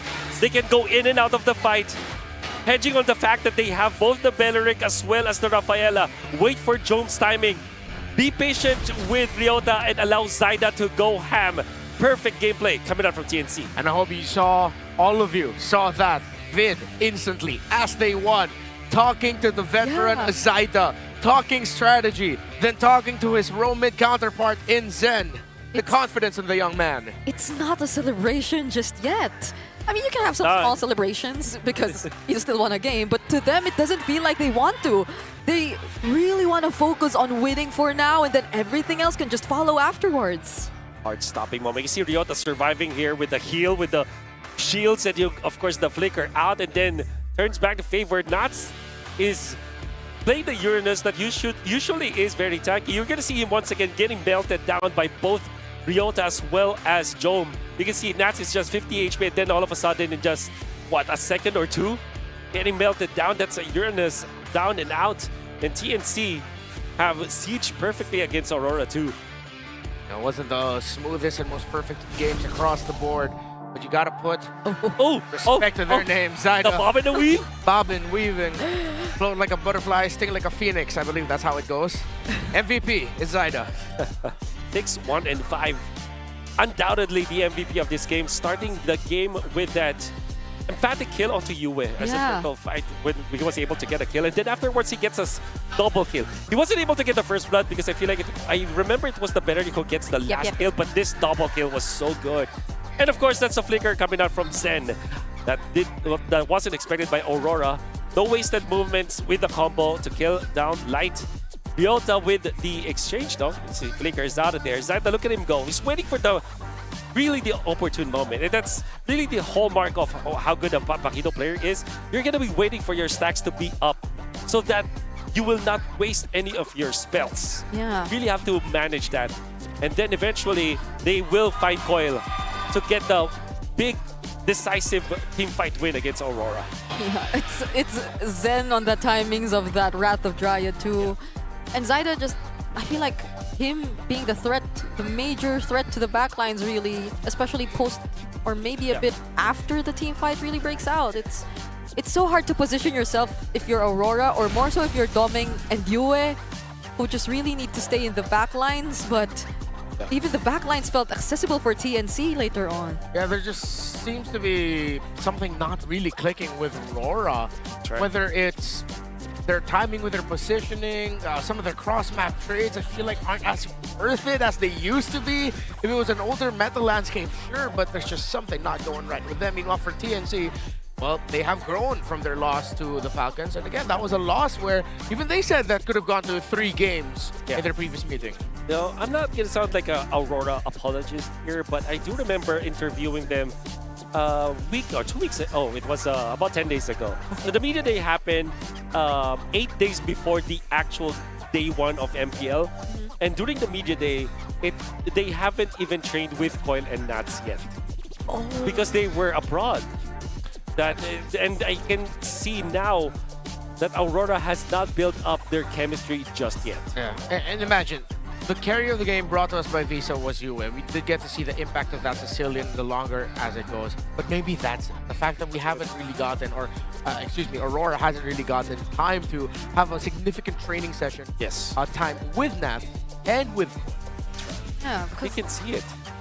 Feel it, you see it, and because even the fact that MPB and the rest of the coaching staff of Aurora admitted that there have been lapses on their end, on everyone's end. So it feels like they're still really trying to explore and understand what really works for them. Because it's not like they're trying to veer away from the meta as much. I feel like they're trying to force their way through it too. But it's not something that they're really comfortable playing just yet, especially as a whole team of 5.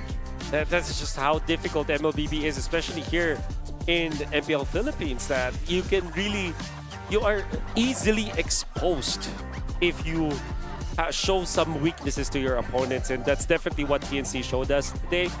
But I do like the scene that you mentioned earlier when Vin, or was it Zen? It was Zen. Vin. It was Vin. Yeah. It was Vin talking to Zyda immediately. It's as if they're not satisfied yet about what happened in game number 1. Imagine the confidence as a rookie in MPL PH. That every victory starts with confidence, and every champion deserves support that performs just as hard as they do. That's why gamers, creators, and pros trust TT Racing Philippines for ergonomic chairs and smart workstation solutions built for long hours of play and work. Whether you're making game-winning plays or just streaming, TT Racing keeps you comfortable every step of the way. TT Racing, we have your back. Can y'all hug me up with the bosses in TT Racing? Because my back is killing me right now. Yes. And I would love to get a little bit of this. An ergonomic chair and anything. That's for at home, but if you're ready to travel to your next offline quest, welcome aboard China Airlines, Taiwan's flag carrier connecting gamers across Asia, North America, Europe, and Oceania for over 6 decades. Consider this your premier fast travel unlock. Enjoy state-of-the-art A350 and 777 fleets, Oriental-inspired cabins, and chef-created regional cuisine that'll keep your stats maxed out. Whether you're flying for business, leisure, or chasing your next big win, China Airlines is your ultimate gateway to Asia and beyond. Of course, we do have the M8 World Championship coming up in Turkey. We've got events happening in Japan. MLBB is at its most global peak, and I'm pretty sure there are more peaks ahead. It's tough now to think what Aurora might need to do, but maybe they just need to stay sharp and refreshed with SIP, purified water, delivering a crisp, clean taste that quenches like no other. SIP purified water, hydration made for legends. Yep, look at him. I'm thirsty. Joshi drank my water. Yeah. That's what I was looking for too. Hey, yo, Mr. Cakes. Well, he can't hear me right now because he's right here. But Mr. Cakes drank my water. And he just got a new one. And he got a new one. You've been drinking my water this whole time, brother. What about me? Can I also have one? Yeah, thank you. All right. Thank you, guys. Thank you. Appreciate it. All right. That's teamwork. That's teamwork. Right there. And if you don't know, we are interacting with the Tagalog broadcast right now. Because they're right there. And they have the water bottles. They have the SIP purified water. Well, that's beside them. really freaking thirsty, so thank you. That is, I needed this is that. easily my favorite segment, actually. That's right, because you're given a chance to drink. Yep. That game felt like it was a rather short game, but you still feel like you're on your toes. You never know when it's like the fight is gonna break out. Yeah. Especially when you're here in the MPL arena, you really got to make sure that you are on your toes. This is the smart OOTD pose. You're gonna have to do your best and copy. Come on, you have got to stand up. There has to be a little bit of like a back angle to it. Come on. Someone has to stand up. Oh, yeah. Come on. Okay, he's gonna get this. He's gonna get. There we go. There we go. Okay, okay. All right. There we go. Okay. All right. Okay. Yes. With the pout, with the pout. Gotta face off. Close fight. All right, you gotta do the pout. Oh, he got Okay. it. Oh, there you go. Okay. I think The it's close. facial expressions no, on but this you gotta hold it, dude. You gotta hold. I know. He broke. He broke. He broke. Oh. He broke. Give it to the Okay, other so guy. that's a Give it to TKO. That's a TKO, right? Oh, wait, no. They're giving him a chance. Ah. Oh, All right. He got the facial expressions. Yeah, it's been a while since we've seen them in the MLBB landscape, but with the other guy, we almost got to get a glimpse of NIP Flash. Welcome again, you're here at the English broadcast of MPL Philippines. Don't forget, we do have tickets available all over. Join us here at Victoria Sports Tower. But yeah, I'm just waiting for them to do their thing so we can do our thing here. So yeah, now let's do it. Dominate on and off the line of dawn with smart prepaid power on 109 games bundle. Get a massive 5 GB app bundle for MLBB, 4 GB of fast 5G data, plus 10 GB for your favorite apps with unlimited Facebook or TikTok calls and texts. It's the ultimate setup for scouting enemy rotations, keeping up with your favorite pros, and sharing every GG moment. Smart, the simply reliable connectivity partner of the MPL. All right. So, less than a little bit over a minute heading into the draft for TNC and Aurora. If I'm not mistaken, we might be able to hear a little bit, though, on site here. We have some very special guests, actually. If I'm not mistaken, it is the MDL roster of Twisted Minds who have partnered with Rough World Era. This MDL PH Season 8 Twisted Minds X Rough World Era with our host down on the floor.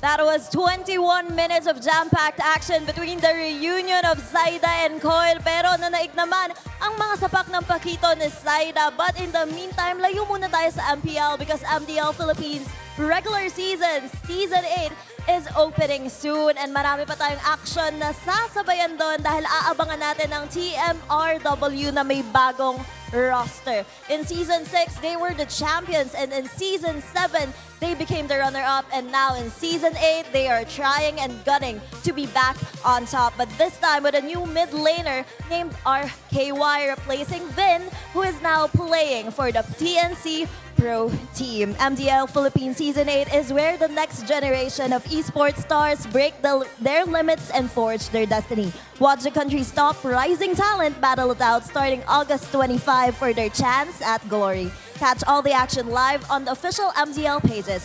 Join the conversation because the road to M8 starts right here. Now, balikan na natin ang aksyon between TNC and Aurora Gaming. Mananaig ba ang TNC and will they cap off with a sweep or will Aurora Gaming extend this match? Balik sa inyo mga casters. As always, it begins with the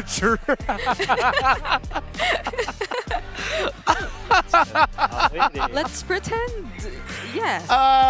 What? Nothing happened. What does Aurora need to do? It must have been the wind. It must have been the wind. Must have been the wind. Okay, so what does Aurora need to do? Okay, I think that you have to now start respecting what works in the metagame. For example, they let go of the bats. They just literally not mind it. Instead, they went in for the Uranus. Granted, it makes sense to go for the Uranus with the Hirara, but at the same time, you're giving up on a lot of potential for your lineup. So I feel like that's one way to do it. I feel like their last pick, Brody, was good anyways. So I think that at least for Aurora, they have to look for playmaking heroes for Nats. And I think the good in-betweener there between sustain and playmaking is the Barretts because it's literally a tanky hero that can set up. I don't know if it's just like not their most Pryo, it feels like a liquid situation where they'd just rather not pick the Barretts even if it's there. But the difference lies in the way that they respond. I agree, because it's not like they had answers to it. And it wasn't just the Barretts that they had to answer to. There was a Paquito. There was a Rafaela Barretts combo. I think that's what made it more difficult.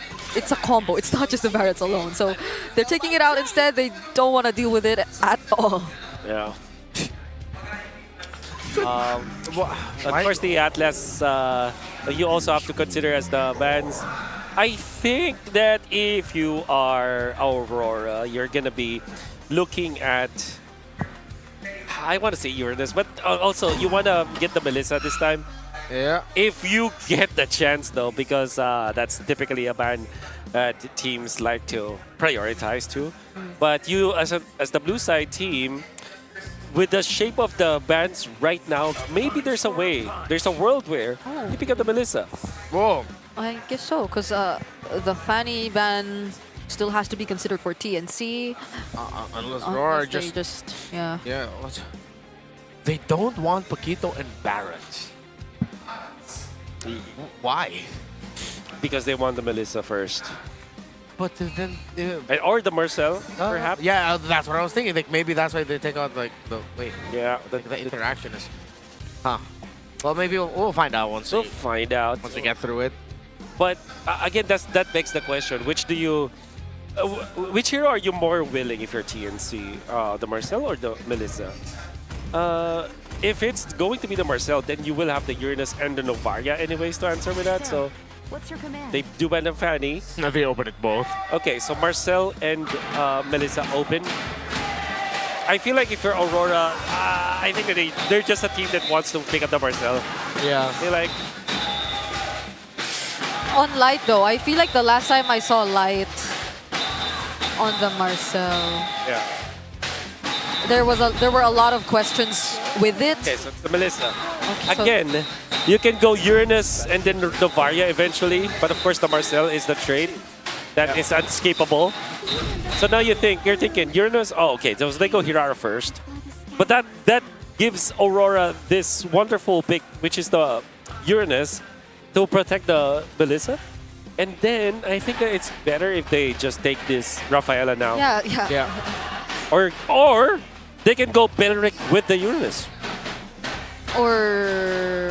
More Beleric Yura than Beleric Rafa? No, Belric Rafa. Yeah, I was about to say, Okay. because the Matilda felt like a really good pair to the Melissa too. Oh, Esmeralda on that. Well, if only you could see it, Wolf and I are making faces. We're making faces. We're both not big fan. Marcel just stops these three.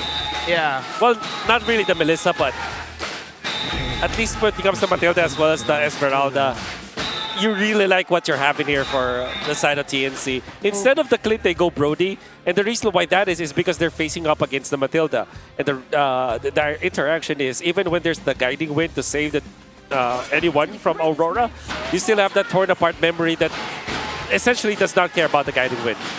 Always will have that. It has good synergy with the Hirara and also the Marcel. TNC has taken away the Harley. They're running out of options for Aurora.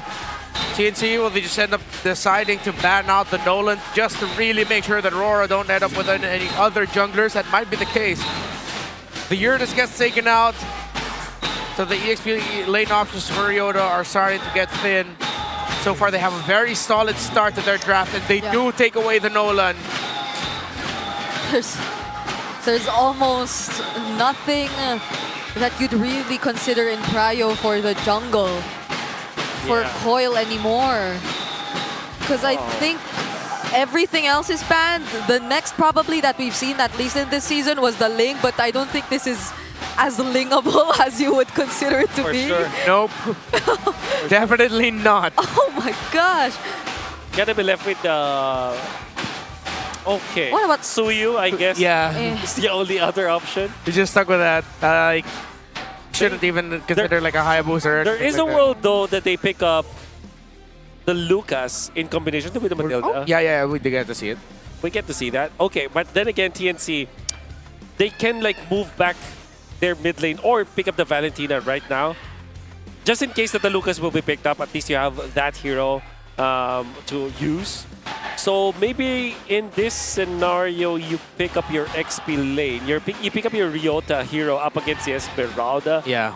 Oh, don't tell me it's a... Tyra? Could be. Well, Ryota previously, I think he's been more on the team fight kinds of XP lanes, even the Alice, so... But a Terizla wouldn't hurt. Yeah. Well, if they feel like their damage profile is a little bit awkward, maybe even a Carmilla in the XP. I'm not the biggest fan of it, but for damage sake, and you get the revitalize anyway. Oh. Well, they lean towards damage. Arlet with the Marcel though, so that's good because there's always that frame moment with your passive on the Marcel that you can help with the Arlet. Yeah. So Aurora, are they considering this Lucas now? I don't think that it's recommended for them to go for an assassin because the only one left is Link as well as... Hanzo is... Wait. Hanzoable, maybe? But then their front is kind of flimsy. Yeah, they really need Lucas here, I feel like. Lucas and Novaria, I feel like is the hero choice here. Would be a great way to close things out. Yeah. Sets up for the Melissa. Still Suyo. Yeah. They felt like they don't have a choice. Zushin. Oh. Kind of pretty old school, not gonna lie. Pretty old school. You've given TNC the license to pick up the Novaria here, which is good versus the Melissa. What else could be the hero? I think there is a merit to picking up the Farsa if you're TNC. Honestly, even the Valentina might be good. You steal the circling eagle, you That's instantly have access to the Melissa. Yeah, there's no range problem to deal with. Yeah. Yeah, but I feel like the Novaria is just a given here. TNC. Oh. Wow. Okay. Well, this was the Lilia that got some early kills against Falcons. Yep. But then eventually they did take that L. A lot of control in the mid, and this goes harkens back to a somewhat older trade of the mid lane between the Juicin and Lilia. Still, it seems a little bit more up to the times is the lineup of TNC. I agree. But maybe Aurora just ended up falling back to older comforts. Man, you're right. I think this is really just comfort now for Aurora. Nats has been known before his Esmeralda from way back. Zushin for Yue. Coil, I don't know if this is a good Suyo game overall. You're gonna be facing Marcel, then Arlet, Hirara, Brody. I feel like there's so many hurdles for the Suyo. And I'm gonna say that Aurora has to play perfectly for them to win against TNC. Harder to execute. Way harder. They took the path not of least resistance, but of most resistance. Can they push Maxed back? out resistance. Maxed out. Can they push back against the own forces they decided to play under and force a game number 3, or will TNC deliver an early shocking result to sweep Aurora this point in the season? Yeah, it's just so frustrating to think that if this is really just the effect of Aurora not having enough time to explore their gameplay as 5 and them just relying on their individual comforts instead to get across. Yeah. Which is painful because considering that this meta more than ever now really highlights the importance of full 5v5 competence in your team. Yeah. It's one of the best things MLBB does as a MOBA. Okay, it seems like Zyda is posing for an invade, or maybe just a Lethal Wanderer take in here. Coil with Light is it transforms the Suyo into a difficult hero to invade on, especially because of the Guiding Wind. So, you are respecting that. Yep. It's at least not the type of start that would just constantly deny you of your farm. I think we saw that in the earlier series even, but it is the kind of start that is a bit tough for Jome in the gold, as we're seeing right now. Joming is starting to have a much more comfortable time, but for how long is the question, because Aurora is already starting to do something in mid. They don't find the kill on Vin though, but it's not going to be a punish from TNC just yet. Yeah, they did force out the Flicker, so that's good. That means a Flicker will not be available in the turtle fight for TNC on this Lilia. Ryota is in an okay time. He's going to be setting up for a kill onto Nats, but Nats has to have the Purify. Oh, he's not even level 4. Will be okay though. Stun doesn't land from Coil. but Nats will still get his level 4 and will still survive despite that attempt. There was nothing really burned from TNC2, I believe. Yeah. Ryota just got his level 4 now, so it's a final slash that's also ready in case they want to go for a fight. Yeah. Pretty relaxed approach here for TNC. Aurora gonna be starting the turtle fight. Then finding more targets. He finds 2. Falling Star Moon from Nats as a response though, but the burst damage is gonna come through for Zyda. He doesn't find the kill yet.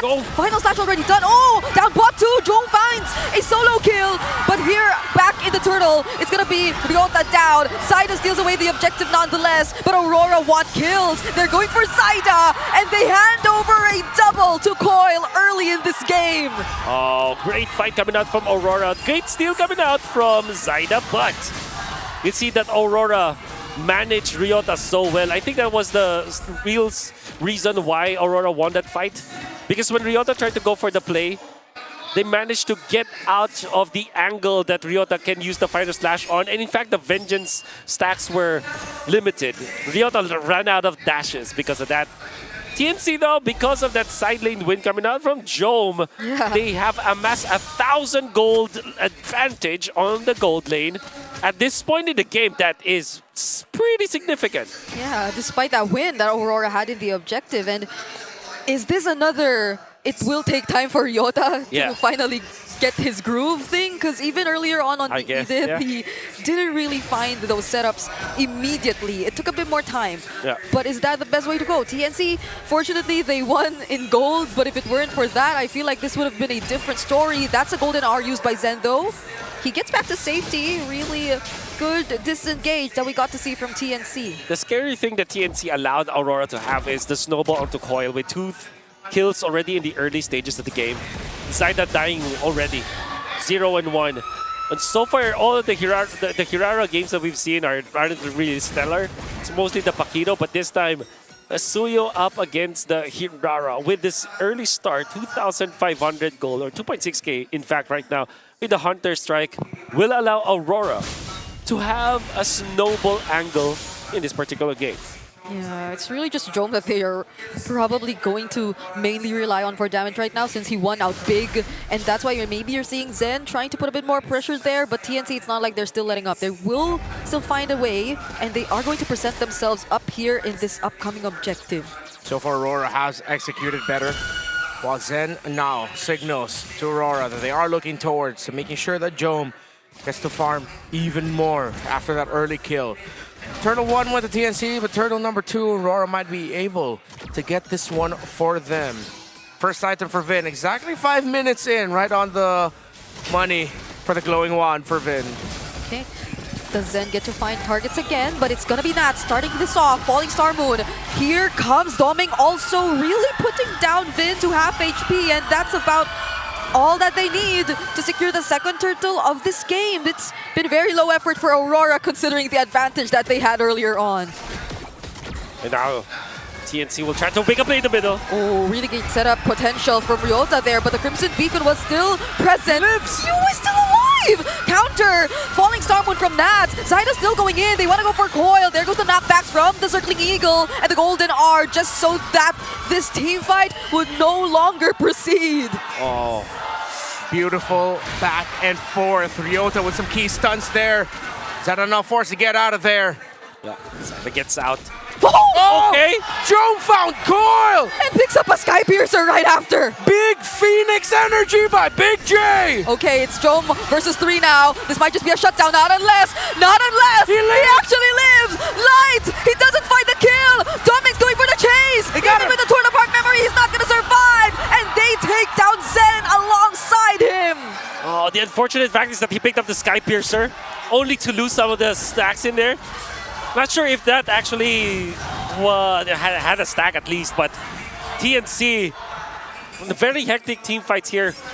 Everything is very sweaty for them, but the fact that you're getting a lot of kills onto Jome is good. The only good thing here for TNC though is that there wasn't any shutdown goal that Jome was able to give Aurora, but he did have to commit the flicker. And then Light was there with a guiding wind, Doming to collect the kill. That was the most important part of this clash, as Doming is part of the 2 kills and he lived through both of them. Good recovery goal that will be on the hands of this Melissa. Once that Brody used a torn apart memory, you could tell that was just a Hail Mary play by Jome. Yeah. Try and get something. He knew he was falling. That's in light, cutting off the exit of the Brody. Oh, Zyda too will have to regroup. Golden R just catches one. Final slash committed two. But Ryota's just gonna get bursted down. He gets knocked back too. Or brought back by the Lantern Flare. And Vidfall's next. It's not looking good. TNC! Another Hail Mary play perhaps. Jome is next to fall. TNC just couldn't find the right timings. But Zyda! He still finds one. But it's just a double for Doming. In an alternate universe, Zyda pulled off an insane triple kill. He only got one. But RORA, it seems like the comforts are working for them. Yeah, I think that you went with the Jushin, making a lot of wonders for Aurora. Making it so that TNC cannot escape their grasp whenever they are chasing. And at the same time, you have a very reliable Melissa. With the help of Light, the guiding wind, everybody from Aurora is just way too mobile. Doming is free 1 and 3 right now. And that's gonna be so impactful in the first Lord of this game. Right now, Aurora is still leading, and they're still controlling this turtle. And when there will be a head-on collision, come the first Lord, TNC will be at a massive disadvantage just because of Doming, just because of Light. Yeah. And of course of Yue. Aurora are too fast. The shutter speed on the camera of that Marcel too slow. Warax for Zyda, still close in terms of the farm against the Suyo. Both gold laners neck and neck. Oh, immobilized from Zyda. They don't follow up with a final slash just yet though. TNC are gonna focus on clearing, but it's a Crimson Beacon in from Yue. They want to force the fight. They're gonna go for Ryota too. Look at Muddles, piercing through everyone, but Sen finding 3 with the Golden R. They're working on the defense for this tier 2 up top, and they successfully will make it. Wow. As if nothing happened, everybody from Aurora is topped up. Oh, healing meta. Here we go back again. Yeah, but it's with an assassin flavor. Who would have thought? Yep. Like that's we already got the full-on utility, tank jungle, healer roam, sometimes healing mid also. Yep. Again, Midnight, what have you done? Now here we are with the assassins on the board. 2,000 gold lead for Aurora. It seems like there's just way too much shields for TNC to chip through. The damage of the Lilia is just chipping away at shields and not at health bars. Yeah, even Nath's timings on the Falling Star Moon. They've been great. Every single objective. Yeah. Like he's been setting up for the objectives, so Aurora have had a much easier time. And that just goes to show that TNC right now, because they weren't able to get the snowball, how are they even gonna find Doming? How are they gonna reach Doming? Knowing that it's not just the wall that Nats put up, but even the guiding winds from Light that could just save him every time. We're seeing a lot of a big trend now in the metagame where the Paquito is trumping the Hirara, and seems like almost all of the heroes now can actually win against the Hirara. Granted that the healing will be on their side. Paquito plus the Rafaela, and this time it's a Matilda with the Suyo. It seems like there is a certain point where the Hirara is easily managed when there is a healer from the opposite end. It just can't secure any kind of kills, which means that if you are the Hirara, you're not snowballing. And this is the reason why the utility / healing meta is back. Yeah, because I think the Hirara, it's like the combos take a bit time. Yeah. Looks good. Aurora, they're trying to bait out a response by TNC.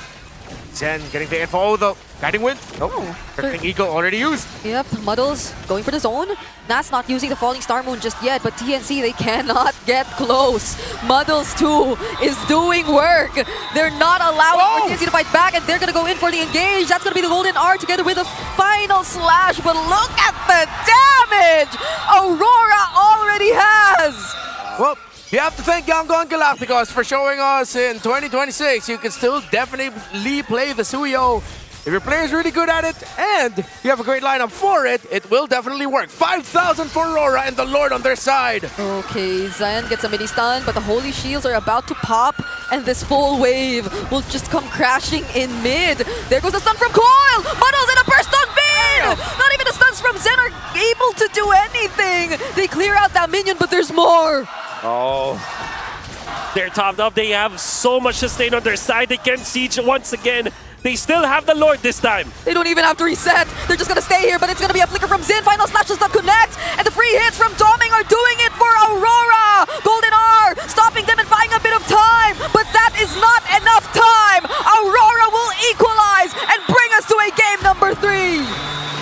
about that?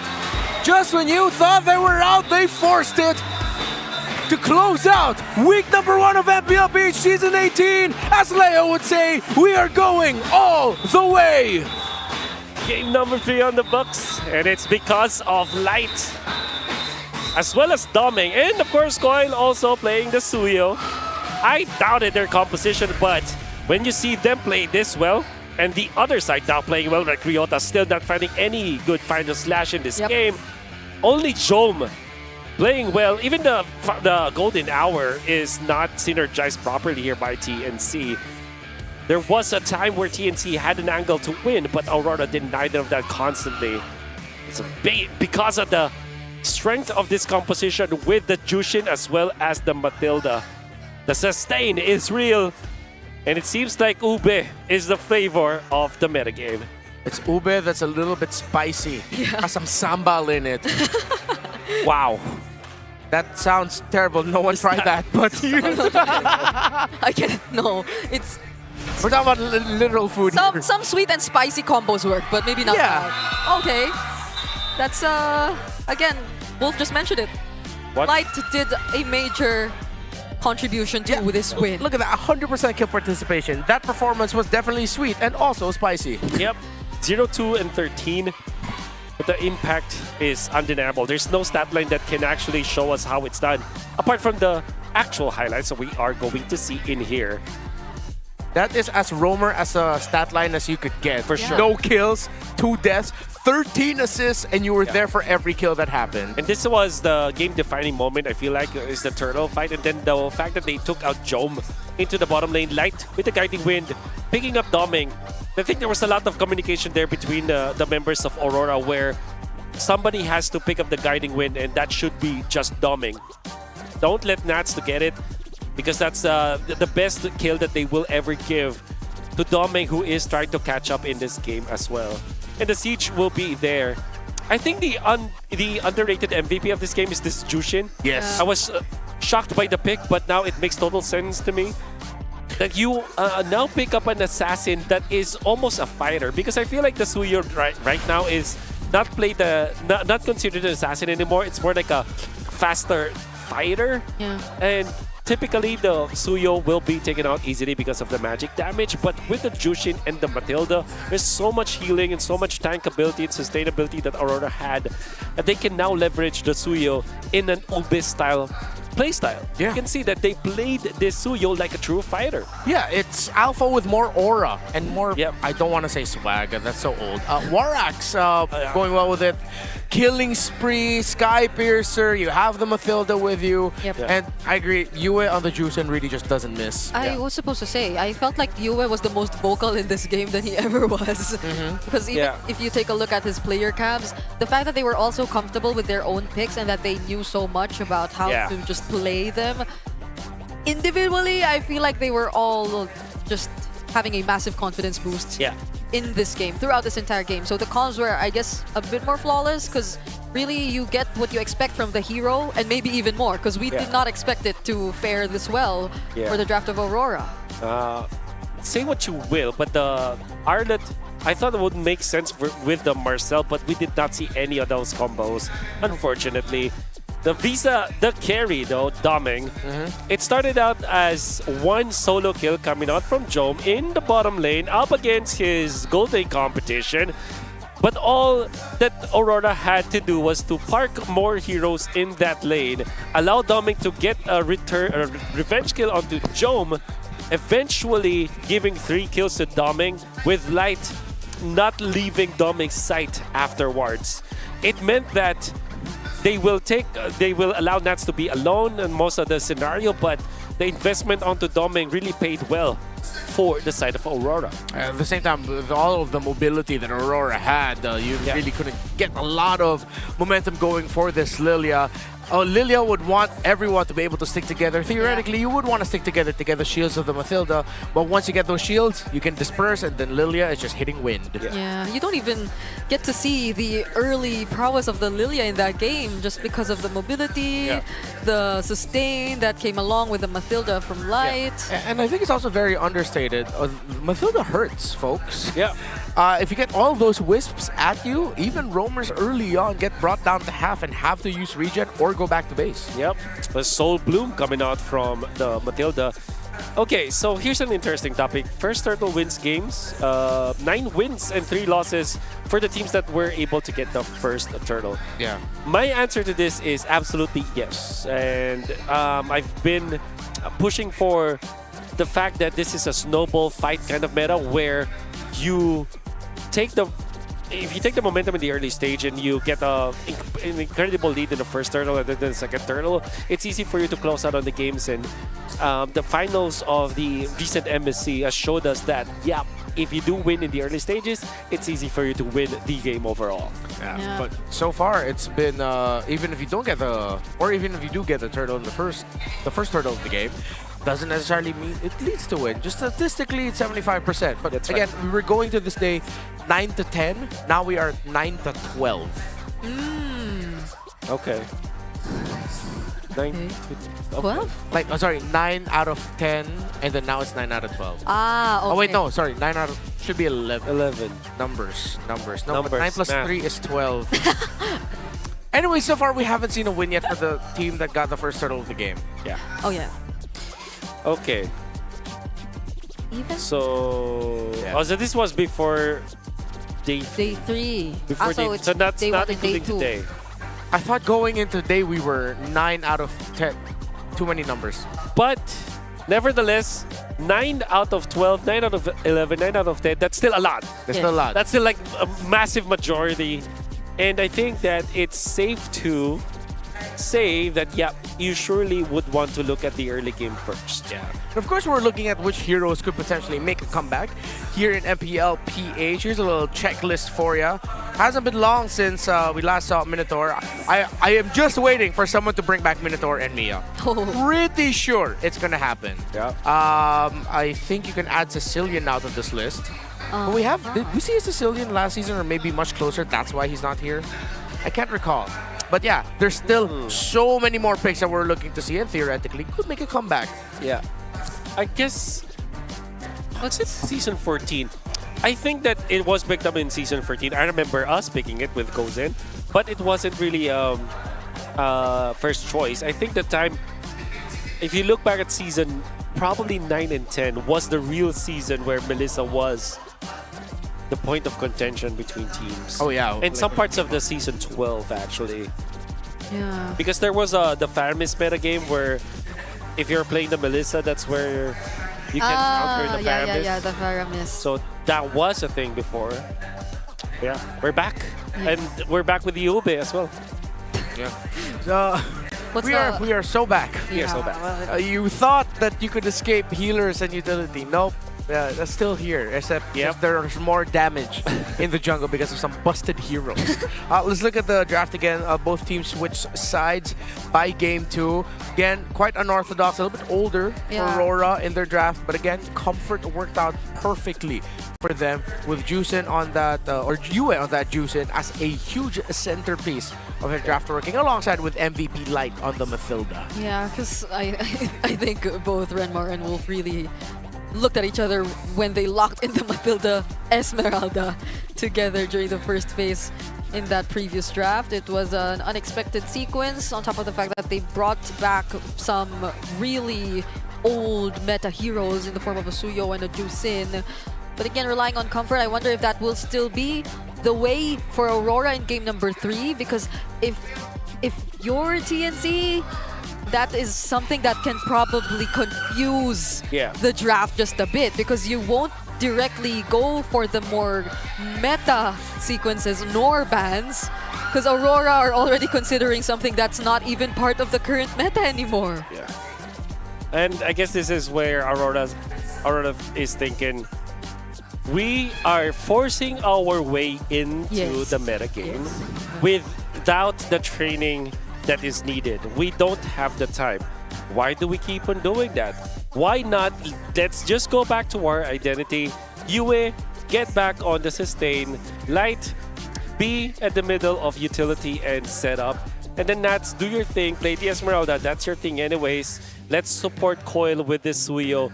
And allow Dominic to just be the typical marksman that you're looking for. Yeah. Ever since RORA became a team in MPL Philippines, they have beat TNC 1, 2, 3, 4. I wish I counted earlier. 5, 6, 7, 8, 9.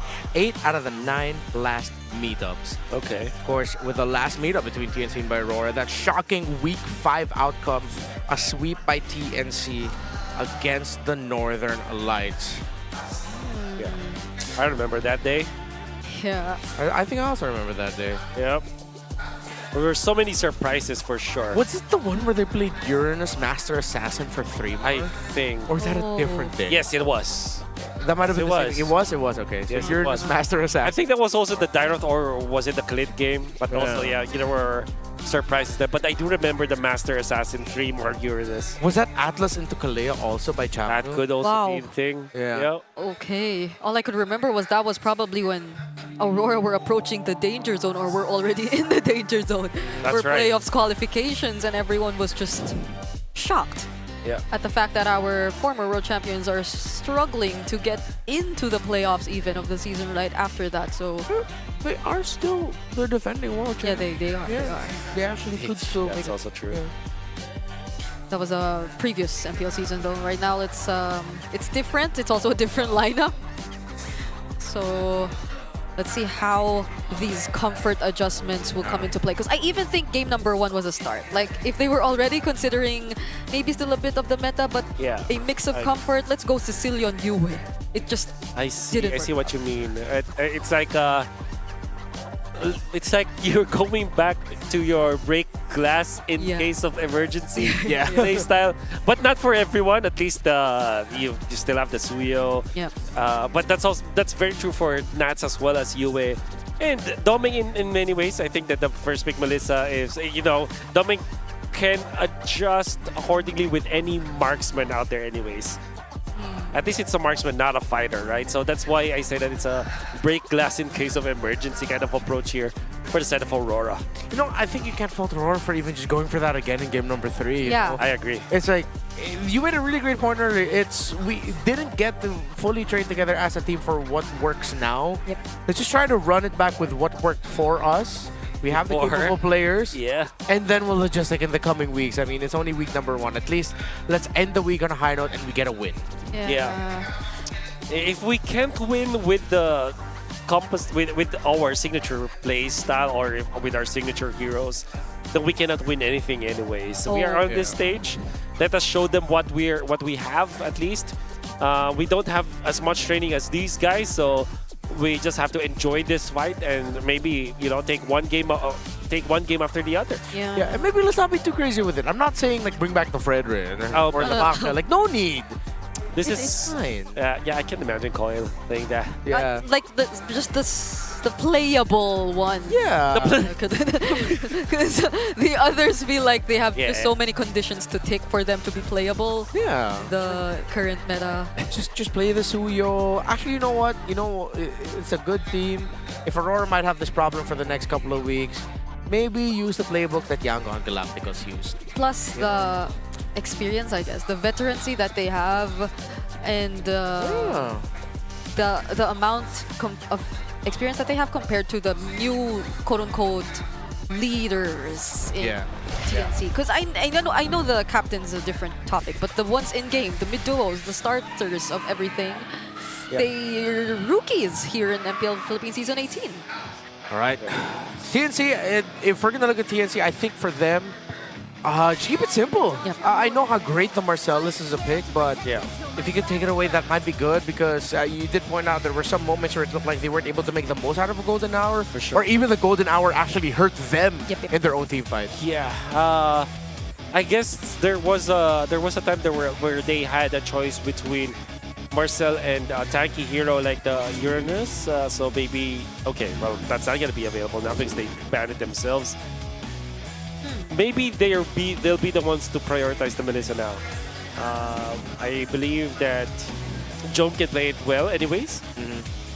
Did play really well when it comes to like the gold lane to gold lane matchup in really took whatever criticism there was yesterday personally, as he played so well so far in the first 2 games. We could be seeing here if TNC forgo picking the Melissa as the priority pick and then they pick up the Barretts, then maybe Aurora are just going to steal away the Rafaela and the Belleric for themselves and then work through that. Yeah, but I would it'd be kind of weird if TNC doesn't end up with a Melissa as the first pick option. I think Aurora will be willing to face into that. Because if they go for that Rafa Belleric, then it's more of the meta rather than what they probably want to use anyway. Because I know it's a flex, but Nats hasn't looked as comfortable playing the current meta XP laners. So I'm not sure if they'd be 100% with a Belleric on his hands. What else is a problem for the Esmeralda? Actually, you know what? Maybe they can go back to something like an Edith if there is no other option here for TNC. I mean, specifically for Ryota, because the idea is you still have some sort of setup, but you're also very tanky. So the metagame dictates that if you go for an assassin jungler, you have to look at a sustained XP laner and a poke mid. Maybe. Wow. Selena. Okay, the Marcel is still open. Are you tempted, or will you go for the Barretts instead if you're TNC? I think you lean towards the Barretts. Still, if ever you get caught under the golden hour, you cancel it out, but nah. For them, it's a better price to pick up the Melissa for Joe. I think you pick up the Matilda now if you're Aurora.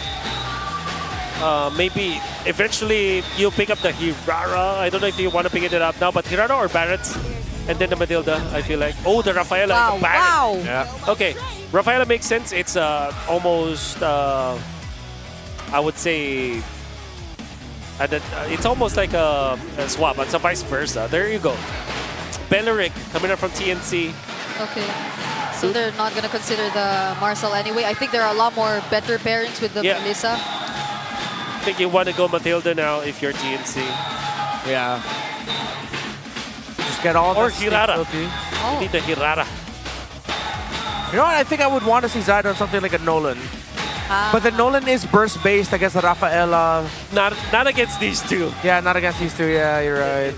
That's different. Yeah, just get the Hirara. Yeah. Or the Matilda. Okay, so yep. Snow. Nothing too fancy. Aurora. What will they pick up? Do you want to go for... Maybe you will look for a different assassin that can pierce through this Melissa. Actually, what if they go Hayabusa eventually, but not in this slot? What if they just pick up something like a Brody this time for Doming to pick up? Oh, they want to go Harley. All right. Honest pickup here for Aurora. Nothing too fancy. Yeah. Pretty much within our understanding of the metagame for the first 3 picks on both sides. Rora has a flex to work with. Make that 2, the Rafaela and the Barretts together. Meanwhile, for TNC Pro Team, they also have a flex. Just 1 though, in the Belleric. It's going to be mid laners that we're looking at now for Vin. Okay. What are the choices here for Vin on their side? I think there is always that merit of picking up the Novaria up against the Barretts because of the slows that you get out of it. It's because some teams, they like playing Eve, for example, up against the Barretts. Now, if you are TNC, are you afraid of the Kaja 4th pick here for Aurora? There's no obvious combo with it that's like instant unless you're really just going to commit a Divine Binding for the Harley. You can layer even more crowd control with the Holy Baptism afterwards.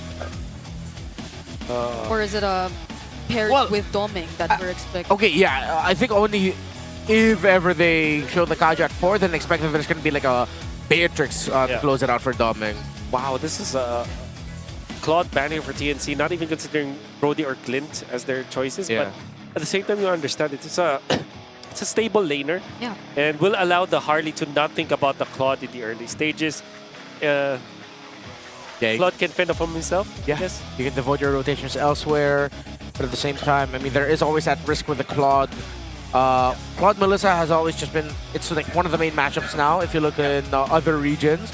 But there are some games where Claude has been able to outplay a Melissa and snowball through some really good individual play. Lilia gets banned out. Rora, oh, they might have showed their hand with that one. Rafaela mid and then another tanky front for Light. Okay, the Moscow being banned here. Still have the Brody. I think they want to go glue because that's probably the reason why they banned this Lilia. Right, glue roam. Then you get it with a Rafaela and then Harley in mid. Makes it a very annoying roaming trio. But that will be potentially a last pick. I think if you're Aurora, you pick up a very stable laner here for Doming. Brody or Clint comes to mind. Yeah, and figure out, because you don't know what Vin will consider in mid. Or a Granger. Okay. Doming special. They get a Sky Piercer with that. Yeah. Okay. Oh, that actually makes Granger really hard to catch right up with the Rafaela. Yep. Wait, is Aurora thinking about the Marcel last pick here? With the Granger? That is not out of the table. Yeah, that's the usual combo that you want to run with the Granger. Yeah. Okay, TNC. Let's just hope that this is not Carmilla with Sicilian. One or the two is okay. Just not both. Just not both? Oh, it's Angela. And They steal the glue. They steal the glue, which is really good. Okay. I think if you're Aurora, the Marcel makes sense here. Yeah. Everyone's all zoned up, clumped up together. They're not gonna put the Rafaela on Light and go more damage, right? Just keep that Rafaela in the mid lane. You already have damage anyway through the Harley for Magic. Ranger for finishing with the Sky Piercer. There's a world where they go Vexana for the burst. Good versus the glue. What if they go Ube and go Rafaela Ferris? That's for that glue. Overkill. But there's the Melissa, so you might not consider it. But yeah, that looks nasty. So either Marcel, I feel like, or Vex. There you go. Great call there in the Vexana. Okay. So they still put that Rafaela in the roam. And they get one of the counters to the glue. But that doesn't necessarily mean the glue will get countered hardcore here. You just have to watch out your positioning around it, lest you be popped up by the passive of the Vexana chaining together after those little glue lets die. This is the third game. Last one for week 1 for season 18 of MPL Philippines. Let's do this one by one. Brigida, for you, who do you think got this draft? Well, I feel like there's just so much attention on the glue that I'm starting to worry about the reach that they might have against Drome on the Melissa. And there's an Angela to somewhat add another layer of protection to it too, but I just can't help but think that it's TNC. The mechanics are just gonna be something you really have to watch out for. For me, I like the Angelada. Yep. At the same time, this is like Melissa with Hirara and with Bellerin. Yep. Up against Barrett's Rafaela. So it's like 3 OP heroes versus 2. And it's easier for me to bet on more Kaijus. Right? More, excuse me, what? Kaiju, is that? Oh, Kaijus. Okay. I completely misheard that, and I'll just tell you after the broadcast what I thought you said. Yeah. I know what I potentially have said, but I clarified it. Welcome to game number 1. Sorry, game number 3. Okay, hey. Oh, sorry to put you off. Well, we reset it to a best of 1. It was my fault. It was my fault. It is reset into a best of 1. Thank you for saving me there. Fire off away in the chat wherever you're watching. Who do you think got this in the bag? Is it Aurora? Is it TNC? A lot of pressure right now by Aurora to spot out the rotations of TNC. They know where Zyda is. Meanwhile, Coil farming on his side of the jungle without much of a problem as Light and Yue are taking control of the river. Yeah, I think this is just something you can really take advantage of as Aurora. An Angela in mid, even yesterday, is a hero that you could just really constantly bully, I guess. There's just so much more potential for pickoffs, considering that the wave clear isn't as reliable. You don't really get to put yourself out there as much, not without the help of Zen. So that is one thing that Coil will likely pay attention to. But Vin, he knows that it's potentially gonna come. They gotta keep him safe under the turret. And Coil goes for the poke on Zen instead. There's nothing out of the ordinary here, apart from the fact that Vin went for A bargain hunter. Bargain hunter Angela. Oh. Bargain hunter Angela. That is very surprising to me. So what that entails is that you have a faster Flask of the Oasis and then a faster Enchanted Talisman afterwards. Oh, Doming already forced to burn that flicker. Meanwhile, the bottom lane. That was a fast reaction, and this is a faster response by Aurora, catching first blood up against Ryota before the turtle. They will have full control over this. This is Broken Walls too. It's been such an easy transition for Aurora to just get and capitalize on that kill. Oh my god. You can look at something very basic right now. Light and Yue are clearing the wave insanely fast compared to this Glue and Angela. Yep. Yeah. And I hate to say this, and I really, really hate to say this because Ryota is one of my closest friends in the pro scene, but I think that Aurora are exposing that dent in the armor of TNC. It started from yesterday when you saw that Ryota couldn't find his stride, and right now, even in Game 1 win, it was a really slow start for Ryota, and they are exposing it again in Game number 3. They went into that XP lane, and all of a sudden, they're ahead by 1,000 gold.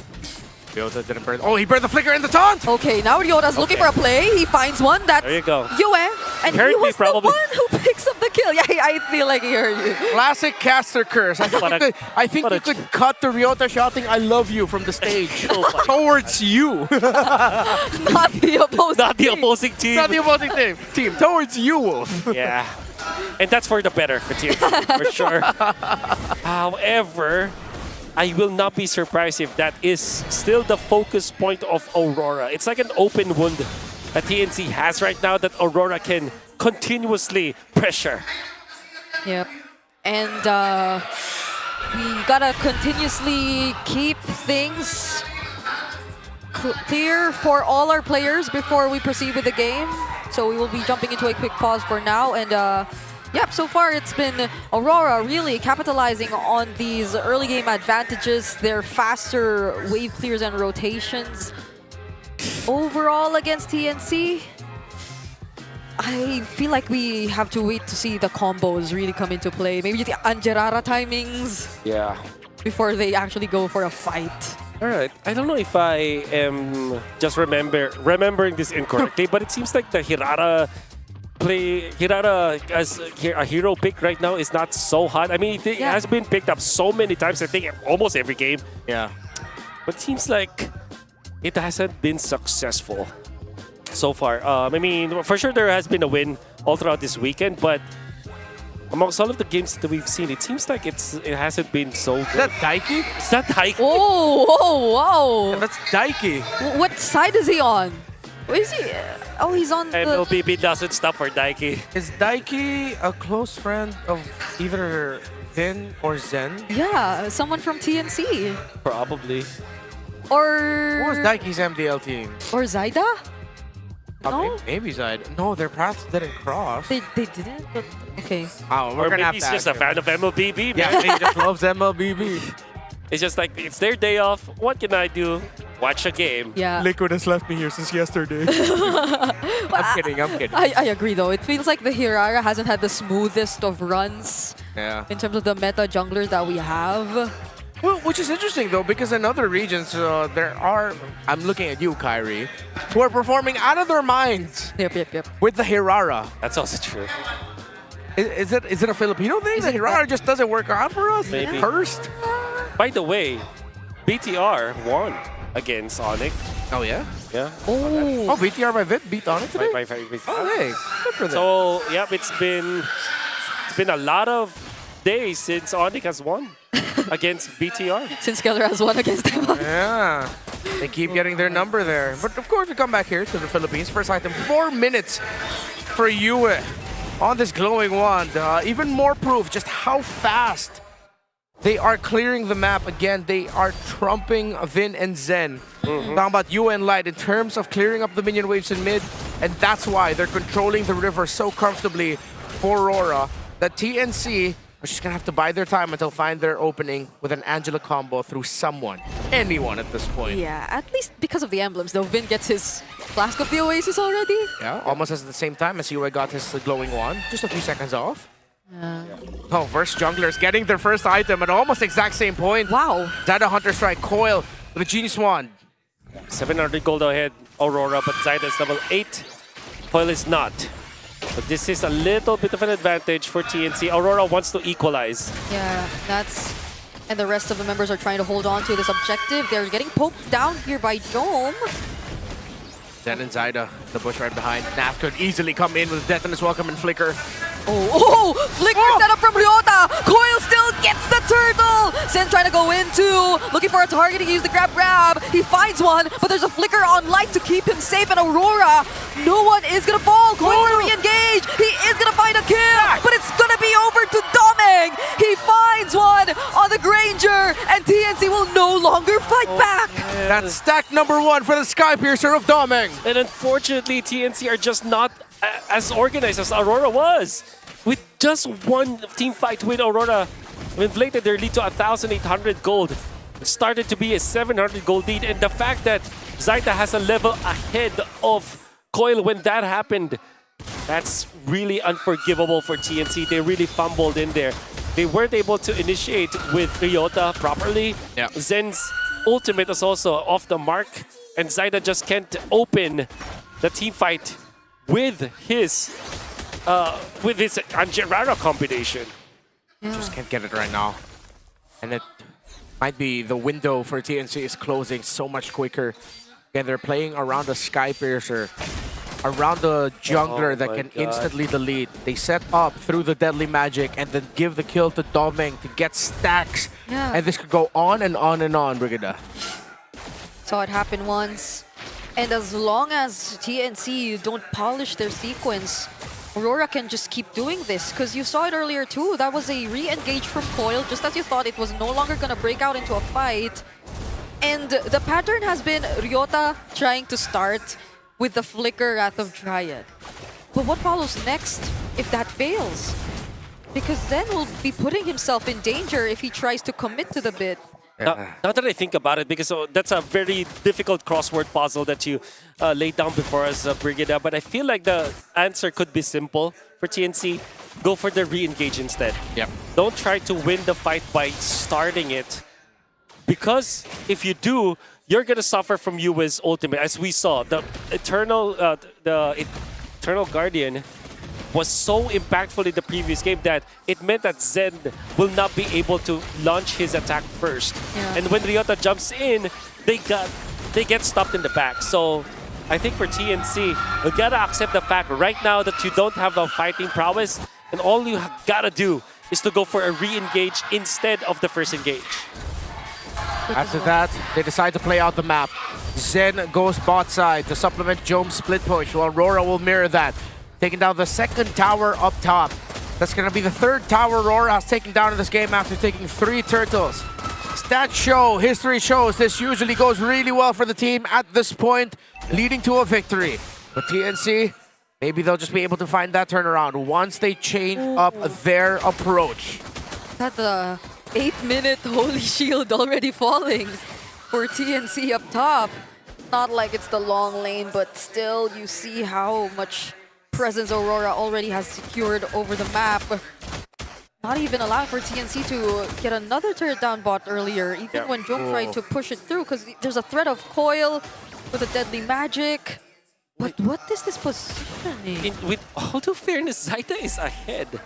Yeah. Ryota doesn't want to give anything to Aurora right now. No Daytona's welcome, but Jom sneaks in, takes the turret up top, gets more gold for the team.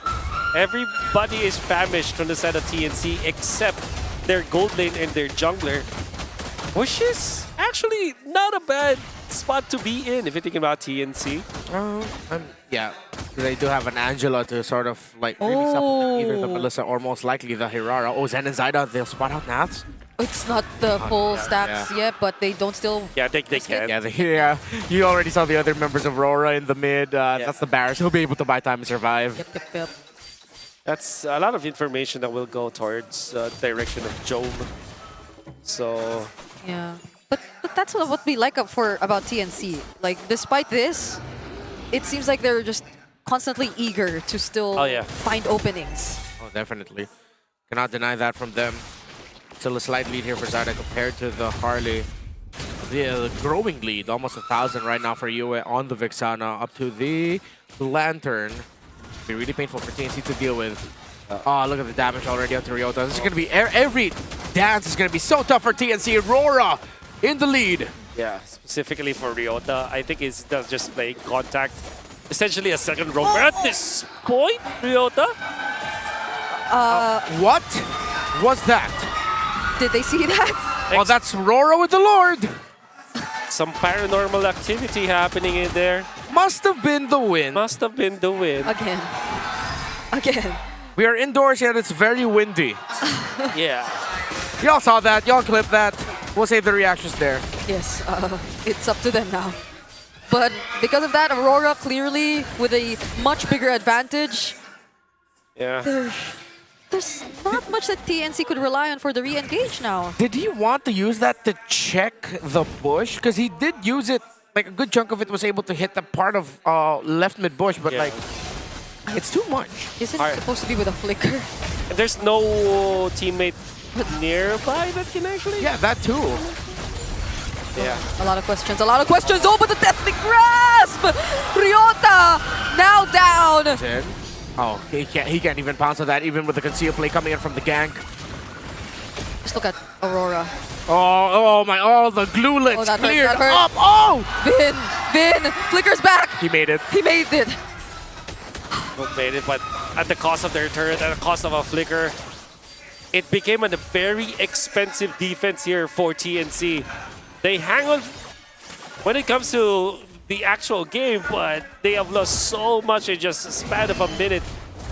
No flicker onto Vin, and they lost all of their outer turrets. They've lost the inhibitor up top, about to lose the holy shields in the middle. Very difficult defense now for TNC. The rest of the game now is looking like a formality. RORA on the way to securing their first series win of the season after just securing their first game win of the season. Game number 2 against TNC. Oh, Nats! Nats finds one, but Zaida too will come in from the back lines, so they'll have to be a bit more careful. Nats is left alone. Oh, massive damage. Doming is free to land all the bullets that he wants. The cards are coming through from Coil as well, and that's going to be a flicker too from Yuen just to make sure they get more. But Ryota still alive, and Doming is shut down. TNC found some small wins, but they lost a lot, but at least they got Doming. They got 3 for the side of Aurora, but now, with all due fairness, because the game is so short for now, 12 minutes in, Zaida as well as Vin will be in time for the the respawn, but of course Light with the resurrection will allow Aurora to have the numbers advantage once again, and they can set up again for another Lord take. Getting Doming was so good though for TNC because not only was it a shutdown, it was also given to Jome. Now 9.2k slowly catching up. Like you see through the replay, the overheating coming out from Aurora. But the fact that Yue as well as Light landed the stun, the combination, Zaida could not even react to that because of the chain stun from both Light as well as Yue. Yeah, Light perfect, and then Yue very quickly pounced on it. This might have been a very different story if Light did not land that stun. We go back live. Aurora holding a 3,500 gold lead. TNC just found a glimmer of hope. Will they be able to play through it as RORA are now burning the Lord? They're bursting it. Zen is not going to come from an off angle either. It's going to be Ryota trying to go for the engage. Zen trying to look for someone on the side, and Yue will be bursted. Zaida has access to the Lord, but so does Coil. Zaida's just looking for kills instead and trades because they weren't able to get it. But RORA with the healing, with the sustain, they're going to be okay. Zaida going for the chase. He wants to find Coil, but Coil has space escaped out of there. And now TNC will have to defend the Lord push. Oh, that would have been really good for TNC for when they took out Yue, but they weren't able to secure the Lord this time. So a 1-for-1 trade-off will mean that Aurora will still have the massive advantage. There were so many near deaths on the side of Aurora as TNC could not just run them down. Melissa is not built for chasing against the members of Aurora. It's more fit for a box-to-box fight, but with that kind of sustain from the Rafaela, and the movement coming out from Doming as well as Coil, they didn't even have to commit any of their flickers as they went in for the escape. So this will be A fully packed Aurora up against TNC. I might have spoken too soon when I said Aurora might be on the way, but they are quite close. But TNC might just be able to pull off a shocker here. The tension is palpable, but the damage from Aurora even more so. Golden Age ranking, the Lord, being held by TNC, and Aurora will not be able to fully capitalize for an endgame angle just yet. Zen with a conceal. There he goes again, but he gets spotted out this time. And there is potential, I agree, but that's maybe why you also have to see the Wrath of Dryad, the combos actually laid down and hitting targets from Aurora. So it becomes easier for Jom, but now it lands just onto one. It's gonna be Nat, and Rose just immediately bursted down. The flicker from Zen! He will find Coil, but the space escape is active. Zyda cannot catch up, and now it's Zen isolated. Vin, though, with the damage, will actually find one. They bring down Coil, but in exchange of two. It was an Angela for a Glue, so Glue does more damage. But the respawn. He's back. He's back. It's a 5 versus 3. We thought it was just a simple 1-for-2 trade, but it appears that it doesn't matter as much anymore. Fortunately, TNC could still clear the waves, and they will have a bit more time. Somebody get these healers out of here. Somebody get these healers out of here. Coil snatches the purple buff away from Zyda. Zyda couldn't do anything because he does not have any information of where the other members of Aurora are. Gonna be pushing down in the bottom lane. Jom is still untouched this game, and so far has been playing well, but so is Doming, only dying once. 7-1-0. So impactful in the pickups that Aurora were able to get, and is always a threat.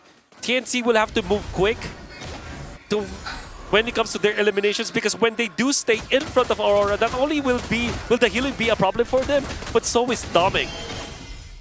Very problematic right now for Jom. The fact that Aurora, even if they get caught on by all of the combo and crowd control that TNC has, one holy healing pretty much negates a good amount of the progress Jom has made through their health bars. Look how fast they can burn this Lord, but they won't rush it.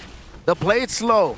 The Angela of Vin holding down bottom, as expected of an Angela, as Ryota gets the information. Zen plays away from the team though. Aurora don't know this. They might be looking for a crazier angle to go through. Yeah, left mid bush control has been very tricky for TNC. 8 stacks with a Piercer. Zen is very far away, checking, concealing through RMB might be the way to go. Yeah, all these mid turrets still being up are not helping TNC though. Yeah, he's checked everything. Oh, Nats is already below half. By the way, this is Zen with 2 magic items already. Glowing one with the genius one. They have to make a play. Look at that minion wave up top. It needs to get cleared up. It's too chunky. And the Lord is also low. So many decisions. Overload of analysis here for TNC. Slow push by the Angela down bot, and Aurora pounce. Ryota and Zyda are left here. The knockup from the Lord will not make it. It's gonna be an attempt to steal, but Coil still wins it anyway. The Wrath of Dryad lands onto multiple members. Oh my God! The turnaround for TNC! The Wrath of Dryad into the damage coming. He picks up a double. There goes the grab two. Doming pops his immortality. Light's the only one left. He loses. Doming still has an immortality, but Coil, who gets to the base first? Ryota is here to defend. So remember, TNC won't allow him. And this could be an opportunity for the Phoenix Army! They still have a Lord to deal with, but TNC have made some magic, even though the Lord has gone to Aurora. But Light is alive. Resurrection might be soon, but TNC with 5 of their members, with Zyda in the front lines getting stand up, playing like a god in the jungle. Does he have the resurrect? He doesn't seem to have one. That's gonna be Nat coming back in time, but he only catches Zen. He uses it on his welcome, and he doesn't have time to clear. TNC take away the series. They weren't blinded by the lights. They just burned brighter than it. To close out week 1, TNC beat Rora 2-1. Zyda with the superstar genes. Superstar triggered today in the most specific moment that they needed it to be there. Zyda popped off, essentially winning it for the team. So was Jom, by the way. And the entirety of TNC with their rookies up against the defending world champions, unthwarted by the veterans from Aurora. In this metagame, in this landscape, you have to be willing to take risks. TNC took that risk. With a massive threat of minions up top, they decided not to clear it. But it was the Belleric of Ryota who stood as a stalwart in front of the minion waves and stopped it alongside Zen. They got back in time to stop Coil from trying to split push end. RORA were leading for 20 minutes, maybe an eternity. And not only leading by goal, they are winning all of the fights. There wasn't any fight where they actually lost. When it comes to the net gain for both teams, all the fights were in favor of Aurora. Be it a big win, a small win, everything was going in their favor. But this time, look at Zyda. Zyda lost the Lord Retribution for Ryota. 4-man taunt, 4-man Wrath of the Dryad. Zyda taking down everyone with a slew of skills with this Hirara. And if you're not convinced yet that this is the best jungler that we have right now when it comes to the hero selection, I don't know what else can convince you. Hirara is just so broken. Oh, Zyda. Oh, TNC. Just when we thought what the ending of this would be, they delivered a surprise. On stage is Zyda with Big J alongside Denise and Thea to run us through how this insane ending happened. What a way to end the opening week of MPL Season 18 without match. Phoenix Army Makingay! Noise! And we're here with the match MVP, Zaira and Jom! What a thrilling match. Grabe. What a thrilling match. 1 minute na yon. That last 1 minute, nobody could have expected that. And kanina, Zaira, And earlier, Zyda, we're gonna go straight to the question. We asked you, did Coil being your opponent affect you and your performance today, or was it actually helpful that you knew Coil on the opposing side? Binabasa na kasi ni Jome yung nangyari kanina, pero ito muna Zaira. Okay. Feeling ko po, I feel like I was just really eager to win this match because we lost yesterday and we weren't able to pull off our full potential, and I really just wanted to bounce back. It's a really good bounce back. Yes, you could feel it, and one of the players who really bounced back is Jome. Pagbabalik mo talaga. Yes, you Gusto ko lang malaman, no, you guys have had such a really good return to TNC. Ano masasabi mo sa naging laban na to? What can you say about this match? I just feel proud of my teammates because we are able to bring out what we do in practice scrims. I think the entire Phoenix Army is proud of you and not just your teammates. And earlier, you know what, Denise? Coach Etumax said that they weren't able to bring out their potential yet, but now it seems like they were able to. And now, Zyda, I'm bringing it back to you. You were the only one retained. Do you feel any pressure that you really have to perform at your best because you were the only one retained? For me, there's no pressure because my team has enough trust in me. That's why I was the one retained. Okay, I can hear Jome from here. He's giggling.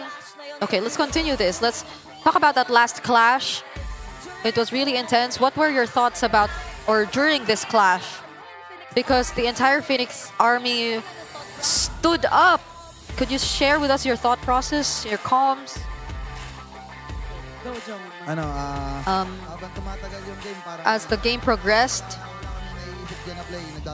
if we can't think of a play, we just pray that Lord helps us, and eventually it favored us. How about you, Zyda? What's your thought process? I guess during the last 1 minute, it was a bit messy already. Our comms were a bit messy already, but we still risked the clash at the Lord because we were already pressured anyway, and especially on the sides, so we just really went for the risk. So I know the comms were already messy, but what was the highlight of that clash? I guess it was the fact that we knew there were creeps at the base. So there was a possibility that it ended before we could do anything, because the Harley might end it, but because no one was able to get back to base. But fortunately, it didn't end.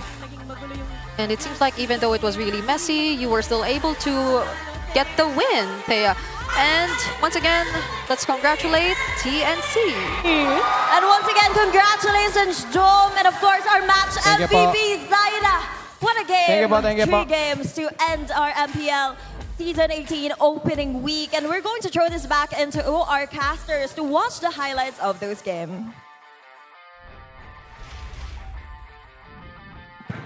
Z-God, we thought it'd be Zaida, but it was Zen who's the MVP of this game, 70% KP. Following up that massive Wrath of Dryad from the Belleric of Ryota, it was him catching key members of Aurora to seal the deal. Yeah. I think none of the early game highlights would matter. I guess this is just for storytelling where Aurora was winning every single team fight. They just weren't able to close it, well, naturally. And this catch-up to UA would have been really good for TNC, but they still lost that Retribution battle. Coil is just too sharp with it. And you can see that Aurora were able to get out of the danger zone. Yeah. How many times did Ryota have to suffer an early death for TNC? Because Aurora were able to pick him off. But with all due fairness, Jome did not die a single time the entire game, making himself a threat for Aurora almost every single time. And here we go, the last clash. They do catch one, but they weren't able to kill Ryota. Ryota waited for his moment. Bang. 3-man Wrath of the Dryad it's into a former Wrath of the Dryad into a 3-man taunt. And then Zaida just went God mode afterwards. Superstar trigger. Activating at the last moment where it mattered so much for TNC. And look at him being in the zone. Yeah. And they even managed to get the recall out. Ryota taunted some of the minion waves so that make sure that he will be chased down by some of the minions so that Coil will not be able to end. But at the same time, Coil will not have an angle anyways because everybody from Aurora except Light died, which meant that there will be no one to stop the recalls from TNC. We do also have to go back. The very first highlight showed off. It was Zen mounting the Granger of Domeng. That slowly began the turnaround for TNC. That gave them a little bit more time and a little bit more life. Then a little bit after that, you get to see him mount the Harley, surprisingly, with Vin on the Angela on the glue. That's right. So it was mounted by 2. Yeah. Technically. Yeah, gotta say. It was a double mount onto one guy. And no Granger can survive that. Yeah, no Granger, no Harley can survive that. And yeah, I think that we also have to take note of the fact that Zen played as the roamer but did not itemize like a roamer. Whipped in for the Cursed Helmet into the glowing one, into a Genius Wand. And before that fight, before that Last Lord fight, he didn't have the Athena Shield yet, but he eventually got to that point. The fact of the matter remains that he was separated from his team with the Conceal. And as Aurora, because you saw that there was the Angela that mounted using the hard guard, this glue, you were afraid that this glue will actually go into, the Angela will go into the glue. Because prior to that, the Angela did use the ultimate on the glue. But in the last moment, it was the Hirara, the recipient of the hard guard, and allowed for Zaida to make one of the best plays that we've seen from him his entire career. God mode Hirara coming up from Zaida. Reminded us why Zaida is the guy, and today he beats Coil. Let's listen into the Infinix mic check.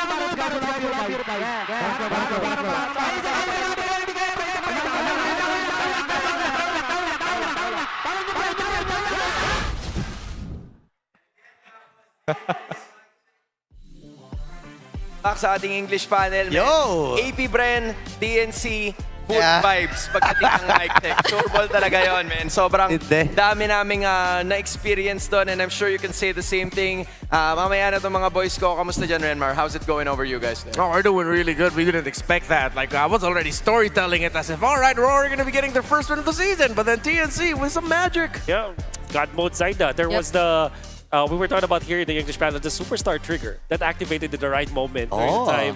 Nagkaroon ng star dun sa ulo niya bigla. Mario. Pinumpleto yung soundtrack.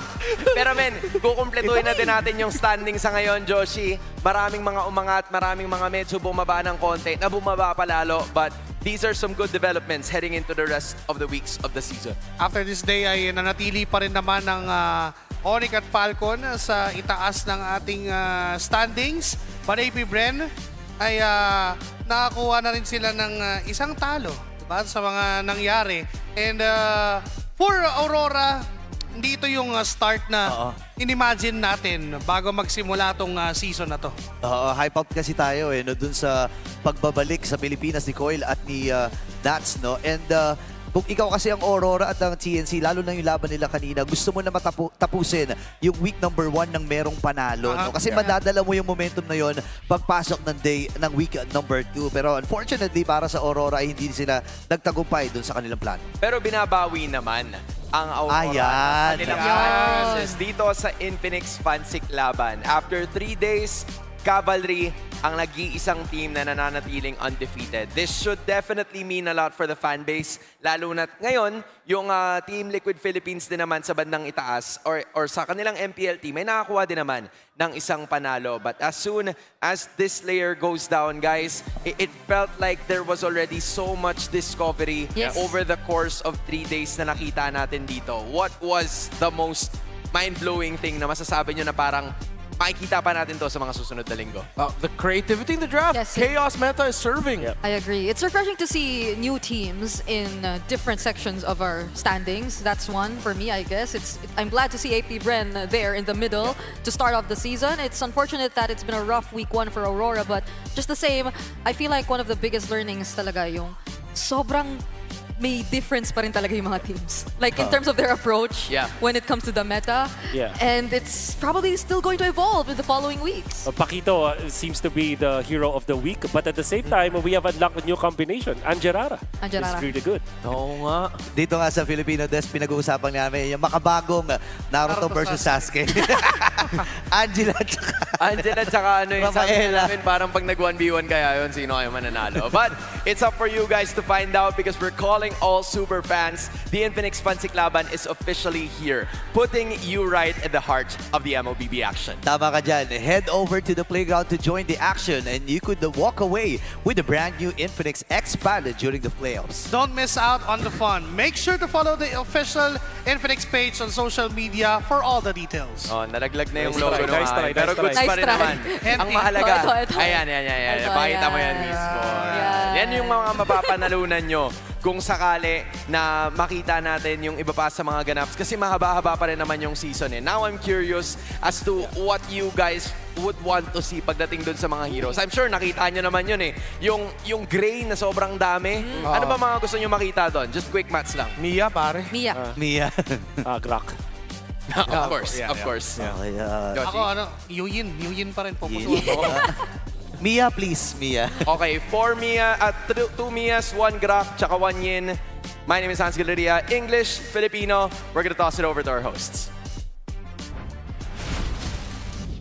MPL super fans, what an absolute banger of an opening week. 7 thrilling matches in the books.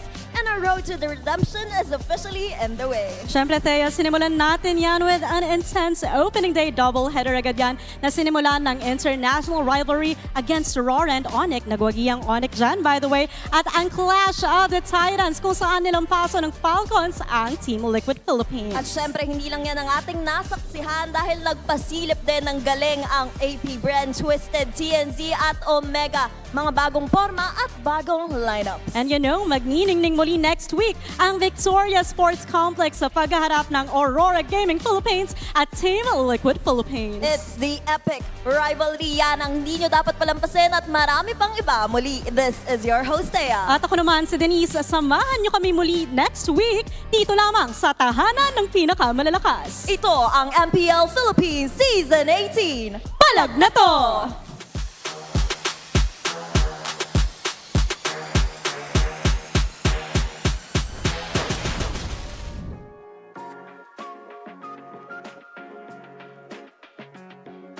The 18th season of MPL Philippines is brought to you by the following sponsors.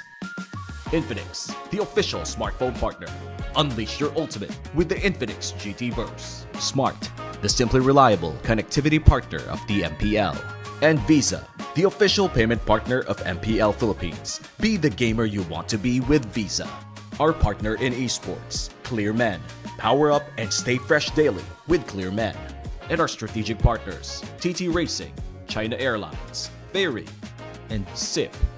Don't miss any MPL PH action. Follow our official social media accounts and subscribe to our YouTube channel. Palag Na To. Catch MPL PH Season 18 action live at Victoria Sports Tower. Grab your tickets now via the official MPL PH website. MPL Philippines is monitored and supervised by the Games and Amusements Board.